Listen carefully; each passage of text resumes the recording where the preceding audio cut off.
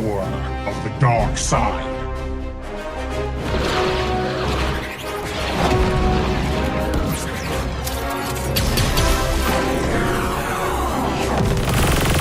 Target on the move. Prepare to engage.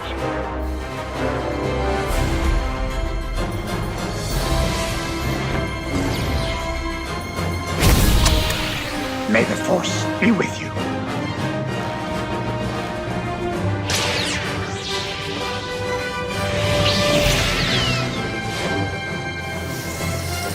I will do what I must.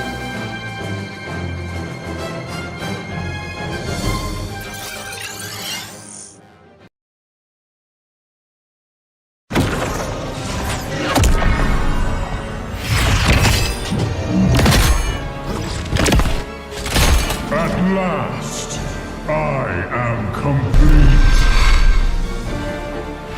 Worldbreaker!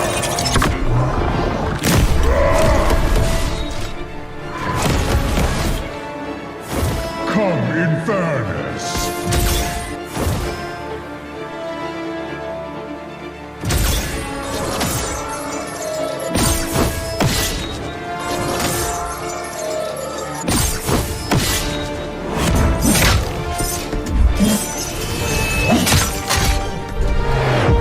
Annihilation awaits. Boundless is my hunger.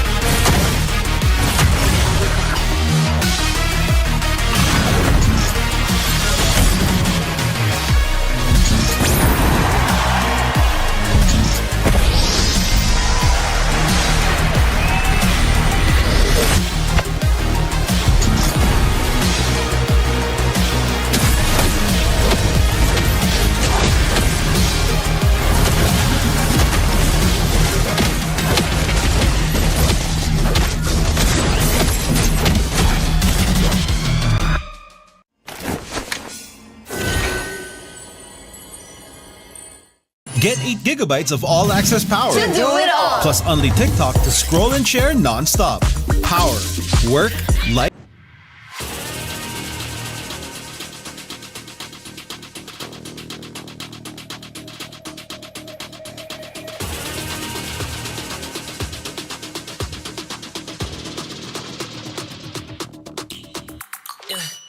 Hit me like I might get over, but you could give me in no corner. I know I can make a comeback, ace this round and finish this game now. Got the power on my shoulders, yeah, you know that I'm a soldier. You could keep me off my guard, but you can't keep me from my honor. I feel like the floor is lava. The energy's getting higher. You're saving my arms, 'cause I know just what I got. I got you like na-na-na, and you know I hold the power. This feeling I love, oh yeah. Making my grind good to great, so don't stand in my way. Standing tall and I won't fall over. We are better than great, good. We are better than great. We stand tall, won't run away. We are permanent, don't change. Great, we are better than great, great.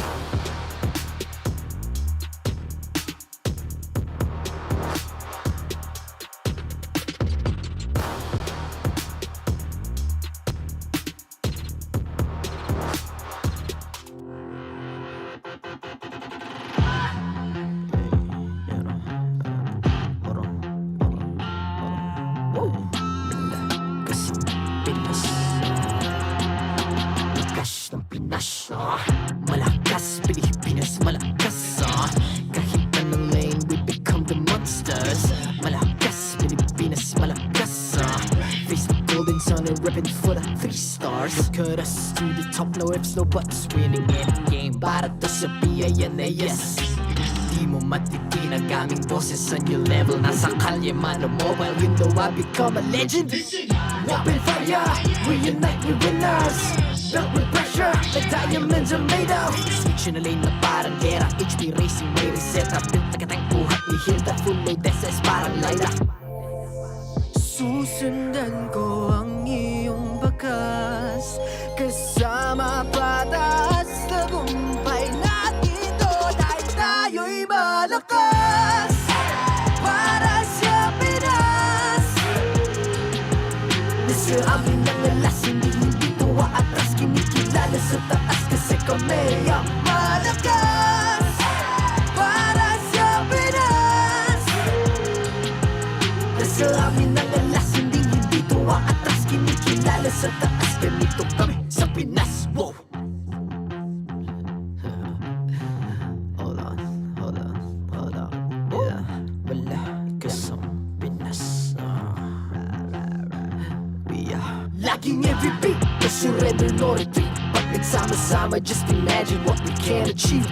Laging MVP, no surrender, no retreat. Giving 100 all my all, cause we just cannot be defeated. We are unstoppable, immune and invulnerable. Ready ang equipment, lahat frozen, malang crowd control. Pakita ko na jab like pow, beast of the southeast. Taas sa matawag, proud and loud, cause every enemy we devour. Susundan ko ang iyong bakas, kasama patas, tagumpay natin to. Dahil tayo'y malakas, para sa Pinas. Nasa amin ang alas, hindi tuwa atras. Kinikilala sa taas kasi kami ang malakas, para sa Pinas.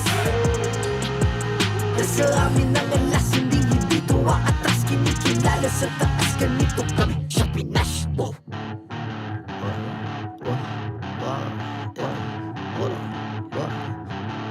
Malakas, Pilipinas, malakas kahit anong lane, we become the monsters. Malakas, Pilipinas, malakas face the golden sun and repping for the 3 stars.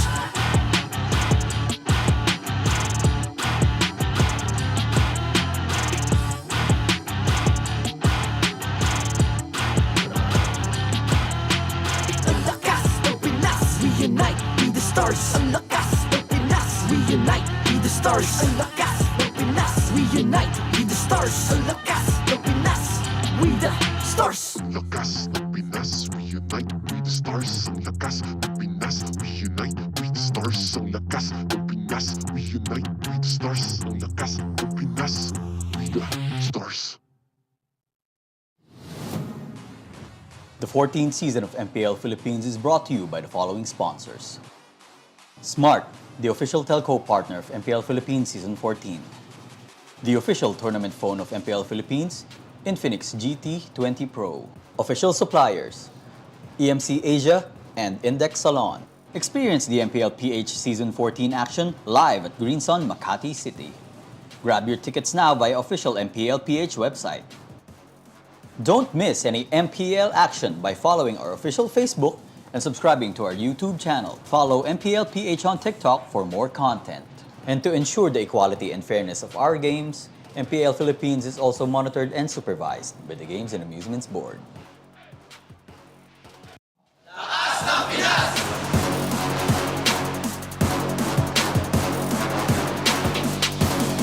Lakas ng Pinas!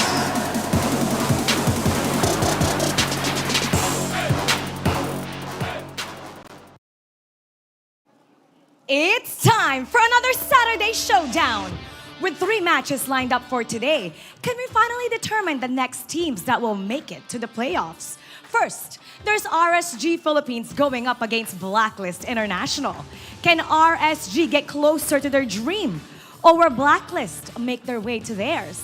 And finally, after that, it'll be TNC Pro Team with Fnatic Onic Philippines, the Super Family versus the Wolfpack. And lastly, it'll be the Barangay versus the Cavalry, inching their way closer to the remaining playoff spot. Ako po si Mara Aquino. Sama-sama natin subaybayan ng mga bakbakan dito lang sa MPL Philippines Season 14. Casters, pasok! And welcome to the English broadcast here. It is day number 2. It's week 6. Mara already introduced the matches that are ahead of us today. But welcome to the desk once again. I'm Nice2, joined here with my boy Ingan. Ingan, how are you feeling, man? I'm feeling great. Cold? I'm cold. That's why I have a, what do you call this? Hot pack? Hot compress. Hot pack? Hot compress? Yeah, hot like compress, that. yeah. Yeah, again, we have quite a bunch of heated matches, I would say, ahead of us. You know, you can see right here, this is going to be kicked off with RSG Philippines and Blacklist International. And we already know, like yesterday, if you guys were watching, I know you were watching at home, we had some upsets. Yeah. Yesterday was actually a day of upsets. And I don't know what's going to be in store for us today. I can't wait to get through it. Triple header. Now, before that, though, of course, we have to thank our sponsor, because you guys can now feel the power with every tap for the Smart app. It's the Smart app here. You can get it effortlessly. You can manage your prepaid and postpaid accounts. You can buy promos, pay bills, and redeem rewards. It's all in one app. And you can download the Smart app now, the only app for Smart Signature Infinity, Bro TNT, and PLDT prepaid home Wi-Fi. Okay, so again, as you're warming up your hands here, we have to warm up the viewers, of course, because our matches today, we are at this point in the season, as we get the standings, where I was going to say the standings are being shook up here. And you can already see kind of the swaps that happened based off yesterday's matches and the performances of the teams. And you can see Aurora MLBB notched up 1 spot. They're now at the 3rd spot. Fnatic Onic Philippines and Falcons AP Bren, you know, they already locked in their playoff spot. So we're still looking for 4 teams here. And as you move down the standings, you see where RSG Philippines and Blacklist are. Only 1 point separates them, by the way. So if, you know, we're starting about kicking things off here, if Blacklist wins today in this first match, it could change things. Yeah, it could change. Especially both of these 2 teams are riding off from series wins. We can recall Blacklist just upset Falcons AP Brand, and for RSG, of course, they were able to beat TNC 2-1. And then, of course, that second matchup, TNC versus Fnatic Onic Philippines. The top 1 team versus, right now, it's number 8, top 8 team. But, you know, we've seen gradual improvements of TNC over the course, but FNOP, honestly, is just unreal. And then, of course, our highlighted match later on today is going to be great, because TLPH versus Omega. And I'll say same thing, like TLPH, some people were surprised with the results yesterday. Yeah. So this leaves a lot of interesting scenarios as we go through the day. And depending where things fall into place, like we might even see some more teams lock in their, you know, playoff spot. So that's what's at stake here. But I know the gentlemen on the panel are going to break this down further for you guys. So let's go ahead and throw it to them. That is correct, fellow gentlemen. It is us. That threw me off a little bit. I'm Rockhart, and this is Leo. And of course, we are going to be bringing you stuff happening on site, on the venue, in the game, right here in Green Sun Hotel in Makati. And this is the Infinix Game Tambayan. So, Leo, You're right. Yes, Carl. These young gentlemen are absolutely correct. It's going to get heated up here for sure later on. I am glad to be at your side, to be able to be of service to all the fans watching. It's you and me and you, from all over the world, spending this 21st night of September tonight, watching the change in the scoreboard just affect everything. 'Cause That's right. They were right. If Blacklist wins here tonight, we're back to square one. Like, we don't know who's in. Square one. That's right. And of course, this tournament is brought to you by the Infinix GT20 Pro. It's the official tournament phone of MPL Philippines Season 14 right there. Man, so many stories that we have to get to. We have 3 matches today, and each and every match can potentially change the outcome of these coming playoffs. Of course, the slots.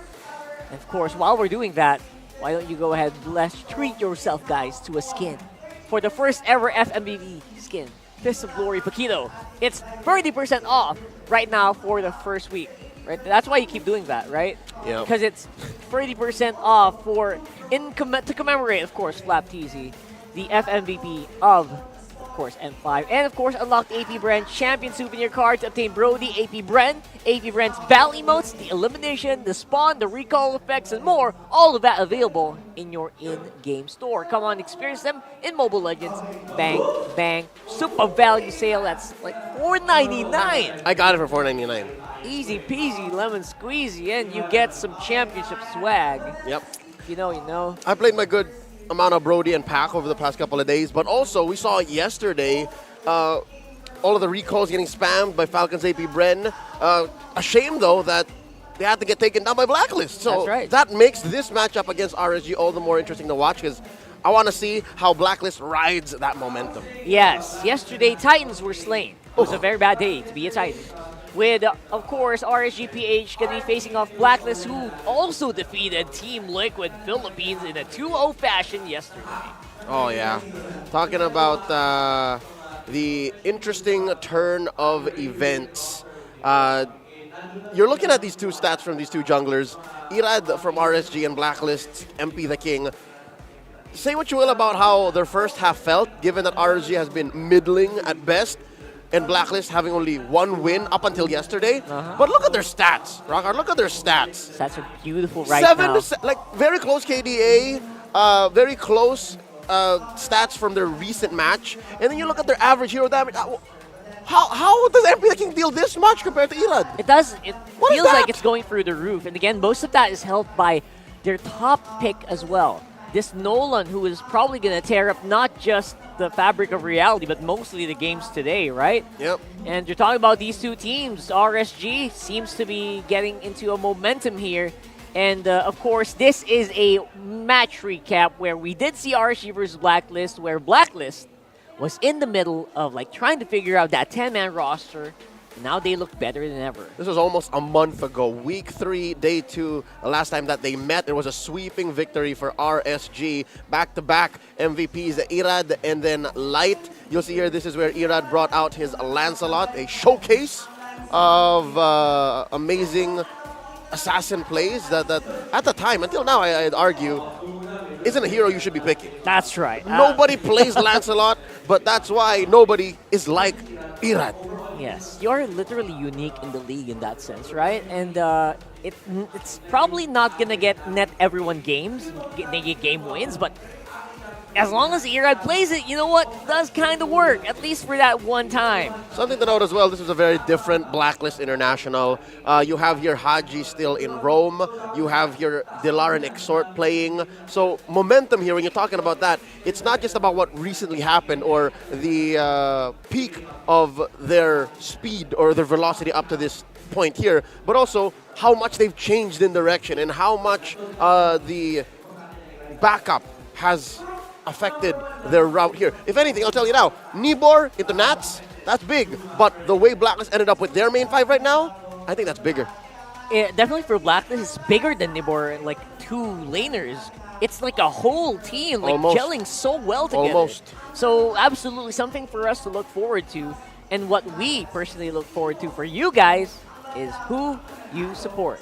Do you think RSG is going to take this out? Do you think RSG is better than ever, or do you think Blacklist is going to do it again today like they did yesterday? We want to know your thoughts right there And aside from voting on the online poll, we also want you to comment maybe why you think Blacklist is going to win, why RSG might be, the guy who comes out on top here. My predictions are in shambles, so maybe you guys can score better than I, because I'm currently sitting at 0-2. I can get a maximum score of 5 now because of what happened yesterday. So here, insane. I don't even know. I've tried to erase in my memory what I said in the forecast. Yeah. Likely I said RSG, but that's because I didn't know Blacklist's game. Yeah. So agents, go ahead. Flood me now. I understand. I deserve it. I didn't know what they were capable of. I didn't expect for them to sweep FCAP like that. Come on. Yeah, it does feel like Blacklist has a really good chance It's here. a new black, man. Right, it's a new Blacklist, man. It's black and black, and the blue is just getting bluer with, of course, with the arrival of Nabor. Again, Nabor just starting to warm up here. It does feel like they have more room for growth. Blacklist seems to have peaked a lot, doing it against, again, the literal champions of MPL Philippines Season 13. Oh, yeah. So. Also, the defending world champions. Like, how? How do you even do that? That's so hard, man. And we're going to find out if we can see any changes as we do see our teams walking into the MPL arena. We're going to see who's playing today, ladies and gentlemen. Let's watch this.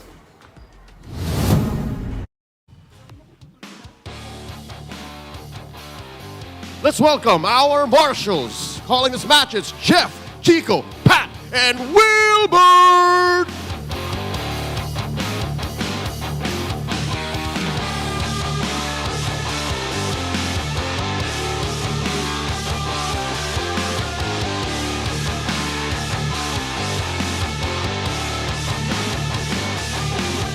First up, beginning the day with a determination to secure their playoffs dreams. The fight continues for the Raiders. Let's welcome RSG Philippines!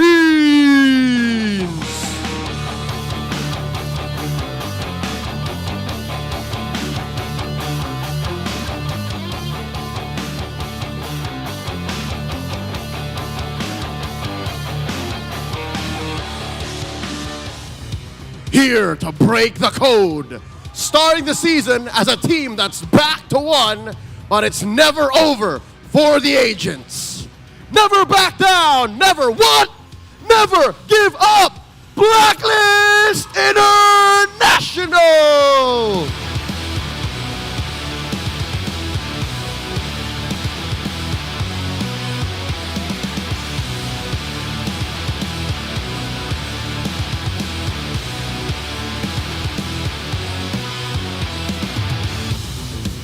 And their coaches, RSG Philippines Coach Panda and Blacklist International's Coach Bombi.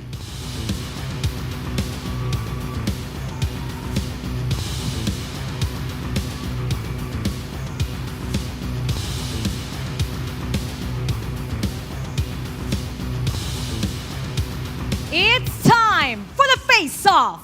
MP the King, Irad, step forward.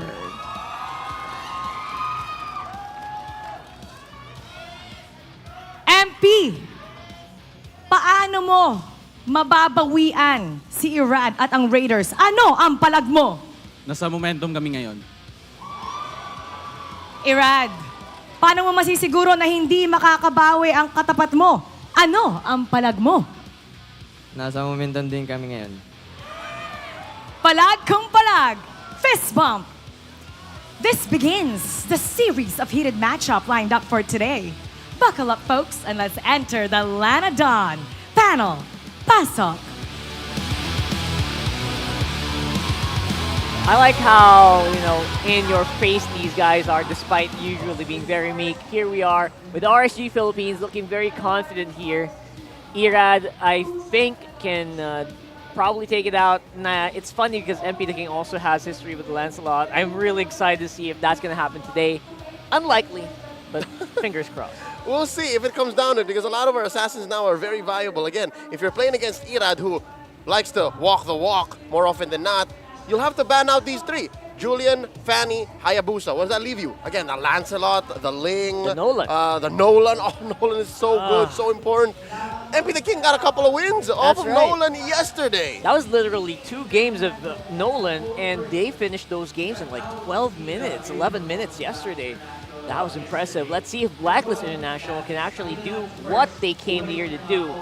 Again, if they can do it against TLPH, who knows, maybe they can do it against RSG as well. They have momentum on their side. Sure, RSG got a win last week, but yesterday that was the win of wins. A team like Blacklist definitely needed a big dub over the defending world champions in Falcons, AP, Bren, and RSG. Here's the thing. You know why I think it's going to be a close match, Rockhard? You know why I think this is going to be as close to 50-50 as possible? Why? Sure, the numbers be damned.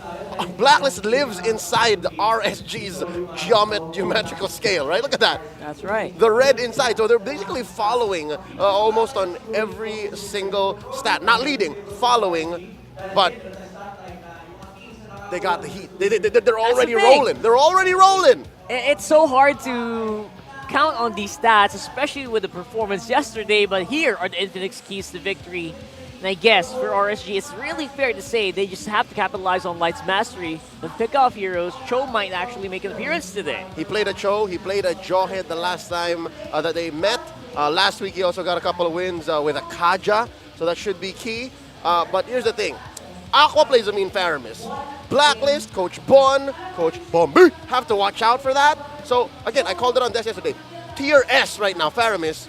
Watch out for that because the way that Blacklist team fights, it's so reliable on good positioning and good timing. Faramis ruins all that. That's right, and I wonder if that might be banned out as well today, because yesterday it was almost all Faramis all the time. And for both of these teams, increase your playoff chances by taking it 1 game at a time. The favorite saying of our players, of our teams, 1 game at a time, man. You just can't extend too much. It's how you face off against immeasurable odds. And these two teams, believe it or not, one would think it's TNC and Black. No, even RSG is not in such a great spot. That's right. They have to consider this as a 1 game, 1 match at a time situation. Yeah. And it starts here. It starts against a team that is on fire like Black. The difference in, if you guys were paying attention to the leaderboards earlier, it's 1 point differentials. 1 point differentials, man. Except for, obviously, we're going to see if TNC can make a story happen later. But other than that, these two teams are neck and neck. Yeah. And with the performance, again, you just can't tell, man. Yep. Here we go. It's RSG who picks red side. They are home here, and this is quite the swing, Rockhard. Usually, one would want to be on blue, but given what happened in the past week and given the new patch, something tells me Coach Panda and, of course, with the support of Coach Link, they wanna be in red. They want to be reactive here. Yeah, try to react and bounce back and punch back. Some teams have actually been increasing their red side win rates here. And that's something that you need to take note of. Something that I'm very interested to see as well is RSG's side selection priority win rate. 36%, pretty low as If well. they pick red, it's very low. That's just the nature of the beast currently in the metagame. This is close to actually overall, because if I'm not mistaken, it's close to like 44%, 50, yeah, around that. 56 right now. For most teams. So with that said, it's come time that we enter the draft. I'm foreseeing RSG Red. Ban the chip, power pick trades for the 2. Like when you swing back, pick a jungler. 1 is a jungler for sure. Well, we'll have to find out what happens here as we go into the draft. Ladies and gentlemen, in the comment section, I want to know what you think. Who you think is going to get priority here. Do you guys think we're going to see a big Nolan priority? Do you think any big heroes are coming up? Anything you experienced in your ranked games? Always on the way. Any good heroes? Let us know. I want to read that later on while this draft is happening. And now I think the Nolan is getting a pretty good leeway here, interestingly enough. Again, Nolan been dominating a lot of these games. Phoveus actually is the hidden target. If anything, he's the red herring. You let him through, he gets picked. That opens up a lot of options for the opponents, a lot of good answers, because I think slowly we're entering a phase wherein Phoveus isn't an absolute factor. Oh no, here we go. I don't think Coach Panda was expected to see the Phoveus get banned out early, because here's what I'm considering, Rockhard. Yeah. Phoveus, in the hands of RSG, takes away one of their main strengths, which is the Edith Nibor. But since that was banned out, they'll take it out anyways. And here's the hero that got adjusted. There's the Hayabusa. Here's Hayabusa. Much faster shadow kill now. Sure, a little tweak on the numbers, a little lower per hit, but he's a really good hero still right now. It feels like it's still a really good pick, and it actually feels like it got buffed for some reason. And now the answer here for RSG. Are they going to be willing to pick up the Faramis? Might be a great deny pick against Blacklist, who I think will come up here. If they don't pick it up here, Haji's going to get it. There's a 90% chance in my mind that Haji's picking it up, and they don't want that to get banned on second rotation as well. Something tells me, given this chess-like draft match against the coaches here. Hylos. Yep. I was going to say, wait for it. And of course, Harith comes through. This little boy didn't get much of any adjustment in the past patch, the newest patch 1.9.20. But did get banned out yesterday a lot. Still, yeah, that means he's a very high contest rate hero. So now, I think this is all the more green light for Blacklist to pick up the Faramis. Of course, one of the main reasons why you don't pick up the Faramis is because the Melissa might come through, the Claude might come through. Right. But with the Harith this early, Peace. Maybe you might be willing to do that. It's a low Yi. Never mind. They're not going that route. Never mind. I like it. I like it. Get the F out of here. No more Faramis. No more Faramis. That's removing the F right there. And Perks definitely had a day. He had a field day on the Tigreal yesterday, so not surprised to see it here again. And now for the other side for RSG. XP lane pick, maybe? Are they going to... something tells me Hylos can go in the XP too. Yeah. So are you telling me that if this isn't Irad's pick, right? If this isn't Irad's pick, are they going to allow him to wait for the... no, never mind. It's a link. Better. All right. Better. It's better, right? All the more, he knows that it's not a Matilda. For all the FCAP fans, rather the Liquid PH fans, or the Carl TZ fans who saw his Ling get killed by a Matilda, you don't have to worry about that. Gets shut down by the heel man's Yeah, Matilda, it's man. easier That to was deal insane. with a Tigreal as a Link. Like, you just dodge the Tigreal. And you go up a wall. Hey, is this gentleman playing while we're drafting? Are you serious? Gameception. Come on. All right. That's insane. There's the Arlo. Best believe XP laners are going to get banned out. For sure. They're going to start attacking the XP lane because, again, I believe RSG's XP laner is out already. And they just have to reposition. And now Blacklist is going to start attacking roamers. Look at that. Jawhead's still out. Love it. Blacklist very much familiar with their infinite keys to victory. Just making sure the pickoff can't happen, especially from that roam. Light, very proficient with that one. Yeah, Minotaur's still out too. Yesterday we saw a Rafaela debut. Rafaela, my man. My woman. My woman. I wouldn't. I mean, though. Renegade played it. Yeah, not against, not with a Hylos and a Ling. Nah, absolutely. It's not a thing. There's an oldie but goodie. Yeah, it makes sense because you don't want to get whittled down by Chaos. What do you call that? Right. Chaos bolts. And she lanes as a high decent. loss. She lanes decent against a Harith. That's true. Yeah, and Oheb has a history. The Filipino sniper. Best believe also plays mean mage gold lanes. Funnily enough, you might actually, you could probably consider going gold lane Ruby here still. Something that can kind of go toe-to-toe with the high loss and as well as this Harith. Yep. But it feels like he's going to be more of a carry in this team from the looks of it. Yeah, check out the stats on Haji here. The KDA machine.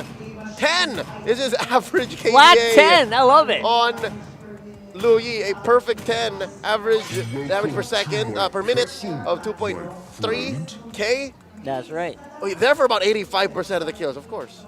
Feels like a Terizla still on this one. Terizla XP is going to be so easy to pick up here. Yeah. Other XP picks I'm thinking about. Arlo is out. Arlo's out.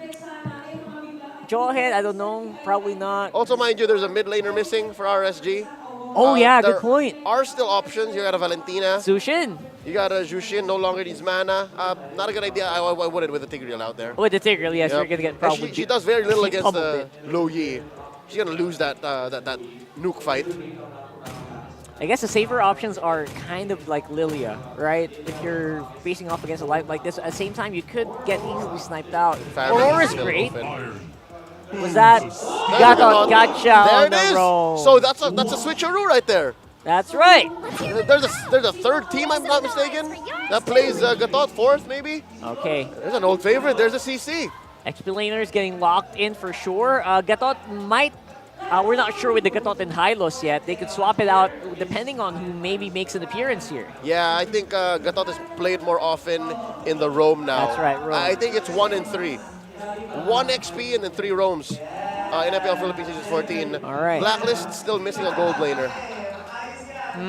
I'm with you on the Ruby though. I kind of like it. You think? As soon as the Gatot and the Ling land, it's awkward. We'll have to find out. They're going to have to layer their skills so perfectly here. Yeah. Oh man, Oheb's making some pretty intense calls here. I wonder what that is. That's a Moscow. Yeah. All right, nothing too crazy. Was thinking maybe the Claude might have made an appearance, but they maybe, I guess, can duel better against Sahara. Yeah, and better cross-map control. Wow, look at this, Rocker. Look at the cross-map control that Blacklist has. That's right. They can make so many plays, bro. Not to mention Hayabusa can basically shadow from like way downtown. The farthest shadow. Make it go crazy, right? Okay. Oh, this is gonna be fun, man. This is gonna be fun So for what Blacklist. Aqua play. Faramis, Can maybe? still play the Faramis, can still play the Vixana. Just for safety. Vixana and Faramis. Vixana, Aurora, Faramis. Yeah, just those three. Make your pick. I don't see a Lilia going in. Toss a free-headed die. Hope will find a way. And there it is, Vexana. Wow, Rockard, look at the CC, man. CC's insane, actually. No, I'm talking about the crowd control. That's right. It's layered. So many stuns, and you can get basically pulled back by a Gatot, knocked up, but oh my God, I love it. This is how you play against a team that is so good at skirmishes. Blacklist yesterday, team fighting, showcase, exquisite. That's right. But against RSG here now, they have to be very, very careful. It does feel like I would love the Faramis better here for Blacklist now, just because of the amount of big boom booms that can appear on RSG's lineup. But they chose the relocation. They chose the easy nukes on Haji's Lo Yi, which has been down. successful in the past. Oh man, so many questions got to be answered here. And again, we're throwing it over to our casters. We got Naisu and Ingan up there on the stage. Jose and Jose. Jose, bring it up. Thank you so much, Daniel and Carl. Yes, it's Jose and Jose. Jose and Joseph. Welcome to game one here. It's match number one in our triple header. It's RSG Philippines and Blacklist International. Again, I'm Naisu and this is Ingan for the matchup. Now, interesting that, I agree, the panel mentioned this. I love both drafts that came out to play here, but that's the thing. I think Leo hit it on the head. You have this momentum from yesterday that Blacklist International brings to this game. They want to scrap, they want to fight. The synergy was great yesterday, but you're up against a team that loves that chaotic playstyle. They love to battle it out. Oh, Lord JM. Speaking of battle it out right now, they're going for the XP lane. Lord JM pops his vengeance over here, and the taunt coming in from Blacklist. RSG though, working on Light. Light's gonna escape. Ako comes in. And that's what you were saying. Yeah. RSG loves to fight. That was a fast rotation onto the bottom lane right away. Yeah, a whole lot of fighting. And like to go to that point more, RSG, because of their playstyle, the way that they like to approach the game, they've also got 2 revitalizers, by the way. Oh. Okay. The yo-yo blitz. Here comes MP the King. First blood gonna take down Nibor. Gonna let Light live so far. That's a kill MP the King wants with Hayabusa. Yeah, that's tough. Going back to all of what I was just saying is they've got the tools to fight, but when you give a first blood kill to a Hayabusa, mind you, MP the King, and the way that he plays as a player, he could snowball this into pretty much out of control territory. And we saw, recently, I think this was last week even, or just even the performance that we saw yesterday, where Demon Kite, especially on the Hayabusa last week, snowball the game entirely out of control where it was hard to get back from that. So, part of this too, interesting, Haji is also running the Warcry emblem on the Lo Yi. This is going to be a lot of extra, I feel like, burst damage, which might pop up with the way that her kit works here. So that might be something that keeps RSG's fighting style and chaotic style in check a little bit. But as we get to this, again, nothing more happening. Some action on the bottom lane, but this turtle is up here. And Blacklist will go ahead and start things up. Perk's not level 4 just yet. And you can see already purple buff is going to be the focus from MP the King right now. And you can see the community prediction literally riding from Blacklist performance yesterday. 65.5% voted for Blacklist to win this series. I mean, they went up against FCAP, swept them, so I'm not blaming the community for voting Blacklist. I feel like they needed that. A lot of the agents, just in general, what happened yesterday got everyone excited to see what's going to happen here. So now finally MP the King's got his buffs.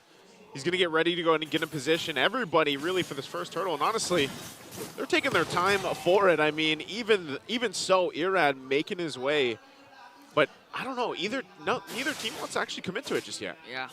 I mean, even Lord JM just really zoning out Nebor.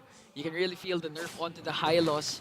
And with this Lord JM CC pick, you won't expect any setups from him. You can actually expect a lot of damage coming in from CC as Blacklist works on this turtle. Well, here it is. Okay, it's going to go for a reset still. The threat of having the Hylos here too. Irad shows up. They drop down the pathway. And here comes the glorious pathway. Plus the AOG is not going to connect onto anyone. MP the King working on Light. Stun coming in from Light. MP the King casts a Wiki Shadow kill as well as the Implosion gets the kill onto Light. Now Tempest of Blades wants to go right after Haji, KDA Machine. Perks working on the ring of punishment. And what a beautiful diversion play to escape Irad. Haji, the KDA Machine, alive, and Lord JM takes down Nebor. So much happened in that fight. Oh, hold on. Oh, look at that Eternal Guard onto MP the King. He has to use the Quad Shadow out, and still, the first turtle is alive. All right. First turtle, no one's going to get it just yet. Maybe now that Iran has the purple buff, but man, even earlier on, I don't know if we're going to get a replay of it, but good timing and the amount of just resources left that Haji was able to escape with his life was great to see. Ultimately, though, Blacklist is still going to find themselves with a nice little lead, 1.5K ahead. Some of the items will be falling in place, those first items being locked in here shortly. And for RSG, that's what they're going for. Those kind of extended team fights because of the fact that they have this Hylos and the Gatakacha. Yeah. Plus the two Revitalize, like I mentioned earlier. And then even so, Aqua with an Eternal Guard is all going to help part of that. So now, once again, we find ourselves at the first turtle take. Okay, Irad surveying the scene. It's going to be a retribution battle, but MP the King gets the turtles. The Glorious Pathway will be casted. They want to work on Perks here. 4 members of RSG surrounding Perks. Will he be able to escape? He has the Implosion. He's not going to cast it. Curse of Blast is there. Ring of Punishment coming in from Nibor. And Nibor's going to bring him down. A Spear of Destruction is not going to hit. And Lord JM soaking damage coming in from Light. He has to walk away, though, as they work on Nibor. A killing spree coming in from MP the King. So they go and trade it out. Objective goes to Blacklist International. You got the 1-for-1. It was a roamer for you have your XP lane. Now, going back to it, all of this is what I'm going to say, what I said earlier. MP the King sitting on 3 kills. You know, as he continues to snowball this Hayabusa, that's where that threat comes even further.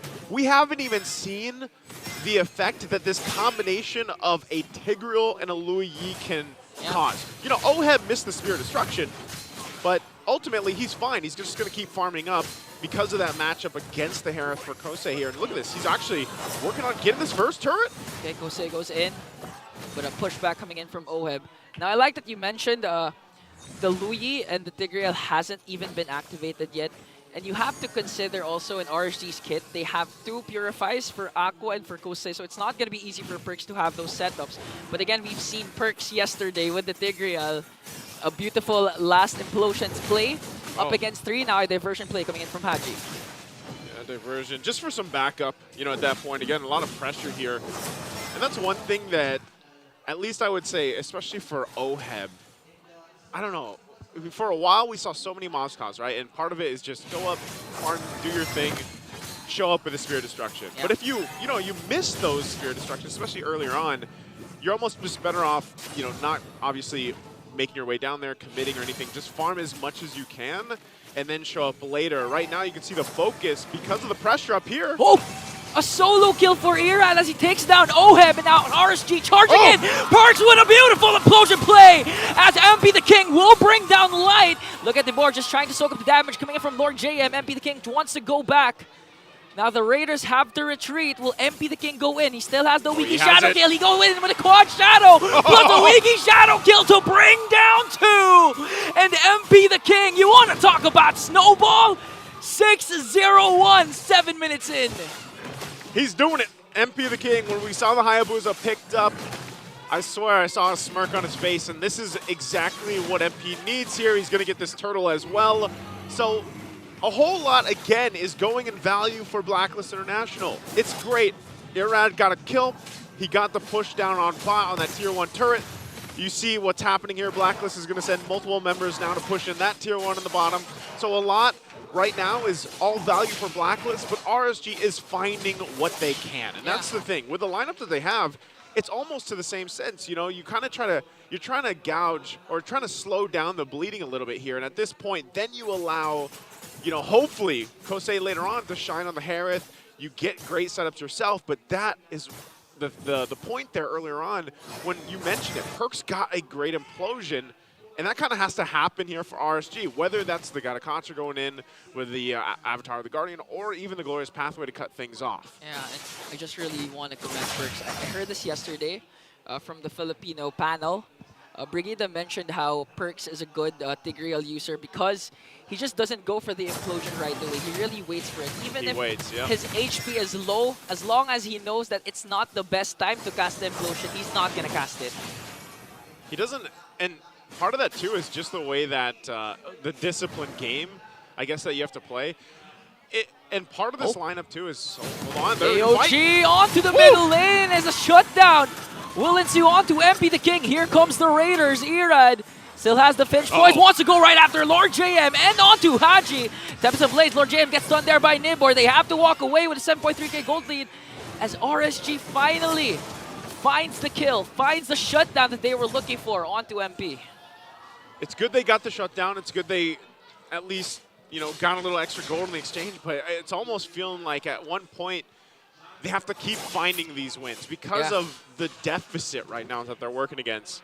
And really, when you look at RSG's playstyle right now, the way that they're trying to find those moments, it's a little disjointed because of the fact of composition versus composition, the way that they have to lean into those team fights if they will. And honestly, for RSG and knowing how they like to approach this game, even if they're down, you know, so to speak. Okay, so we had a correction there. That was, you can see the actual gold difference now, it looks like. So it wasn't as massive anymore because they got that shutdown. So they're in a position to actually go in for this Lord. And that's what we were building up. Snowball is great, but if it gets shut down, then you can go ahead and now fight for it. So it's at 1.5k for Blacklist. Yeah. So there you go. I think one of the major problems the Raiders are facing is that they had to commit 3 ultimates just to bring down MP the King. I saw it in the minimap. It started off with Light with the AOG, then follow up by the Glorious Pathway. And as soon as they caught MP the King, Aqua with a beautiful internal guard to really shut down MP the King. For me, that's worth it, though. Yeah, like, it's worth it. Especially it's MP the King, so yeah, it's worth it. Yeah, go for it. Get that shutdown, get the gold, and set yourselves up now for being able to contest this Lord and get in position. And that's where, you know, this lineup, I think, is going to be difficult to play against. All they really have to do on the flip side is get Perks that setup if he can. And at the same time, we don't see CC often, you know, but the fact that Lord JM decided to go and play it this time around, I'm wondering if that'll be enough to have use in the fight. You can see Perks already popping the conceal. Okay, he wants to go for the implosion again. It's going to be a retribution battle, but MP the King is not there. Ira takes away the Lord, and here comes the clash. First man down is Light and Irad as they get a double. Oheb with a Spear of Destruction, trying to work on Hylos as Lord JM goes in with the Yo-Yo Blitz. Nibor gonna fall down in the hands of Oheb. That's 3 members down. MP the King goes in for Kosei. Look at the shurikens to bring him down and works on the middle lane. RSG got the Lord, but Blacklist got 4 Raiders. Oh, that's tough. They're gonna send the diversion to deal with the Lord. RSG might have got the objective, but man, did they just get handed in that team fight. And you can see how good they're going to feel about it too. Now Blacklist, when they went for that and they made that work. Again, a lot of this, it's so great to see, you know, fancy footwork from the assassin junglers, but I always got to give credit to the roamers, man. The roamers, especially with their set potential, and Tigreal, like one of the most OG heroes possibly in the game, right? Still having this concept of a multiple approach to getting those setups and changing the course of some of these team fights are amazing to see. Now, for RSG, at this point, they're finding themselves in that similar position where their backs are against the wall.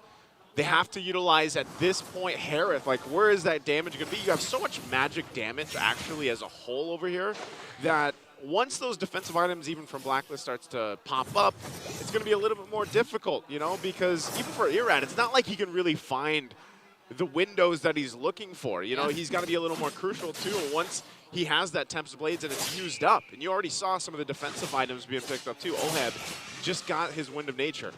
I mean, honestly, it's a hard game for Irad because, again, the potential of Perks to have the implosion set up as well as what Lord JM's been doing. Look at the KDA of the CC 109. He's been zoning out every single member. Even Nibor with the high loss and Light with a Gatot Catcher can't just, you know, frontline for RSG anymore because they really have to soak up the damage before they are able to set up. And with what Lord JM is doing, it's just too much for RSG to handle. Like, you have to look for Oheb, you have to look for Haji and MP the King, but the problem is, Lord James just keeps showing himself. And by the time you notice that Lord James is there, you're almost half health. Yeah, pretty much, you know, at that point. And looking at the items real quick too, you know, even for Lord JM, like he's got Dominance Ice, he's got the War Axe, working on his next item. Some of the damage department items too for, like we were saying, MP the King, how much he was scaling up. He's there, but Irad has done a relatively good job at keeping at least the goal between the two. Yeah. Pretty much even. Like, he's not that far ahead. So even Irad is still a threat. It's more so of the timing on everything. The amount of pressure that comes from him, especially, like I said, those defensive magic items will be built up. The Athena Shield being picked up by Lord JM. Part of Lord JM's job on the CC with the Vengeance is literally just to be an annoyance. You know, get in the faces here of RSG, cause some chaos, and make them think twice about actually engaging. And then all of a sudden, there's Perks. You know, that's part of it. So you can see now Blacklist playing with that concept in mind, that idea in mind. They can actually go ahead and take their time with the Lord. If they decide to just respond to RSG, then they can. Otherwise, they both play with those conceals. Right now, neither team kind of just standing off against each other. They know that the Purifies of RSG are still up.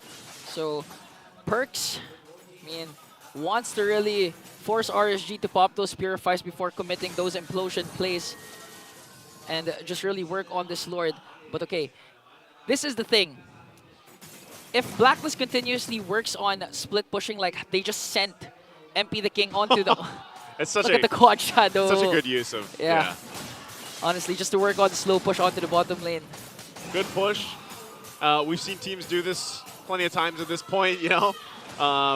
That's, I mean, imagine that. You're literally traveling halfway across the map at that point with that inversion. So there's the push, and that's all they had to do.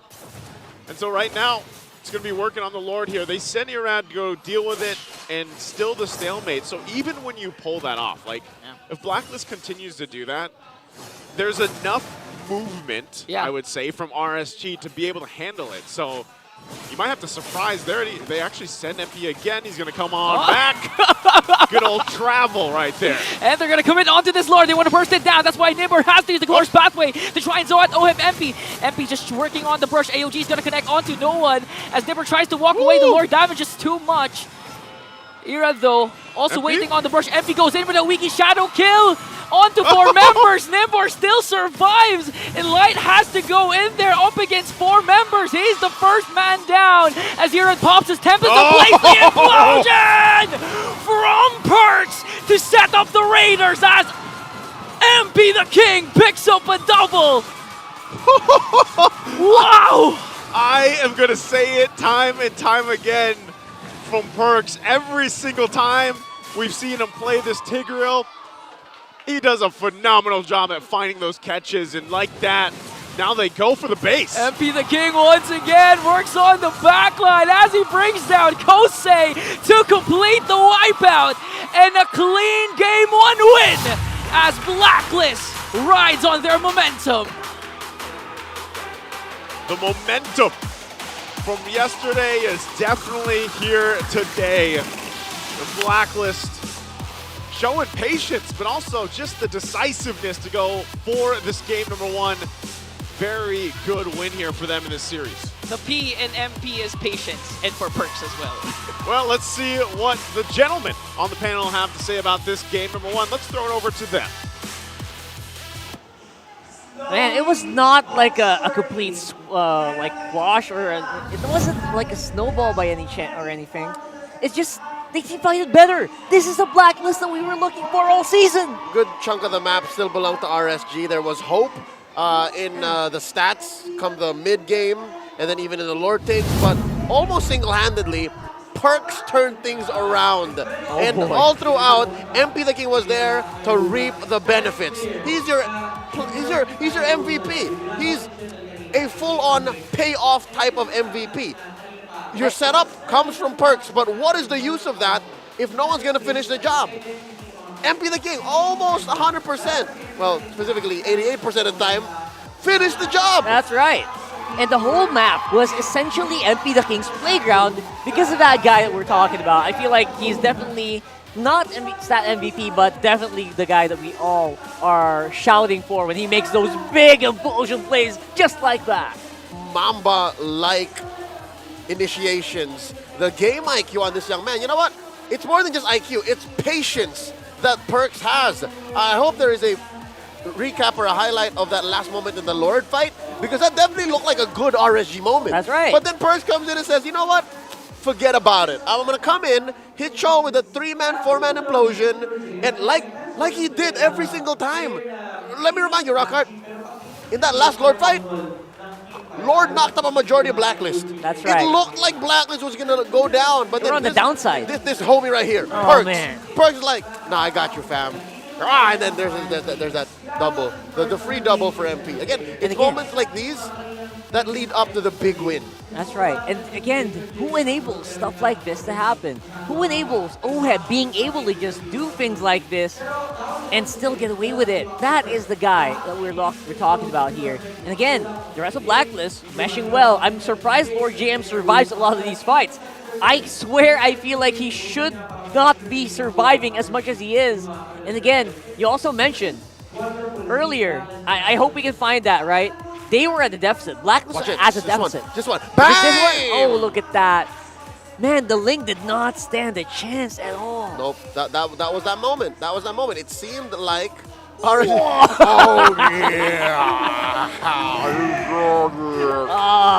yeah, so... Yeah, look at the numbers, 16-3. One of the three was a massive shutdown on MP the King mid-game. But that aside, the map looked like RSG could take it. But here's the problem, Rockard, here's the problem. RSG's lineup, it's a little too honest. Sure, It is. you could say that there is CC overload. Sure, they can come in, drop the Salmon Force, drop the AOG, drop the Glorious Pathway, even the Eternal Guard. Yeah. But even those have timings. Even those have to be layered. You mentioned it already. Before the match begins, they have to layer all of that specifically. And I remember at least 1 or 2 moments where Aqua didn't even get to use the Eternal Guard. It did feel a bit disjointed in some Everybody's of those moments. Everybody's dead. He's like, all right, what do I do with this? I just go home. But look at Blacklist. Blacklist, all they need is one perfect diversion or one perfect implosion. See, it rhymes. See, it's easy. It's like a nursery rhyme that you have to remember as a child. So even if a child knows how to do it, what more amazing athletes like Perks, like MP, like, again, Lord JM. That's true.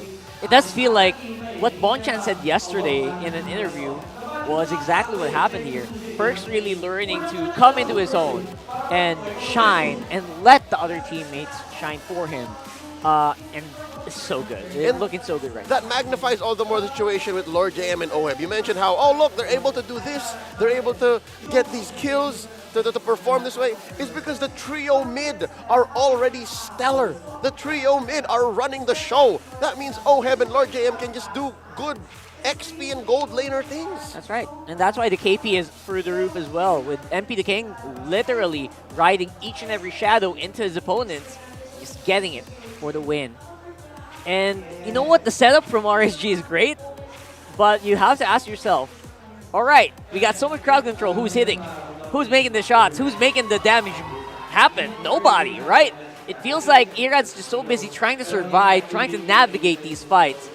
And Kusei didn't even get a chance to play. It was hard because, again, their main damage comes from 2.5 sources. I'll call it 2.5. Aqua is hybrid setup and damage. But you're looking at Harith and you're looking at the Link to really deal the damage. If everything else, if all the prior criteria don't fit in, the Ling and the Harith can't do anything. That's right. So that's why they only got 3 kills. Sure, one of them was on MP, their big ticket prize. Big shutdown. But that aside, Blacklist are so good at doing a man-to-man to man defense, again, that trio mid is such a key to why they're so successful now. It is. It changes RSG's approach, and it doesn't help that they don't even have a flicker. That is number one. They're so That's number reliant on honest engages and conceals to do the trick. More often than not, it's not going to cut it. Not against a team that's so good at team fighting like Blacklist. That's actually correct. Very accurate. Funnily enough, it does, when you look at it on paper, the RSG lineup is built for team fighting. It's built for that free skirmish on the mid. Yep. It just, I don't know, man.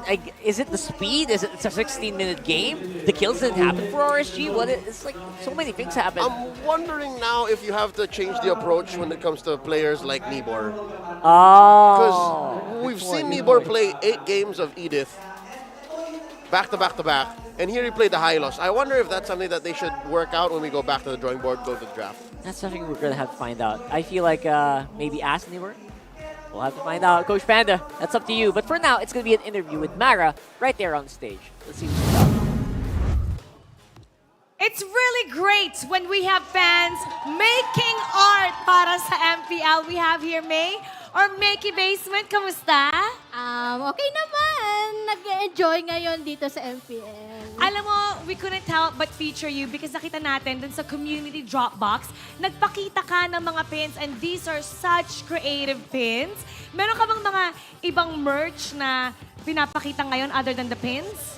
Maliban dito sa pins, I also have stickers and soon there will be a poster also. Let's talk a little bit more about the art that you're making. Kasi you actually print them out, you give them out. I see you give them out before. Yes. At gumagawa ka ng pins. Let's talk more about this. Naisipan ko lang, last season kasi, naisipan ko na sa community, what if magbigay din ako ng mga merch na as support sa mga teams na, sa lahat ng teams. Saka nakakaisip ng mga tagline kasi nakalagay dito yung isa, tapag at silog. Nakalagay dito, Onic, outrageously nutty ice cream. Ang daming mga cool na stickers dito. Where do you get your tagline from? First of all, yung boyfriend ko, yung boyfriend ko yung nagpipitch ng idea about dun sa mga taglines nito. Pero yung at first kasi ako yung nakaisip ng idea dito sa AP brand. Ito yung pinakauna kong drawing actually na food series. Tapos, nagtuloy-tuloy na lang na tinuloy ko na lang within the team. Tapos, ayun, it proceeds na naging merch na siya. So, food series siya? Yes. Nabigay mo na ba yan sa brand? Yes, lahat ng teams na nabigay ko na last season. Oh, anong reaction nila pag binibigay mo? Ay, naku. Diyos ko, nagpa-sign pa nga ako last time sa kanila noon. Sino ba yung mga favorite teams mo or lahat ba ginagawan mo nito? Kakasabi ko lang AP brand. Sino favorite player sa AP brand? Sila Kyle TZ and si Flop TZ. So what about for the fans? So you're giving them out right now to a selective fans, right? Yes. Paano po sila magko-qualify dito? Ayun nakalagay dito, community box feature. So, nilagay mo, you dropped off some last season unofficial merch. Feel free to grab one. So, ang dami na rin nakakuha dito. Paano kung gusto pa nila or gusto nila mag-personalize para sa favorite teams? If ever na gusto nyo ng personalized art or specifically kung sa MPL, you can guys follow us on Facebook and TikTok and Makey Basement. And also may website din ako just in case na you guys want commission to draw your favorite characters or specifically kahit heroes ng ML. You can check my art style at maylikha at card.com. So what's the page again? Makey? Makey Basement. Makey Basement. Nakakatuwa naman, kitang-kita kung paano mo siya ginagawa. Meron ka bang mga message sa mga fans? Thank you po again sa mga kumuha po nung merch ko kahapon doon sa Dropbox. Thank you po very much. Sana po mag-follow din kayo doon.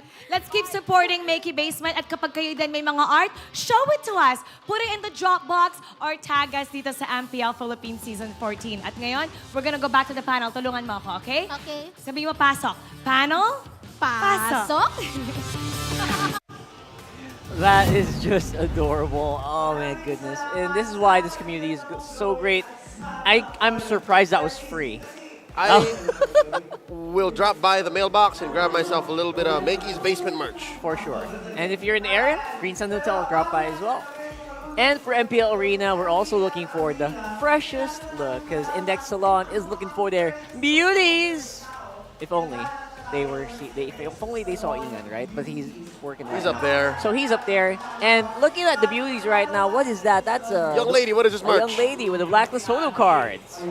This distinguished gentleman. Distinguished. He's got that New York. He's got that swag, yo. He's got that New York drip. All right, and what is there this? you go. Is that, what are those head? I think I love it. She knows she's on camera. As well. She's playing with it. There you go. Is that? If I was, is that Cordy? It's not. That's not Cordy, right? No, like Cordy's out of town. No, he's out. I had to double check, man. I had to double check. Rockhard and I are connoisseurs of cardboard squares. Yes. We want those, whatever that is. Excellent. Congratulations. Oh, there it is. The Index Salon Beauty with, of course, the trading cards. We will. By the way, it's for men and women. What? Index serves men. Oh, yeah, 100%. And anything in between. Everything, all of us. That's right. Not sure if pets, though. England was there. Yeah, I was there. Yeah, so drop by and get yourself some services all the way from Index Salon. Believe it or not, they could help me with the little hair I have. They Really? Could help me. Oh, I thought, all right. I thought we had a schedule there that I had to look at. All right, so going back into the match, MP the King and Haji's combo, that was insane, obviously. And again, Perks, he's the unsung hero of that last one. For sure. Yeah, and for sure. I don't know if it was mentioned already today, but last night you and Renmar spoke to Bonchan, right? Yes. Coach Bon Rica Plaza. The plan. And he shared how, if I'm not mistaken, this is a story I picked up from watching the interview. He told Perks, or he showed Perks videos of great roamers, and then emulate this, do this. Right? And that's why earlier it makes sense why I talked about it and said, this is very Mamba-like. Like all of these catches are very Mamba-like. I'm pretty sure among those videos, Chakno should have been there. That's actually correct. The likes of Ogwin, the likes of Kiboy, the likes of Yaoi. Yaoi should be there. Right? So I feel like if you guys are watching, let me know who's the golden standard of roamers. Of setter tanks. Of who Perks watch. Let us know who you think. Who was in that video reel? Yeah, we want to know who you guys think, all right? So we're going to the draft here. Here we go. For game number 2. Hayabusa getting banned out. Likely Light was there too. Oh, what if? If you're talking about setter What tanks, if, right? You're talking about setter tanks. All right. Someone else you got to ban is Tigreal, or at least steal it away. Light plays a mean Tigreal, I'm sure. Coach Bon. For players like Light, it feels like it's baked in the DNA. They're Panda to pick up the Tigreal like he has to. Yeah. I'm surprised the Hayabusa got banned out finally after 3 straight wins here in the MPL. 2 games yesterday and 1 game today for Blacklist. Finally getting banned out. This does open up the Nolan. That's true. Nolan is currently like S+. At plus. Yeah. 100%. That's right. I agree. I want to practice Nolan now. Even before they adjusted his ult, like giving it the slow, super good he already. was still in demand. And of course, Matilda, him and Matilda. You could feel yesterday, right? It was insane. The slows from the slows from the fracture, slows from the Matilda, and the knockups, almost enough to stun you for like 2 seconds. Yep, here it is. There's Coach the Nolan. Bombi, of course. Drafting side by side with Coach Bonchan, picking up the Nolan, putting it in the hands of Michael MP, the King Andino. For RSG, what do you do here? The Edith has been banned out, so they're really attacking Nibor, man. I feel like it's not... it's always so easy to just try to take away Nibor comfort. Yeah. Because I think that's like a staple for most teams. Oh, who's the new guy? Who's the new guy here? Let's work on this guy, right? Attack him. Yeah. What do you do? Do you pick up something as early as... here's the thing. Hylos in Moscow. Something tells me Terizla and Arlot. Those are the 2 big heroes that you want to give Nibor. The Hylos really didn't work out much. Oh That's no! right, man. There's the Luigi again! This feels like it can be a repeat. They can go for something similar here. And they do! I told you! Oh boy, they just slotted in the Nolan for the Hayabusa. All right, you know what? As early as now, match point for Blacklist. ban or steal the Tigreal. If I'm right, I told you so. If I'm wrong, RSG have to give something else to Nibor. I'm not a fan of the way he played the Hylos. Because again, Nibor is a proactive guy. Right. As soon as his battle spell is off of cooldown, he's going to look for plays. Oh, yeah. And that may or may not be the detriment of his team, but it's what he does well. So if you give him the Hylos again, I don't know if the Revitalize is as good a green light. You know what I mean? That's right. It's not like... It's not like a flicker. It's not like, it doesn't work out the same. That's right. I feel like put the Hylos on roam, then just go for something like a Terizla. Then a Or something. That's probably what I'm thinking. But it feels like they might just repeat what happened earlier, man. Just tweak? Just tweak it, man. All right, here's the Julian. Last pick for the first phase. I reckon Ira's going to play closely to what Kyle TZ did yesterday. Because again, recap to that sweep by Blacklist against FCAP. It's not like Kyle TZ was getting bullied by MP the King, by Nolan, right? If anything, he was killing him 1v1. And yeah, absolutely. And Nathan open as well for Blacklist in these scenarios. So Oheb can play him in Nathan. That's pretty good. Yeah, so Oheb pretty much open here. Surprisingly, he's not the one getting banned out anymore. Yep. I guess enemies of Blacklist realize, you know what, we don't need to focus on that. Harif not banned out yet as well. I wonder if RSG might think of banning it out, right? Yep, there's a CC previously played I by mean, you know, right there. Yeah, see? That's Even the fans know. That's kill one. Kill one. That's a Filipino magic boy.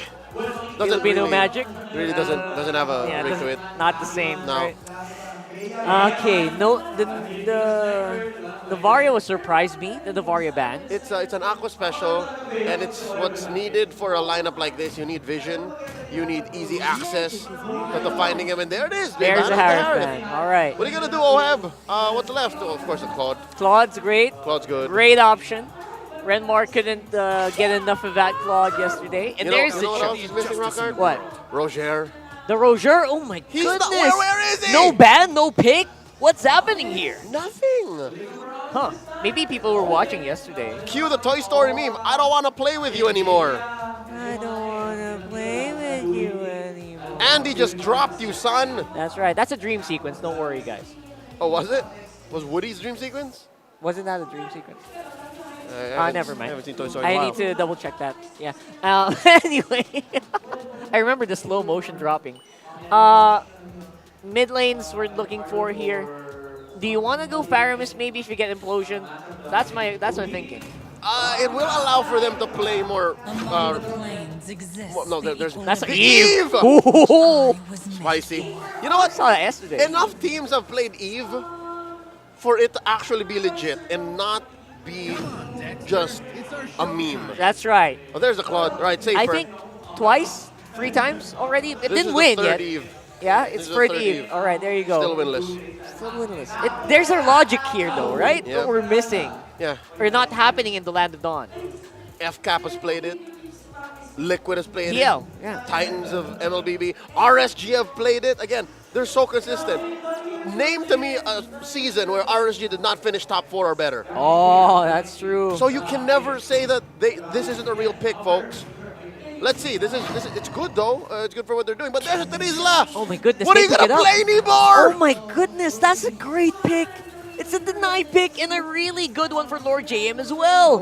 Oh no. The Arlo. Where's the Arlo? The Arlo banned Arlo out? is banned out. No, it's not. Okay, go. Pick the Arlo. That's it. That's the pick. I think it's good because you can final slash him into the real world. Yeah. You can final slash him into the glorious pathway. So, do it.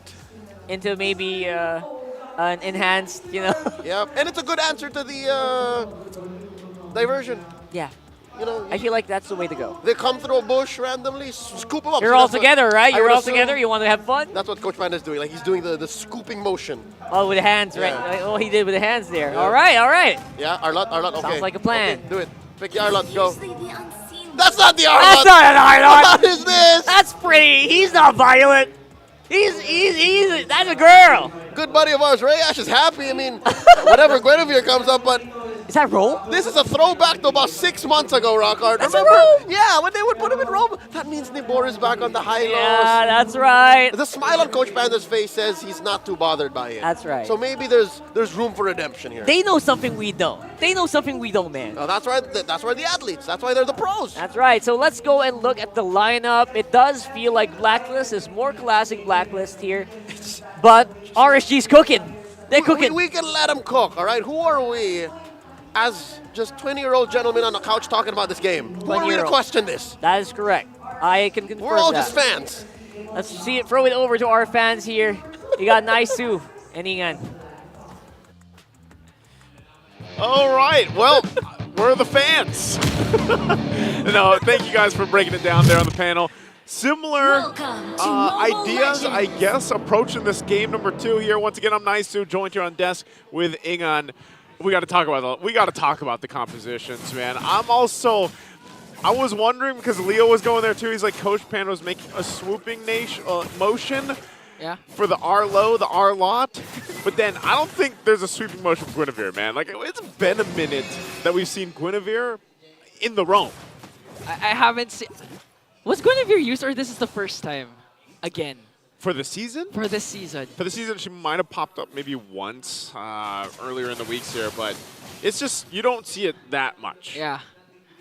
We'll see, because Light has been a Guinevere user at the roam, and they honestly need a catch onto Oheb or even forces Purify. And with the spatial migration, Violent Requiem combination, you know, it's going to be an easy job for Light. Right. There was a jump right there, already burning the flicker from Perks. And that's, again, something we have to talk about, too, because if you guys missed game number 1, Perks was a big part of why a lot of the set potential was there and why it looked like a very clean game from Blacklist International in game 1. Yeah. We'll see if there's going to be an adjustment or an answer, I would say, from RSG. Maybe Guinevere fits into that puzzle. You also still have those 2 Purifies. Here comes the first jump onto Lord JM. Has to use the flicker to evade. Now Blacklist trying to fight back. Okay, if Light continues that aggression, it's gonna be a hard game for Lord GM because again, there is you need the position, you need to get the brushes right, you need those unexpected penalty zone plays, especially with a flicker and Light goes in once again. It's flashbacks from yesterday. What'd they do to Julian's damage? They said it was a nerf. well, you don't feel it when Irad or MP the King's using the Julian. I'm going to have to go through the code now at this point and look to see if it was actually a nerf. Julian just feels like he's doing too much, man. I don't know. Part of the damage. But that's already an objective being secured here, taken now, RSG. And part of this, you know, going back to what you were saying as well, some of the initiations that can happen and how things fall into place, I think part of this is, yeah. Here goes another jump. Now Oheb has to use the Purify. And this is what we were saying. With this Guinevere pick, it's easy for RSG to pop the Purifies of Blacklist, for Haji, for Oheb. With one jump, you don't even have to commit the Violet Requiem because there's a lot of follow-up coming in from RSG. One spatial migration and the burst from the Julian. We don't know what they did to his damage, but I think it's going to be enough to force Oheb and Haji to pop the Purifier right away. This could work in a couple different ways here, Ingan. The way I see it is like, number one, Light's already doing a great job at finding, you know, the spatial migration, but let's say you play into the Glorious Pathway. It slows everyone down, plus the real-world manipulation. Oh, it's a Light lot. could actually just wait and then find the right targets. Otherwise, it works vice versa, where he is the one finding that pick-off potential and everything else. So this time around, I feel like RSG has layered that kind of the safety lock, if you will, because our panelists mentioned it. Like, Nibor on the Hylos last game wasn't, you know, it's not what we're used to seeing. Like, he is that type of player that is able to be a little more aggressive, get the setups himself, and that's why Blacklist went out and banned all his heroes. You know, he doesn't get the Edith because Nibor's best performances so far has been on the Edith. Yeah, especially, I remember Umi mentioning this a while ago in the Talent Lounge that whenever Nibor has the Edith, has the flicker, automatically he makes plays right away. He goes. There's no patient game when it comes to Nibor's Edith. and that's the thing. You're not going to do that with a Hylos with a Revitalize. Yeah. Like, they're going to see you coming from a mile away. You're going to drop down. Literally. And, yeah, literally. Like, you're highlighted on your pathway, all glorious-like, literally. And then, you know, so you don't have that surprise factor that you see from Nibor's Edith before in the weeks prior. So I feel like, again, going back to this fact where they have the Guinevere and even the Eve, who also has somewhat of a struggling win rate. Yeah. This is all layered well, and then, you know, the damage profile that you have between the Magic and Physical because of you have a Julian with Eve, and then you have the Moskov. RSG has covered their boxes and the bases. This should be enough to get them, hopefully, to a Game 3, because that's what they need. Remember, both these teams are in pretty big stakes for getting to the playoffs here. Light commits the spatial migration combination onto Perks. Look at the damage coming in from RSG. All of a sudden, Perks is gone. It's the glorious pathway signal for Nibor just to zone out Blacklist as RSG works on the turtle. That's a good play. That's a good pickoff coming in from Light. Yeah, great usage. Once again, that we were talking about there earlier on. Second turtle being secured already. So right now, RSG in control of the game. Much better than what they had to deal with the previous one. And MP the King's going to have a much harder time this time getting, you know, to that snowball potential that he got in Game 1 with the Hayabusa. So you can see the difference, the shift, and even the game plan here for Blacklist International. Okay. Okay, Oab goes in with Blazing Duet just to clear out, but look at the damage, though. Okay, so this time, Blacklist is actually on the passenger seat. Although things can change with one setup coming in from Perks or Lord JM, again, it's all about who sets up first. Because even if Perks manages to set up 3 onto the backline, if RSG manages to catch Oheb once again or Haji, it could be game over right away for every single clash. You know, when you talk about it that way, and part of this is like the Claude. I know we heard this pretty extensively yesterday, and now that it was picked up today, the Claude gets online faster now. Yeah. I think it was Redmar originally that was just very adamant on saying, like, yeah, now you just need the 2 items. You don't actually need that trinity of the item set anymore, where Claude is actually a pretty big threat. Oh, you can already see this play being trying to be made up here. Oh, it goes in right away with the Blazing Duet again, just Clears to clear it the out. minions, making sure that RSG doesn't get the turret up top. Okay, so is this the play on? Do you think this is the right choice for Blacklist to slow things down as much as possible, try to keep that gold lead from getting too out of hand? Yeah, they have to. I mean, the first requirement of Blacklist lineup is, of course, MP the King Snowball. 0-1-0, not off to a good start compared to game number 1 wherein he had 6-0-1 before he was shut down. So they really have to play on Oheb right now. Because plan A, MP the King, so far hasn't been activated yet. We have to wait for Oheb. We have to wait for those setups coming in from Perks and Lord JM to eventually regain the lead and get objectives. See if they can do that diversion. Going to be used here. No one falling through just yet. Turtle, though, less than half health. Okay, they're going to send Oheb, try and get the trade for the turret. Wow. Down bottom as RSG secures another turtle.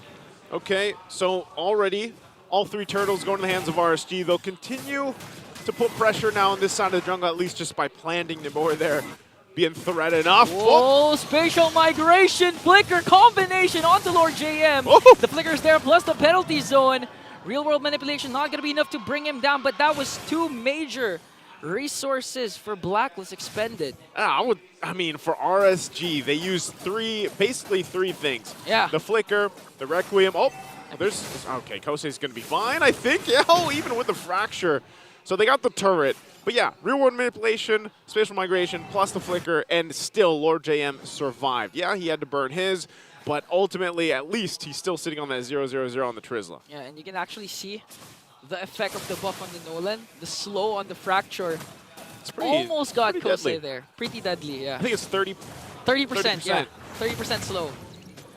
And right now, you're going to see that Nolan like pop up more, especially if it doesn't get banned out. Yeah, if it doesn't get banned out. I mean, it was, I can't remember if it was all games yesterday that we saw it picked up, but, you know, for the most part, it's just going to be something that you have to keep in mind. But already this Tier 1 pushed in, Oheb finally getting it down, and also on the flip side, the same thing is going to happen as Kosei picks up the one on the bottom side. Both teams are trying to get that space to work with. At this point in the game, when you get ready for that first Lord, you really need to have the space to move around on the map. And so you start focusing on these tier 1 turrets, and this is where the utilization of a diversion could come into handy too. You obviously send out Oheb, he comes back with the BMI. Yeah. We saw this combination as well, just like earlier, it was the Hayabusa. Now it's going to be the Claude, and that's something that still RSG has to deal with when it comes to managing the waves around these Lord dances, these Lord shuffles, like the way you like to call them right now. Yeah, eventually, for sure, Haji's gonna be sending perks, not Oheb anymore. Like similar to what Omega's been doing with the Louis combination, whether it's a Beleric or whatever, as RSG works on this Lord. Good zone here.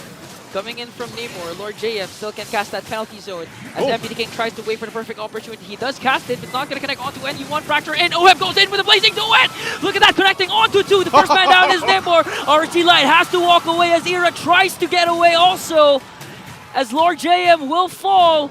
Kosei working on perks, but here comes MP the King with the fracture to bring down 2. Oh, that was so well timed and orchestrated. Blacklist gets the Lord. MP cleaned that up. He goes on the chase, and then, he even picks things up. He's going for more. MP goes in with the fracture. Ira did not see that coming. I'll say it again. It was well orchestrated. The diversions with MP the King are on point right now.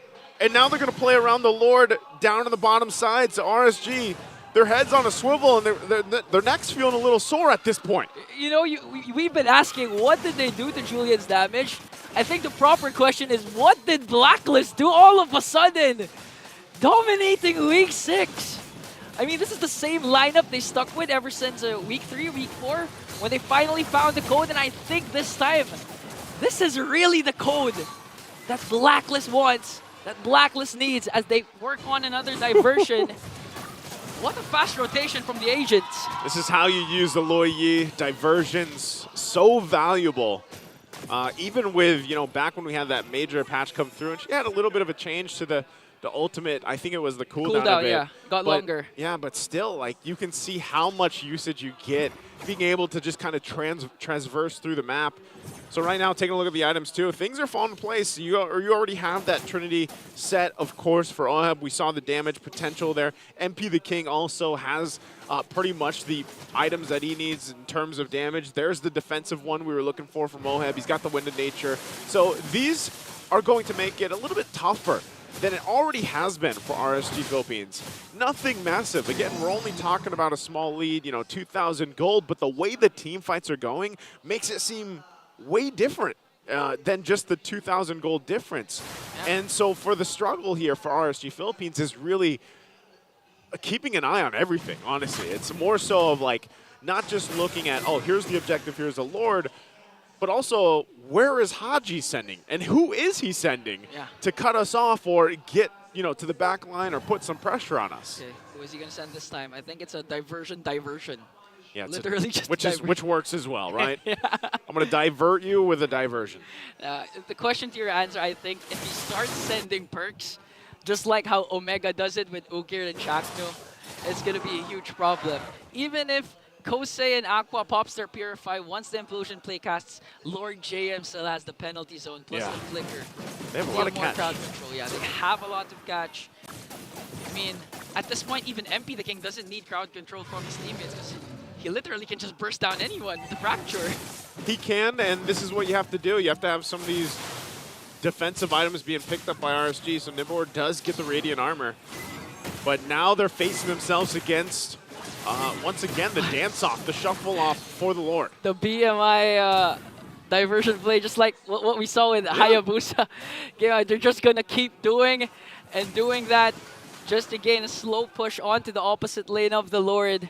We might see an exact outcome of game number 1 with this potentially last Lord for Blacklist. And this is what I was saying. It's a good point. Like, the part of the point is the economy isn't, too crazy of a difference because RSG could also just be waiting for some of those key items being picked up. Kosei did just get the Wind of Nature himself, so he's got a little more defense to that to deal with, but still, it's just the slow game for Blacklist. We saw the same exact thing from game 1, where it was just, let's take this discipline route, let's be slow, let's take the calculated approach, and that's what RSG kind of got collapsed on. So it's the same story, even with this whole thing. I mean, if they get to a game 3, RSG might even think about just getting rid of the Loi Yi. Yeah. But right now, they've got to deal with this because the pressure is here for the second Lord. Okay, now this time the difference is Kosei has the Moskov, so as long as Spirit Destruction connects, it's okay. Lord JM goes in with the penalty zone onto Light as Burks works on Nibor. Nibor trying to soak up the damage. MP the King gets the Lord!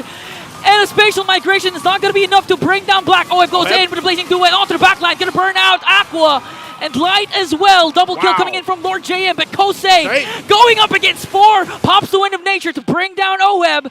That's a 2-4-3, but Blacklist secures the Lord. Diverge on play. Here comes MP with the fracture, but a beautiful stun from Kosei to answer right back. That was an outplay for Kosei, but RSG has to deal with the Lord. Oh, RSG's dealt with that before, but right now it's only Nibor. Okay, here comes the Glorious Pathway just to delay the push. 3 seconds before Light becomes online once again. Nibor safe here, but the Lord marching in as he tried to burst down and inhibit the turret. Light wants to go for the spatial migration onto Haji. I think it's going to be enough because here comes Aqua. I think that's all they're going to be able to get, that one base turret, maybe a little bit more push here, but ultimately everyone from RSG is going to be back online for the defense. So good response. Again, Kosei and RSG has seen that play before with a diversion into that brush right next to the purple buff. So good response. Because if MP stayed alive in that exchange, it's over. They probably would have been over as they punched one in. So they're going to take some more, though, of course, from RSG. But RSG ultimately still in this game, still able to make something happen and have this comeback. I know, if RSG manages to come back from this game, that was the game-winning moment, honestly, for Kosei. For Kosei, yeah. Spear of Misery catches MP the King, goes up against 3. And even prior to that, he was able to take down Oheb because he knows that Oheb was casted already as Wind of Nature once he went in with the Blazing Duet. That's why he has more kits. He had the Wind of Nature to bring down Oheb, eventually outplay MP the King, but Haji finishes him off. Now RSG, if they manage to just get another beautiful pickup from Light, they could extend this game. They can definitely extend it. And now you see the Immortality starting to come into play too, just picked up here by Perks. So he's got that available, and usually when Perks does have that Immortality and he has the Flicker available, he starts to take some of those chances if he has to. Again, the game plan for Blacklist could be a little bit different than what we saw previously, even yesterday where Perks was playing the Tigreal. So at this point, RSG still has to be on high alert throughout this game. You can see the push trying to happen there on that bottom side. Really, with one base turret down, Blacklist can still do the same thing. By the way, grab your emotes while you can, but they're going to have to defend. Okay, Real Romanation has to be casted. Haji got bursted down! The slows coming in from Aqua. Wow. Huge pickoff for RSG. Good pickoff. And you're 10 seconds away from the Lord, so I'm not sure on the call there. Haji, he ends up going through, tries to get out, and now they're down a member. So Blacklist has to delay this, because if they don't delay it... All right, spatial migration. He's going to go on to Perks. He has the Immortality, though. Has the Sacred Hammer to walk away. Hasn't been popped yet, but Kosei goes in. Glorious Pathway. Lord J answers right back with a penalty zone. MP the King trying to burst down Nibor here as RSG works on the Lord. Kosei trying to keep Blacklist at bay here as they work on this Lord. Trying to delay it. You're going to delay Lord J. He has Haji's no penalty up. zone. Haji's up. Perks as well. Here comes Perks. Perks will be bursted down as Aqua gets the Lord. And the Raiders all of a sudden with the answer. Oheb with the Blazing Duet. It's not going to connect though. And again, this is what we were saying. Just a good setup from Light is all you need to turn things around. That was messy. That was, I mean, there was so many disconnects there from Blacklist International in the last like minute and a half or so that it looks like they were scraping to try to find something out of the exchange, and ultimately they lost a whole lot. And as they're going to continue to lose a whole lot now that this push from RSG is going to happen, and this is where possibly they could end up flipping the switch and get them to a game 3. Oh, they're sending Oheb.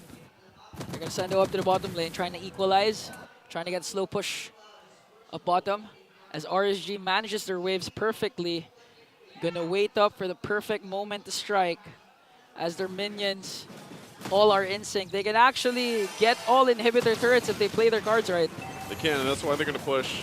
Get this tier 2 in the mid down. Lord making its way. They all managing the waves to get lined up here. And that's the thing, Irad also push that in a little bit further. So now they're going to have to also deal with that bottom wave. But right now, the focus here on the top lane.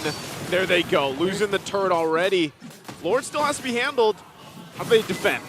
Problem is Perks, Lord J, and they don't have their flickers ready yet. They can't go for those miracle setups.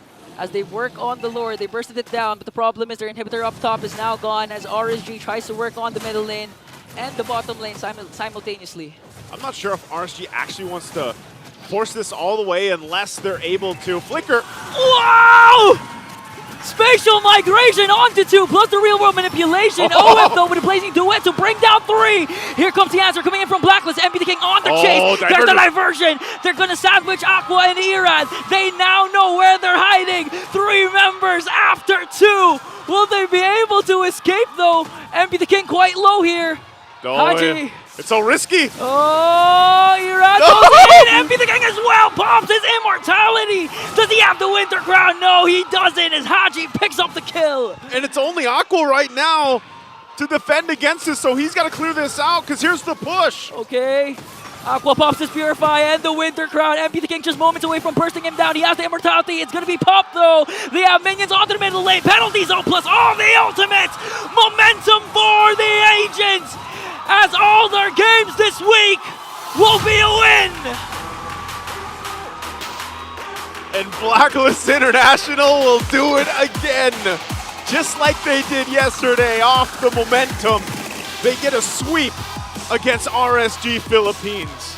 Quite messy towards the middle game. But you know, champions in their DNA, championship organization, these players have showed perseverance, confidence, and this time excellence as they beat not just RSG, but Falcons AP Brand also yesterday. Kudos to this 5-man squad as they're able to crack the code once again. Whew, that's exactly what they needed right now. I mean, either of these teams, whoever got the victory here, you saw, again, we're talking about a difference of 1 point in the standings, and right now Blacklist International will go ahead and get that. So playoff hopes, playoff lives, obviously all on the line as we are in day 2 of week 6 here. RSG taking their bow.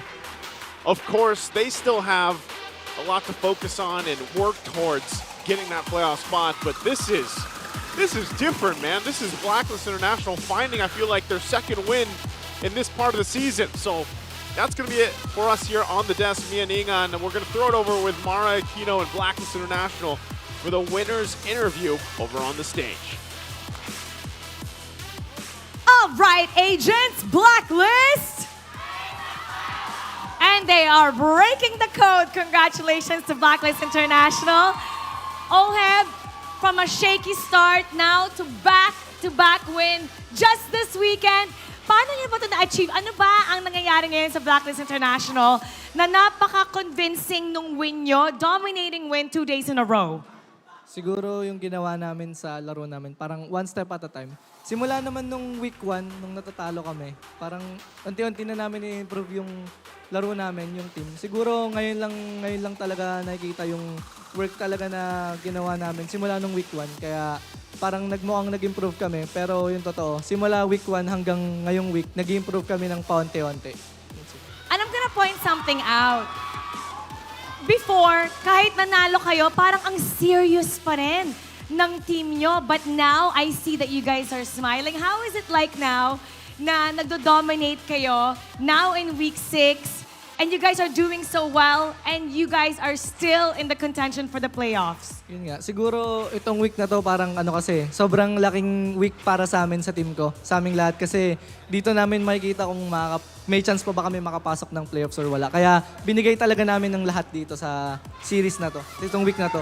And we can see that you guys are giving it your all. And now it's time to announce our MVP. Can I hear some names? Sino?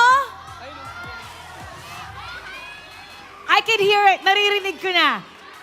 Let's take a look at the screen for the MVP. MP the King.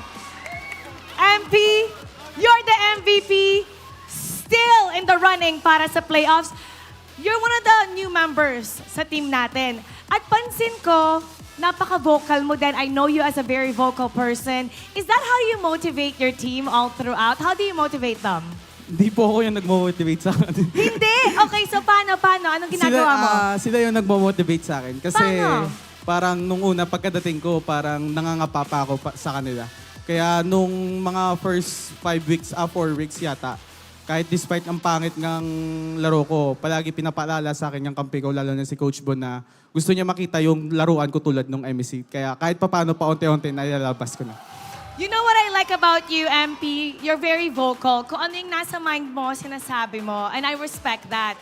Pagkatapos ng larong ito, anong sasabihin mo sa team mo? Mahal ko kayo. And we can see the love. That's why you guys are doing so well. Congratulations, MP. And now, magko-congratulate din tayo sa ating lucky fan na mananalo ng 3,000 diamonds. Come on up! Hi! Congratulations! Ito ang ating lucky fan. What's your name? Carla po. Carla? Carla, sino dito ang favorite player mo? Oheb po. Oheb! Okay. Tayo ka dito. Tayo ka dito. Okay. It's okay to go close to Oheb. Okay lang. Okay, bakit si Oheb?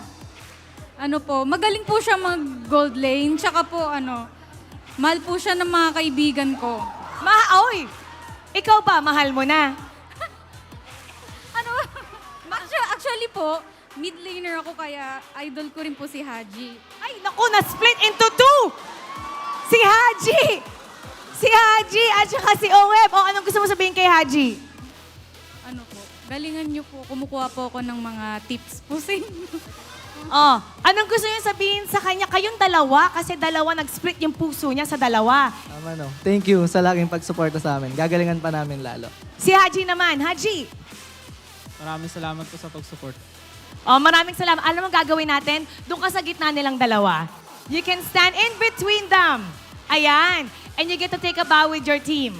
Alright? Blacklist International. You may now take your bow.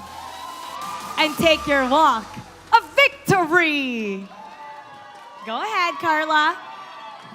Don't be shy. Ang acting lucky fan will get to walk with their team. Blacklist International. Back-to-back win at may chance pa rin sila makapasok sa ating playoffs. We're gonna break that game down for you, so we're gonna go back to our panel. Pasok.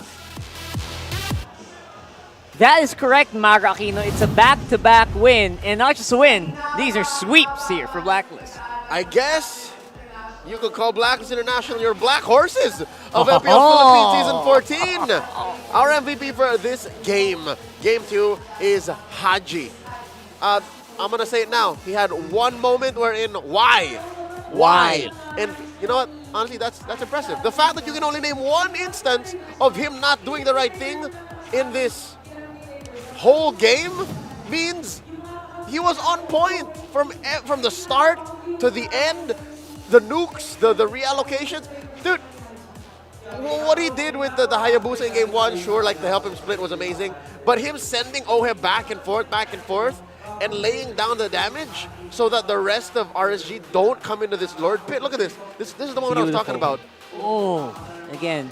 It's the post-re-engage that made it so difficult. Oh, look at Oheb in the back too. Enabling Oheb to do stuff like this is it's just massive. And I think the casters also put it very well. They're playing with a low Yi that is, has cooldowns increased. Yep. So they have to be more mindful of how they use it. She didn't use the Purify this whole time. What? I mean, sure, MP would have died. That's not Haji's fault. Nothing Haji could have done. This is Lord JM on screen right now. And even when they were down, this is a moment wherein RSG kind of found their way in. He was still doing his job.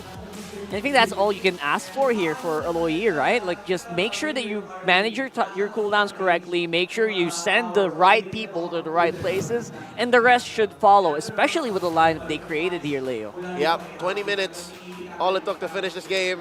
If I'm not mistaken, it wasn't on screen, the moment I'm talking about, wherein Haji just uncharacteristically, uncannily just just got Out of the popped map. by RSG. I think that was at like the 16-minute mark, 15-minute something mark. like that. In the Before we bottom ended. lane. Yeah, in the bottom lane. So with that said, RSG, we let him cook, all right? Like, I was so ready to just eat my words. That this lineup, what is this? What are you doing? You gave Nibor the Hylos, and then you Right. picked the Eve, Again. and then the Guinevere. Yes. But there's a reason why the meta doesn't shift so fast. Like, sure, you see the Nolan coming into SSSS+. You see the Matilda being a must-ban again. But when you have the Eve brewing, reintroducing the Guinevere was kind of over the top. It's too much. That was right? the camel that broke the lights back. Yeah, I mean, you put it perfectly, right? I feel like you're adding more, you know, you're adding more ketchup to like what is already like a really good dish, right? Already an exotic dish, as it is. Yeah, that's what we were talking about Putting earlier. the Eve in mid, yeah. So I feel like maybe you would have layered it better with like a more manageable, conventional mid laner. I think this would have been great, right? Yeah. Or maybe change that roamer, right? But then again, this does give RSG a wake-up call. We are in week 6, and it's clear that Blacklist taking down Falcons AP Red last night was not a one-off. No fluke. They definitely are on a whole nother level now. And look at this turret damage. MP not doing any. That means they were just on a one-track mind. He's working. They were saying, you know what, OM, Hodge, y'all do the job. Y'all do the trick. Yeah. Focus on team fighting everyone else. Send the cloud bomb in the fight, right? Why won't you? And I think it worked so well. They took these towers relatively safely. Again, despite losing out on some of these towers as well of their own, with RSG pushing up on top and bottom inhibitor, that was pretty close, I would say. But if you look at the team fights, it did feel like Blacklist just had it all the way. And when you say team fights, you can't not mention Perks. Perks played the Tigreal back-to-back here. Haji played the Louis back-to-back here. And then you have the Haya, Nolan, whatever. They're the same sides of the different coin. Did I say that right? They're the same SSS plus tier hero now in the jungle. And their own DNA. This is the Blacklist DNA that we're seeing here, relying a lot on sets and making sure that your laners, your gold laners, your junglers are surviving. So, if not with the Paramis, with a low Yi. And it's the same formula they used to win here. Team fighting extraordinaires. They just let the side laners do their thing. So, amazing work by Blacklist. Again, who's next on the hit list? That's something we'll have to find out. There's very little room for error now, right? We are closing in onto our playoffs, and we got to read this fan comment. He says, get used to Blacklist. Being there because Haji and Oeber still does MV2. That's right. And they're going to be warming up later They heat up later on on the season. Yeah, they heat up in the end. Happy for MP the King. Okay, That's right, Podell. That's right. I'm so proud of Blacklist. This is what we were waiting for. Stay calm. Tranquilo. Bethany Pavale. All right, That's you know right. what? That's what we were talking about. Rocket, I said, I wish we saw this MP. I wish we saw this Blacklist week 2 or week 3. Exactly. This is what we were expecting anyways. This is the Blacklist that everyone was waiting for, even way before the start of the season, right? This is the performance level that you expect from the caliber players that they have in this roster. And I think finally they did find the mix in terms of like who's playing. They found the mix. This is it. In terms of the heroes that they want to play. They have the DNA. They're sticking with it, and it works. Who knew that for them to go back to 1, they had to find the perfect 5? This is the perfect 5 for Black. Perfect 5, 100%. And if there's any variation, I hope it works better, because right now the Blacks we have can go toe-to-toe against Titans. Variations coming might be in the meta. But you're right, they are now Titan Slayers. FCAP has knelt before them. That's right. Again, my question is, who's next? Who's next? We'll have to find out later. But you know what? Who's next on the matchup? The guys you saw walking right behind us, those are Fnatic Onic Philippines. Super fam! And TNC Pro Team. You don't want to miss that. This is MPL Philippines, and we'll see you in a few minutes. Don't go anywhere. Wow. Ooh.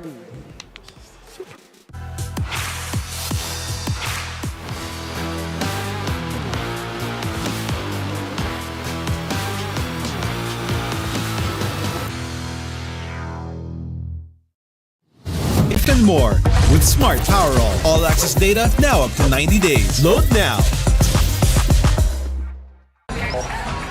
No signal, no fun. If only you could switch in an instant. But wait, you can with the Smart eSIM, backed up by nationwide coverage. Get your Smart eSIM now.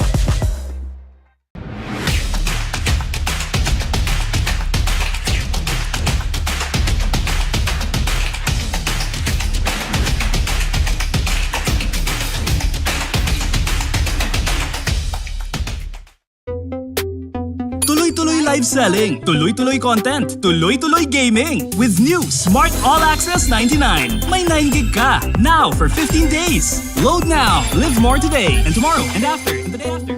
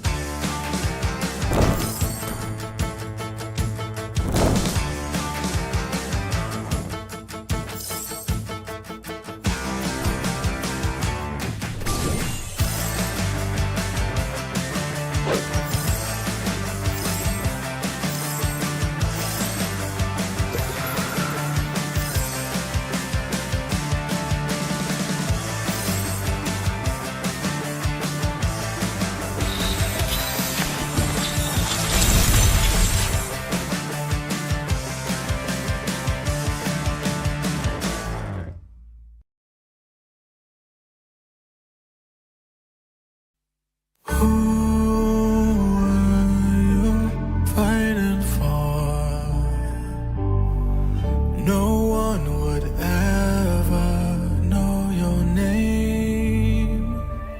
Who were you waiting for?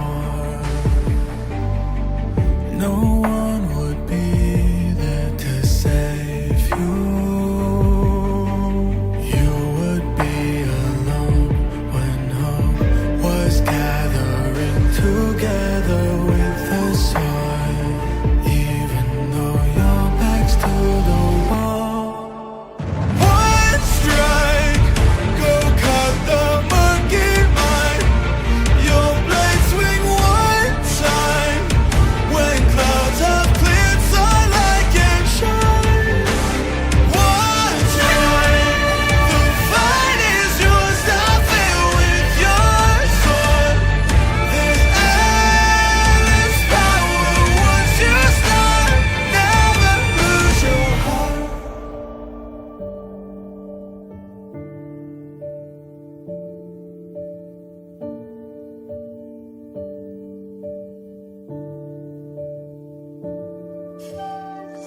Tonight is dark and the shadows are deep. Who can protect the world? A light of hope shines in the dark. One strike, I swear by people's side. Keep faith just one time. I'm gonna light up all the fires. One strike for my desire, a light up so bright. Each of the power in my heart, I'll defend the world.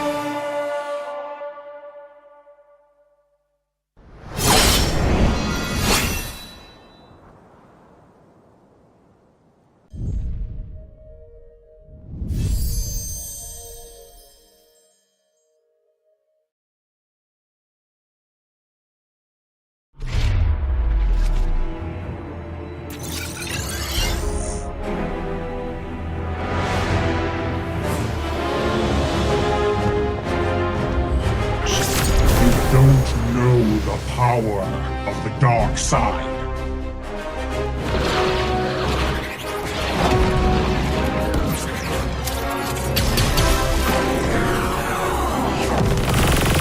Target on the move. Prepare to engage.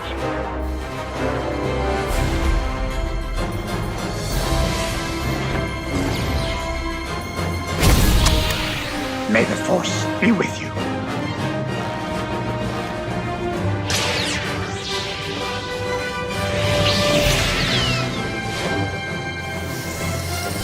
I will do what I must.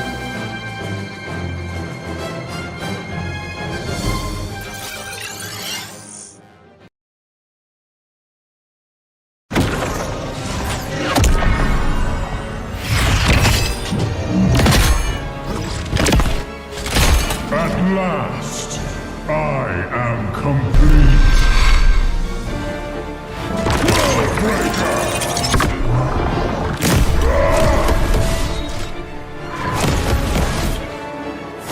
Come in fairness.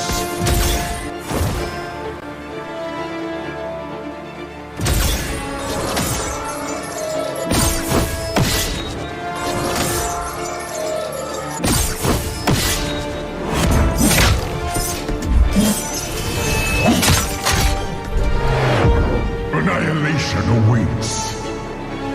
Boundless is my hunger.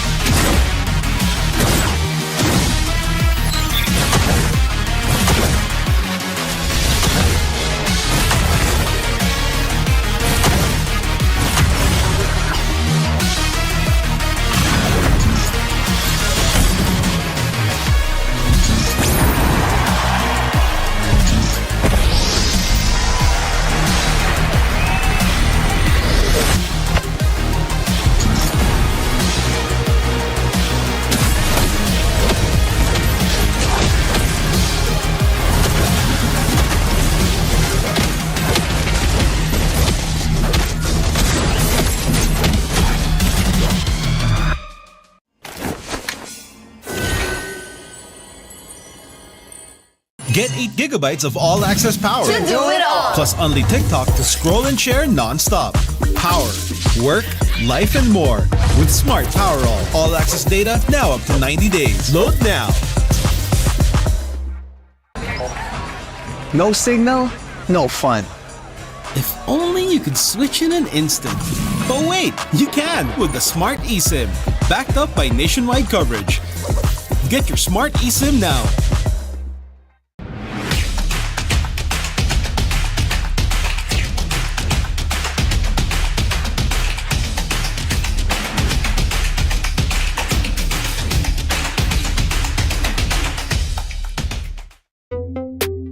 Tuloy-tuloy live selling, tuloy-tuloy content, tuloy-tuloy gaming. With new Smart All Access 99. May 9 gig ka, now for 15 days. Load now, live more today, and tomorrow, and after, and the day after.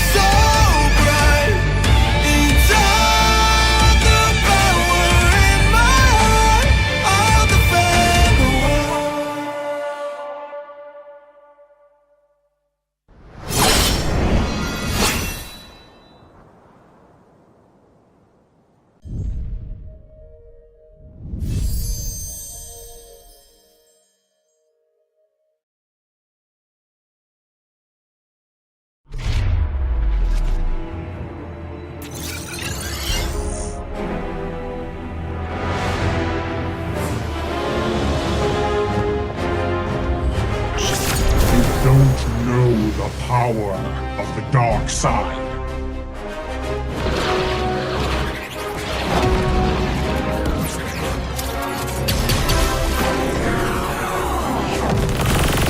Target on the move. Prepare to engage.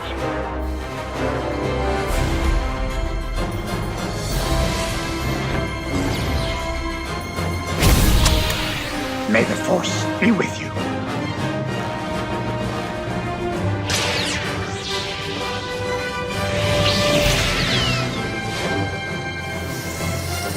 I will do what I must.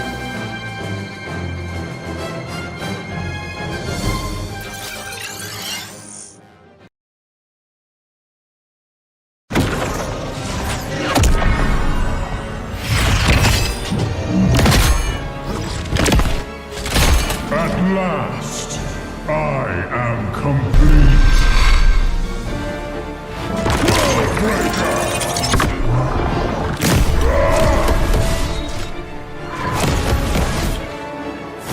Come in fairness.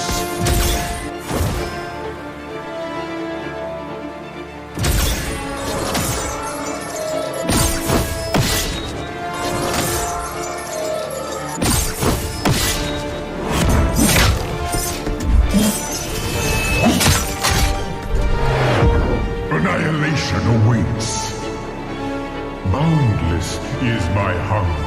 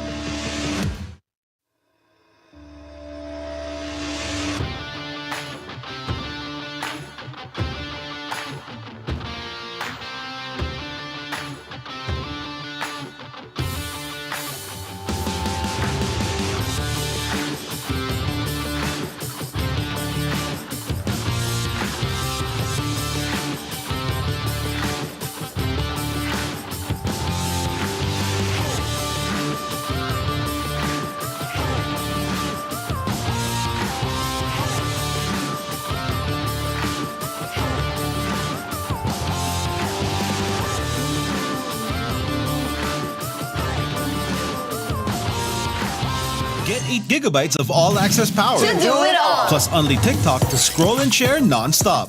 Power, work, life, and more. With Smart Power all-access data now up to 90 days. Load now. No signal, no fun. If only you could switch in an instant. But wait, you can with the Smart eSIM. Backed up by nationwide coverage. Get your Smart eSIM now.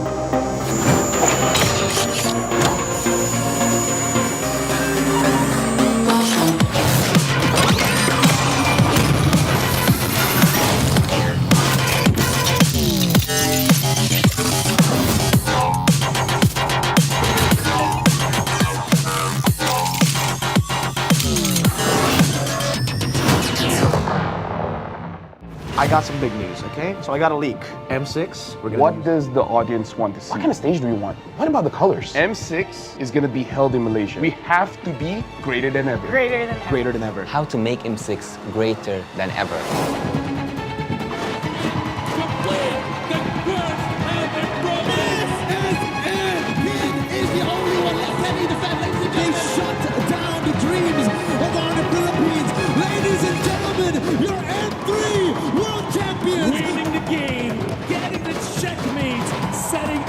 They are the curse breakers, the two-time world champions! Before we begin, I just want to say thank you very much, gentlemen, ladies, for coming today. We have something very important to discuss here, right? Because right now, imagine yourselves as Moonton. We're the publishers. M6 is going to be held in Malaysia. So I need ideas to make sure that M6 gets good. This time, it's gotta be better. Like, it's in Malaysia, okay? We have to be greater than ever. Greater than ever. You know what? That's gonna be the tagline. You like it? You like the tagline? That's a good tagline. That's a good tagline? We went from Join the fight. Join the fight. Join the fight to the top. To the top. Dare to be great. Dare to be great. Be better than great. And now greater than ever. You know what? You're a genius. I'm a genius. You're a genius.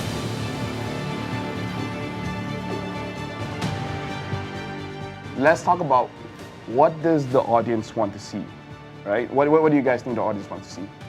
More teams. More teams? How many are we talking? I don't know, but more regions, more teams. How does 16 sound like to you? I mean, it's what we had last year, right? That's true, though. I'm kind of dumb. Do we want more teams in the wild card or the main stage? Because there's a wild card. We had it, yeah. I'm okay with the 2 slots for the wild card. 2 slots? And then 8 in the Yeah, wild card. 2 slots for wild so card, total for sure. 24. Because I'm a believer that the wild card is a legit part of the tournament. I agree. Do they actually want smart stuff? Non-PH versus PH finals, I guess. Non-PH, yeah. Non-PH, Oh, non-PH. We got that in M5 though. What specific region do you want in the finals? North America. Wow. That one is a bit. I don't know about that one.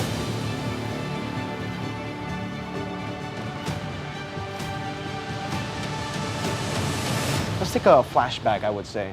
Throwback to the days of the past. M1 was a great time. M2 was a great time. Every single tournament, it was great. He's got a lot to say about history. I love history. We got to talk about logistics here, and I feel like we need to include Mara for this one because we got to talk about the stage. M1, the stage was pretty good. I feel like it really sets the tone, right? Mara, you've seen the stage for M2, M3, M4 up until a few months ago. It was MSC as well, but let's not talk about MSC. We're talking about the World Series. Like, what kind of stage do we want? What about the colors? I think the color should change depending on what stage we're in. So if it's a group stage, it'll be a different color, wild card different color, and when it's the grand final, so they know exactly, especially when you're looking back, you know exactly what, which part of the tournament Good it will visual be. storytelling Yes. too. So you just have the LED, just changing the background just a little bit. From the past, I would go to how to make M6 greater than ever, right? Greater than ever. I would say that build up a story because everyone loves a story, a good story to be told at the upcoming M6. So let's say, for example, not just about the players, maybe about the region itself, maybe about a team that struggled so much. We have seen a lot of teams and a lot of regions develop in the previous, I would say, M series, even MSCs and every international tournament that we have. So why don't we focus on building a story that isn't matched to any other story that we have ever heard in our life? I think if we're going to cover story, what about something documentary style? You know, like something that you're back in M1, you're back in the place where it all began, and you cover some of the talents who have been around since M1, some of the players who have been around since M1, who have been around through several M series.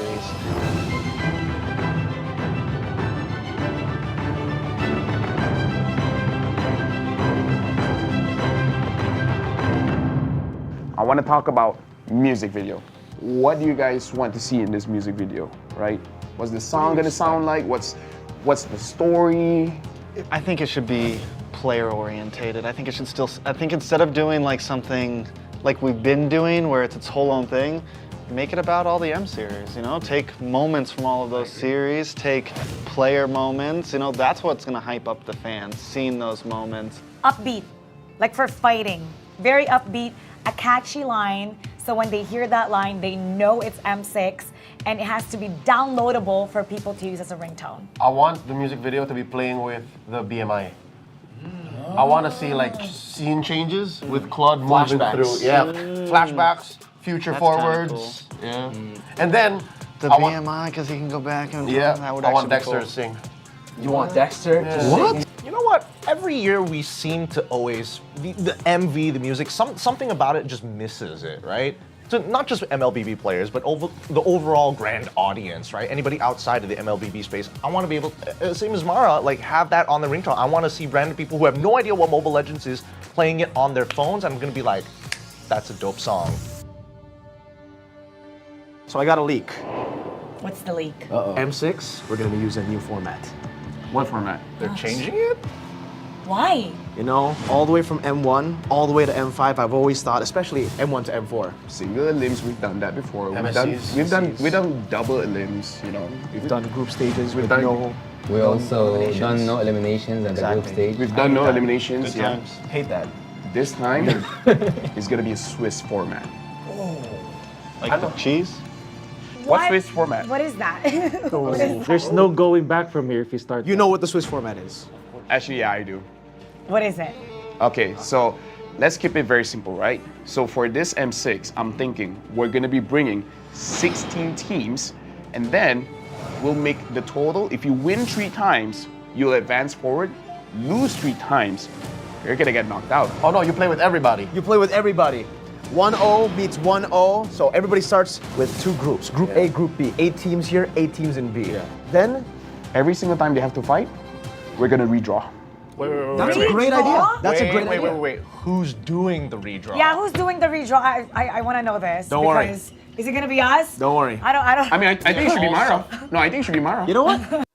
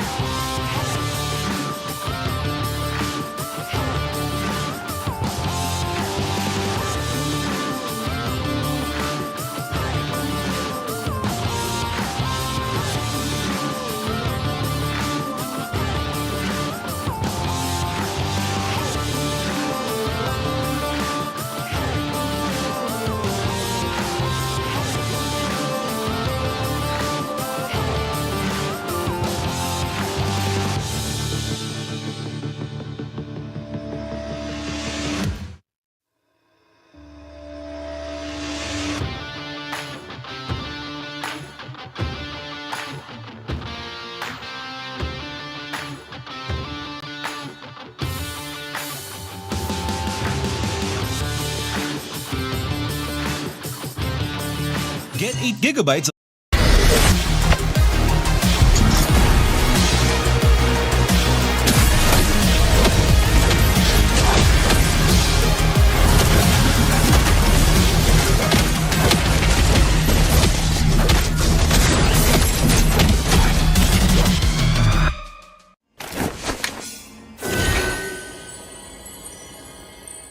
Get 8 gigabytes of all-access power. To do it all. Plus only TikTok to scroll and share non-stop. Power, work, life, and more. With Smart Power all-access data now up to 90 days. Load now. No signal, no fun. If only you could switch in an instant. But wait, you can with the Smart eSIM. Backed up by nationwide coverage. Get your Smart eSIM now.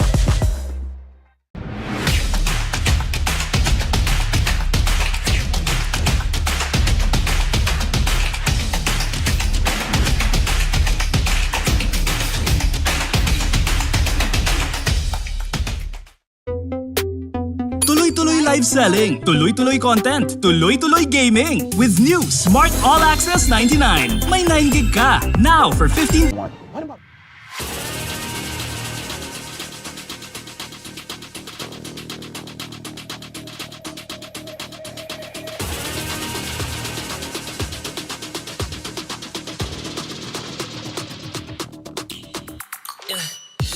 Like I might get over, but you can give me in no corner. I know I can make a comeback, ace this round and finish this game now. Got the power on my shoulders. Yeah, you know that I'm a soldier. You can keep me off my guard, but you can't keep me from my honor. I feel like the floor is lava. The energy's getting higher. You're saving my arms. 'Cause I know just what I got.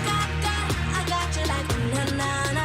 And you know I hold the power. This feeling I love. Oh yeah. Making my grind good to great. So don't stand in my way. Standing tall and I won't fall over. We are better than great. Good. We are better than great. We stand tall, won't run away. We are burning, nothing gon' change. Great. We are better than great.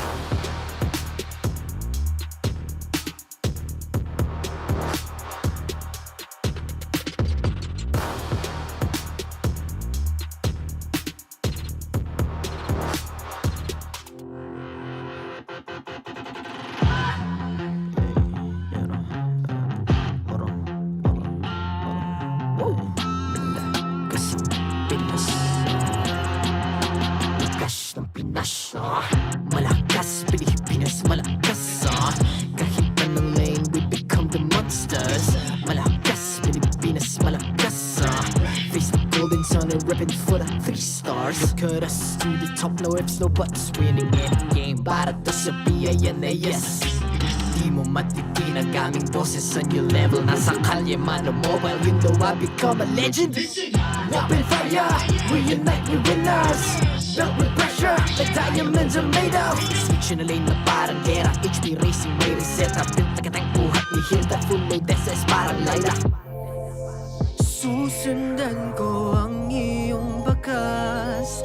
Kasama patas, tagumpay natin to. Dahil tayo'y malakas. Para sa Pinas. Nasa amin ang alas, hindi tuwa atras. Kinikilala sa taas kasi kami ang malakas. Para sa Pinas.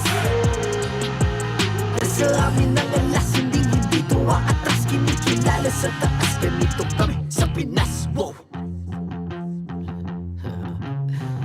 Hold on. Yeah, wala ka sa Pinas. We are Laging every beat, no surrender, no retreat. Pag nagsama-sama, just imagine what we can achieve. Laging every beat, no surrender, no retreat. Giving 100 all my all, 'cause we just cannot be defeated.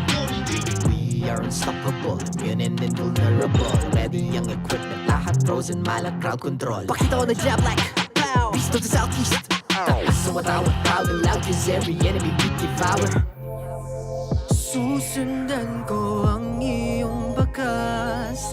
Kasama patas, tagumpay natin to. Dahil tayo'y malakas. Para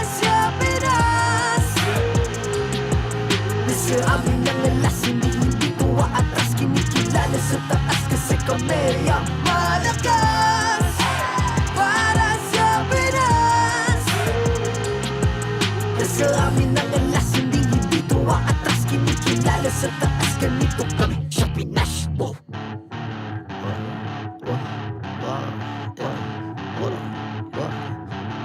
Malakas, Pilipinas, malakas.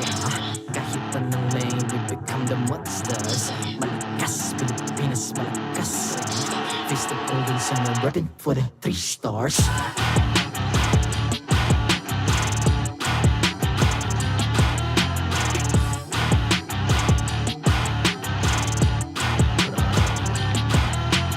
Ang lakas ng Pinas, we unite, be the stars. Ang lakas ng Pinas, we unite, be the stars. Ang lakas ng Pinas, we unite, be the stars. Ang lakas ng Pinas, we the stars. Ang lakas ng Pinas, we unite, we the stars. Ang lakas ng Pinas, we unite, we the stars. Ang lakas ng Pinas, we unite, we the stars. Ang lakas ng Pinas, we the stars. The 14th season of MPL Philippines is brought to you by the following sponsors. Smart, the official telco partner of MPL Philippines Season 14. The official tournament phone of MPL Philippines, Infinix GT20 Pro. Official suppliers, EMC Asia and Index Salon. Experience the MPL-PH Season 14 action live at Green Sun, Makati City. Grab your tickets now via official MPL-PH website. Don't miss any MPL action by following our official Facebook and subscribing to our YouTube channel. Follow MPL-PH on TikTok for more content. And to ensure the equality and fairness of our games, MPL Philippines is also monitored and supervised by the Games and Amusements Board.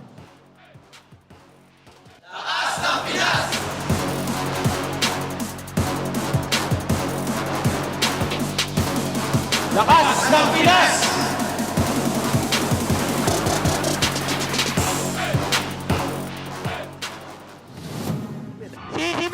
Nice, lakas mo, bro. Lakas mo. Tipi nga, pre. Tipi. Rapal. Kita niya? Okay. Gabulin mo. Pwede mid. Kaya ba patayin? Ingat nyo, habang ma-outplay ka. Midan mo ka, Kel. Sige, may midan ko. Ingat lang. Sige nga, midan mo nga. Sa akin nga, pre. Nagkasirad. Buwan sila. Papatayin nyo lang. Tara, mid. Ladies and gentlemen, welcome back to the English desk here. I'm Naisu, this is Ingon, and you just heard, well, I know it was in Filipino. The mic check from our match number 1 where Blacklist International rode onto the momentum that they had yesterday and they swept RSG Philippines. A crucial win for them, by the way, as that gets them at that +1 point in the standings and brings them up a notch. Now, they were breaking down. I know, I'll translate a little bit for you there. Basically, the whole gist of that. No, not word from word. Just the gist of it was how well coordinated it was to be able to get that kill because they had to juggle. They had to juggle things around a lot of times in the lineup that they had. So showing great coordination from Blacklist International. Now, looking at the standings, this is what I was mentioning. So they now are tied at 3 points between them and RSG Philippines. And of course, up there is Team Liquid at 4 points. So there's still a lot that can happen here for the rest of the week. But our matchup next to us, being on TNC Pro Team, it's looking a lot dire here. Yeah, top of the standings versus the bottom. And again, we've been saying this even previously, anything can happen. And you know, maybe TNC Pro Team might get inspired with how Blacklist International is utilizing their momentum, their run. You never know. This whole, actually so far, it's been a whole day of just surprises yesterday and then now today. And you are the proponent that usually says here on the English desk, and you know, anything can happen. Yeah. This is a tall task, though. Like I'm all for being optimistic and everything else, but I think like TNC, they've had a rough season to say the least, and to go against the #1 team right now, if they pull an upset here, that'll be amazing. I'll love it. I'll eat my words on that. But let's see if they can do that. But of course, before we all move on to focusing on the match, we do have to give a shout out to our sponsor, MPL-PH tickets. They're now 20% off thanks to our official sponsor, Smart. Become a Smart subscriber. Go to the official Philippine website and enter the promo code SMART MPL S14 before you purchase the match you want to see to get the 20% discount. So buy your tickets now before we run out. Buy your tickets now. We are, well, we're halfway point through week 6. So we've only got a couple weeks left, and then we move on to the playoffs. But we have to talk about the matchup here. Of course, it's not going to be us. We're going to have to throw it over to the panel to talk about the match. Let's throw it over to them. Tick-tock, tick-tock. Clock is ticking for one of these teams, and definitely that is something that we are going to be watching here in the Infinix Game Tambayan. I'm Brockhart. This is Leo. And we are on site, as you can see, right here in the MPL Arena, where we are about to witness TNC Pro Team versus Fnatic Onic Philippines. One of these teams are reaching heights they've never done so before. Fnatic Onic Philippines, aka the Super Fam, facing off against the Phoenix Army, who have yet to win a single series all season long.